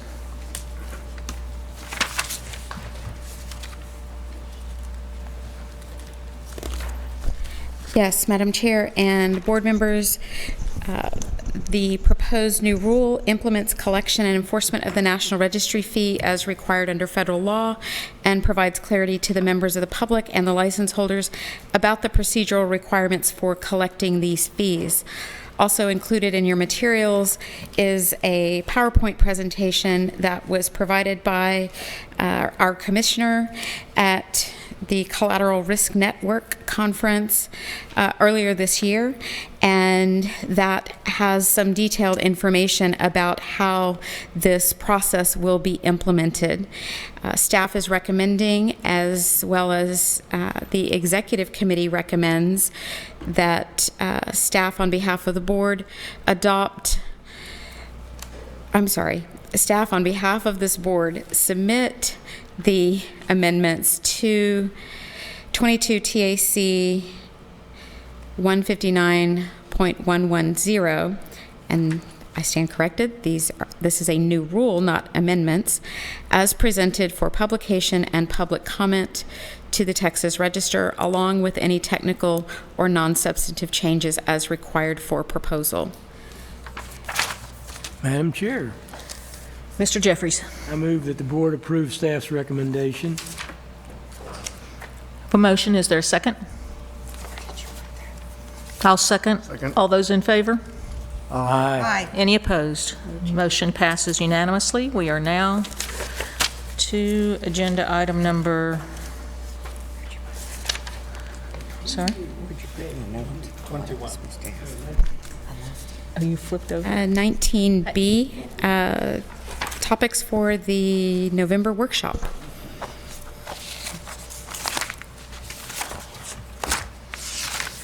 So the Executive Committee has made some recommendations as it relates to topics for the November workshop. Certainly, we've had a lot of discussion today about other things that could probably take up the rest of the time associated with the November workshop. But is there any committee work that's being accomplished that you would like the board to put on and the staff to prepare for in the November workshop? Come on, guys. Well, just as a reminder, Madam Chair and board members, the Sunset Commission did add new training requirements for all board members that we will also be covering at the November workshop. And to the historic boards that had established the concept of a November workshop, I congratulate you, because I think that number one, they've been very productive, but secondly, they have, I believe that's where the Sunset recommendation came from, was hearing that we actually had a workshop and they spread that recommendation across the agency. So I do think, I would say this, we will continue to take some input. If you want to report any input, maybe to the Executive Committee. It sounds like they've got some work to do and to assemble anyway. And so if you committee chairs would think about work being accomplished at your committee level that might require some additional training, or we might benefit as a whole from additional training, I'd encourage you to reach out to your current Executive Committee. With that, we will move to, I believe there's a question regarding to agenda item number 20.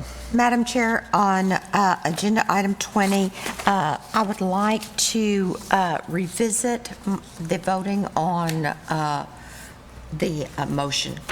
I might need to amend. Okay, so there is a request to revisit agenda item number 20, which I will refresh our memory, was the adoption of the board's position regarding appraiser performance of evaluations. Ms. If you could Reed-Lynch, if you could read that again, I'd like to confirm or change my voting. I think that I misunderstood it. Okay, I'm not sure I understand the request. You want me to read the motion? Right, and then call for the vote. Okay. Does anyone have the record here? Reopen, reconsider. Okay, so I believe the motion, if I can restate it, let me see if I can find it again, was that the board adopt the following opinion to clarify the authority of the appraisers licensed in Texas to perform evaluations. That it's the board's opinion that current Texas law allows appraisers licensed in Texas to complete evaluations if those evaluations comply with USPAP, and without statutory changes to Chapter 1103 Texas Occupations Code, appraisers licensed in Texas cannot complete evaluations without complying with USPAP, and that there would be a request from the Attorney General to the Attorney General to provide an opinion to that regard. Is that close enough? Okay, so that was the motion. I believe the vote was Mr. Bolton and myself were nays, and all the other board members were in support. Right, I wanted to include mine, change mine from a to a nay as well. Will that statement, I'm sorry, suffice? I don't know what the proper procedure is to do that. To amend the vote? I think that's fine. Okay, let the record reflect that Mrs. Martha Gail Reed Lynch has amended her vote, and the motion still will pass, as it still has a majority. Madam Chair, may I also ask to be excused to make a flight? Yes, ma'am, I understand it's a long way to El Paso. Travel safely. Thank you. We will move to agenda item number 21, discussion and possible action regarding amendments to the TALCB Reserve Funds Investment Policy. Good afternoon. Priscilla Pifo, Director of Staff and Support Services. So before you, you have two versions. You have the clean version and the red line version, which has the changes in it. And these are basically two basic changes that are being made. One is from sunset legislation, which directs the board to transfer all administrative penalties into the state's general fund beginning September 1st of 2019, which is fiscal year 20. Previously, all administrative penalties were used for the education reserve, so we are allowed to spend what is still within the reserve and exhaust that reserve. And then the second is the budget recommendation to deplete the customer service reserve over 3 years, reflected in the language before you. Thank you.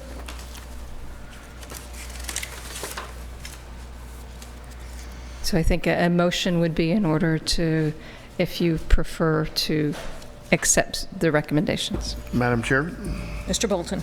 move that the board adopt changes to the TALCB Reserve Funds investment policy as presented.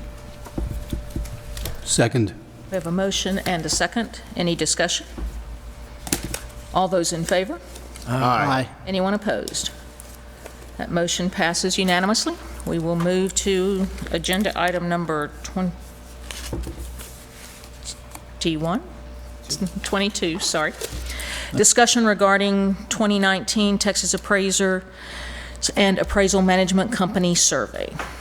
Madam Chair and board members, you may recall that the initial AMC legislation, Chapter 1104, included a specific provision in there that directed the Real Estate Center at Texas A&M to undertake the appraiser fee study that is contemplated in the federal rules as one option by which appraisal management companies can point to public surveys of non-appraisal management company fees paid to appraisers as some evidence of their meeting their requirement to have a policy and practice in place to pay customary and reasonable fees required under Dodd-Frank.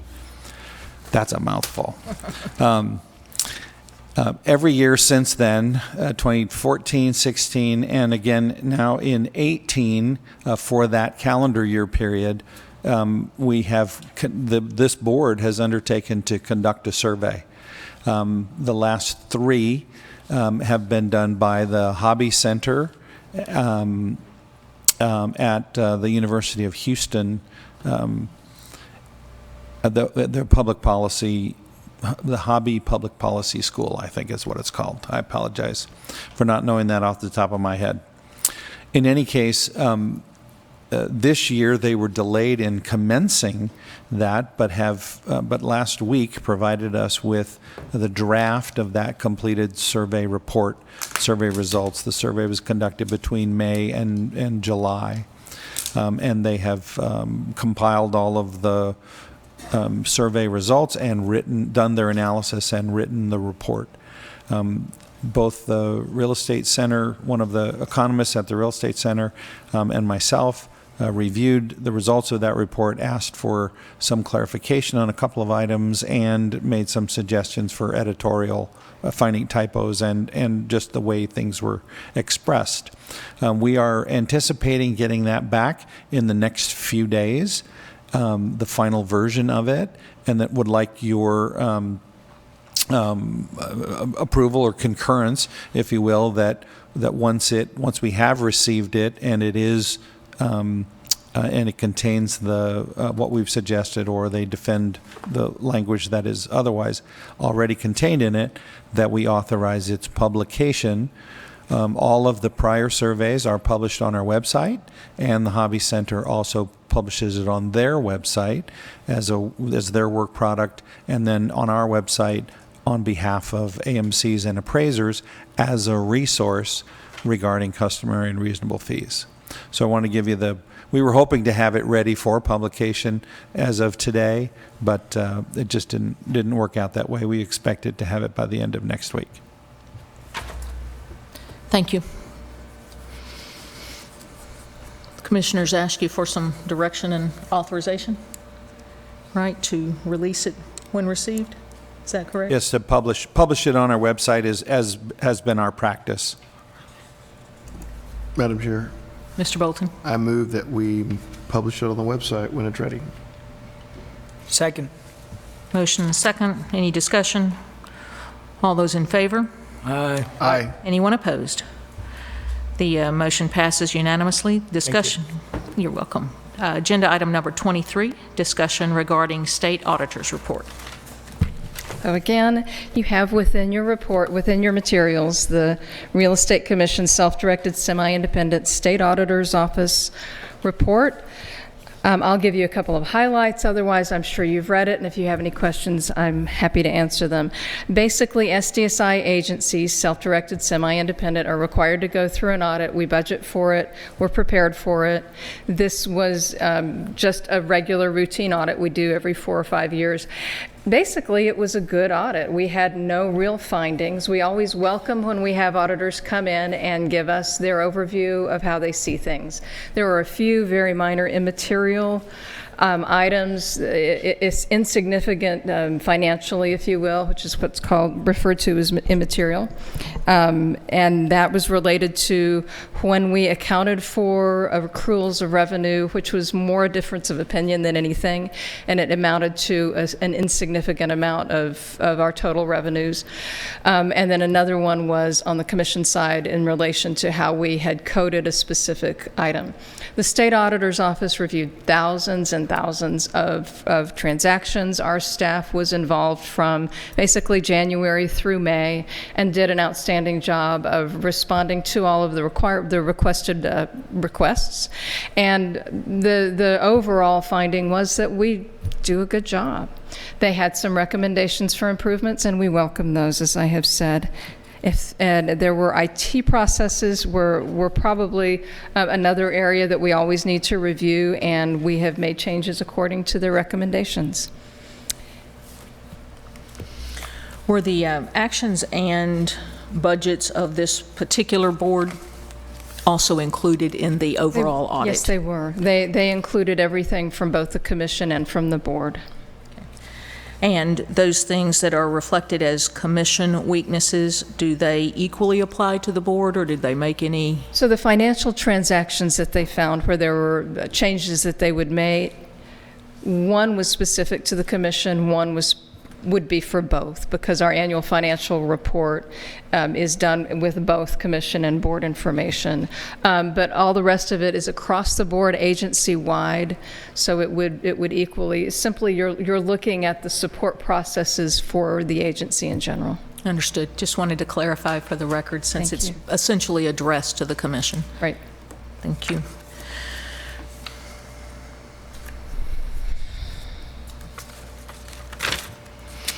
And this is simply a report, no action required. Yeah, I just want to make sure that it's up for discussion. Is there any other comment? We will move to agenda item number 24, discussion regarding internal audit report and licensing processes. So if I may, Madam Chair, take the next two as well. I'll discuss those. Both of them are for discussion purposes. There's no action required. Yes, ma'am. The internal audit of licensing processes is part of the overall risk assessment and license and audit plan over the last couple of years. We started last year. We did the reception and communication services, looked at the call center. They looked at the answering of calls and processes around that. Then the next logical area to go to was licensing. Looked at processes around that, made recommendations. Staff has accepted those recommendations and moving forward. And then the next step is the audit plan for next year, which will include reviewing processes of enforcement areas and the ways in which we determine the moral character determination, or moral fitness as it is called now. So if you have any questions, I'm happy to answer those about either the internal audit or the audit plan, which was approved by the commission. And if I can't answer them, I will ask our licensing director to help.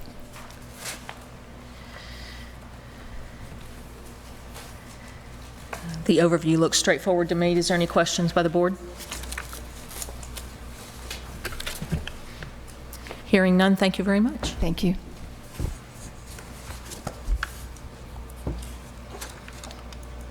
If I might make just one comment. So this will be the second year that we've had McConnell Jones? Yes. Second fiscal year. So we just completed the first. And for many years prior to that, well, the last 9 years, at least that I've been here, but I think for even 3 before that, we had a different internal auditor. And there's been a marked difference in the level of recommendations, both analysis and recommendations, so much so that we've not only encouraged them to look at the riskiest, to do their risk analysis, but we also invite them in to advise us on areas that we need, where we're looking for some additional outside assistance. And they've been we build enough in the budget to do that, and they've been very helpful in that regard. So I just wanted to put that on the record. Thank you. We'll move to agenda item number 26, discussion and possible action regarding agenda items for future meetings.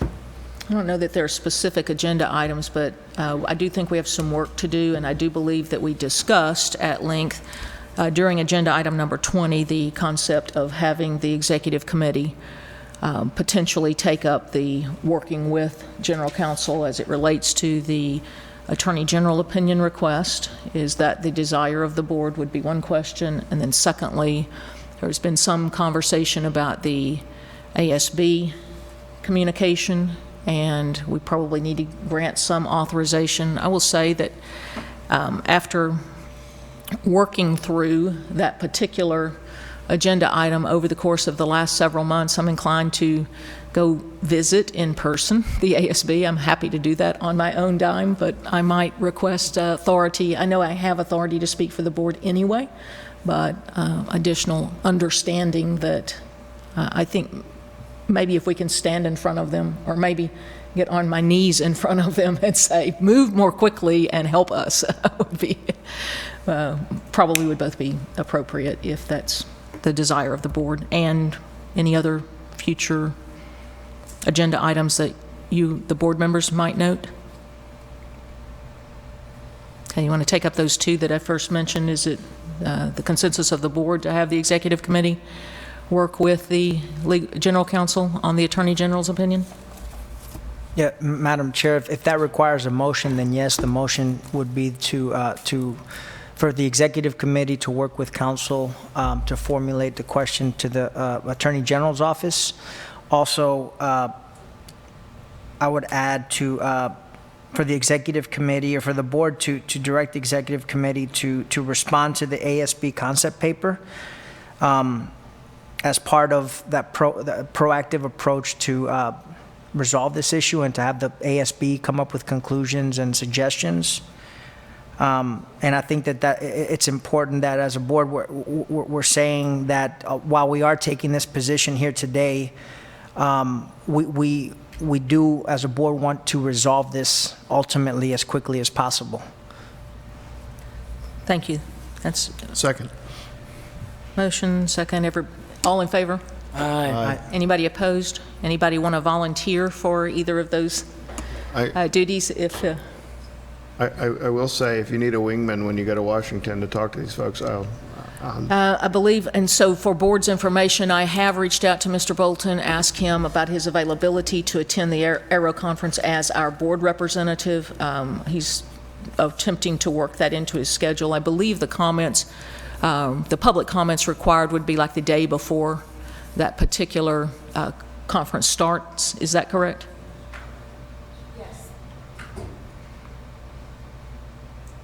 Yes, that public hearing is on Friday, October 18th. Is that right? Yes, in the morning. Okay.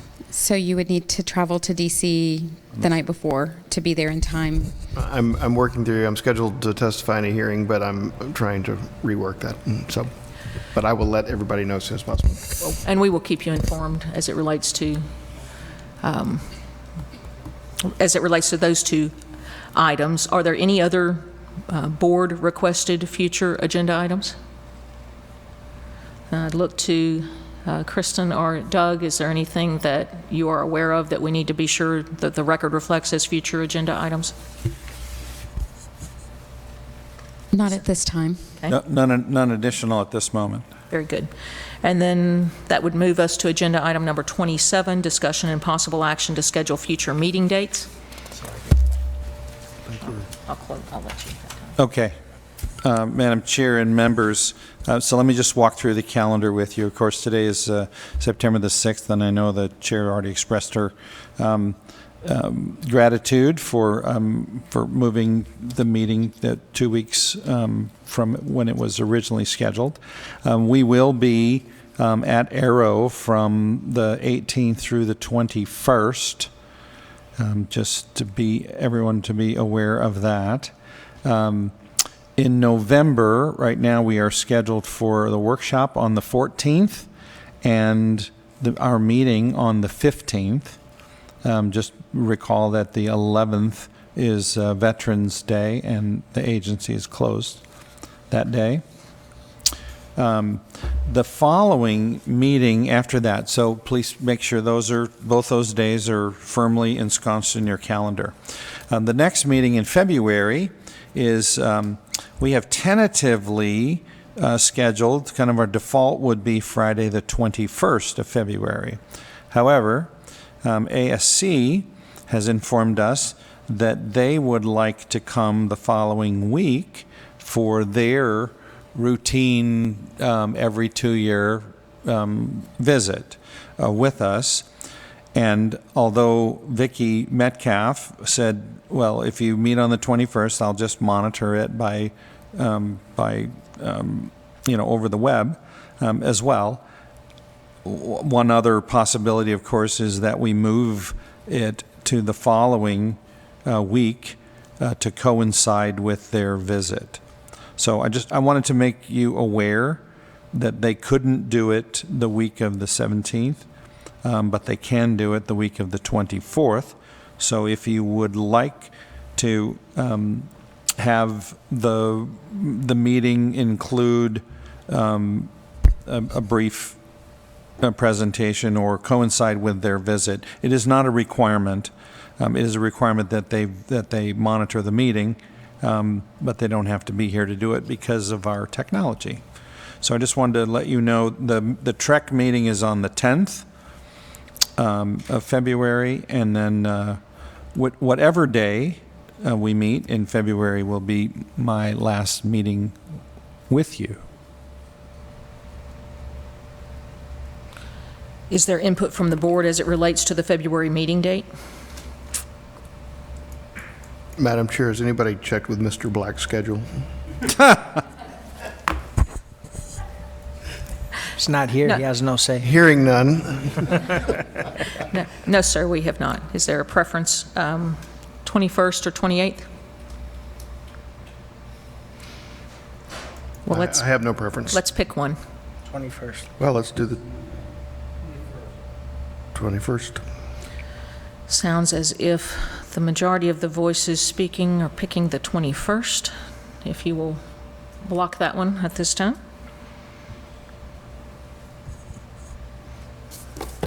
I apologize for my delay. I simply was trying to load that in my calendar. Is there any other business before this board? Hearing none, we will consider ourselves adjourned. Oh, well, you were holding the mic. I apologize. Let me stop you. Don't move. Ms. Warman, do you have business for this board? Well, I just wanted to clarify, is it the board's prerogative that we have a full-day workshop on the 14th or a half-day workshop on the 14th? I believe the last time we talked, we were looking at only a half-day workshop. There's certainly enough on the plate to fill a full day. Yeah, that would be my concern. I think we should block, my personal recommendation is that you block the day. If there is some way that we can compress it to a half day, I think that would be fabulous. But I expect that the kind of lifting we've been doing. Can I make a motion that La Barbecue be available for the workshop, please? I can certainly attempt to arrange that again. It was my. I'll sponsor this time if you'll arrange it. Very good. Is there any other business before this board? Hearing none, we'll now consider ourselves adjourned at about 5 minutes till 5 o'clock. Thank you for your hard work, everybody, and thank you for your long day.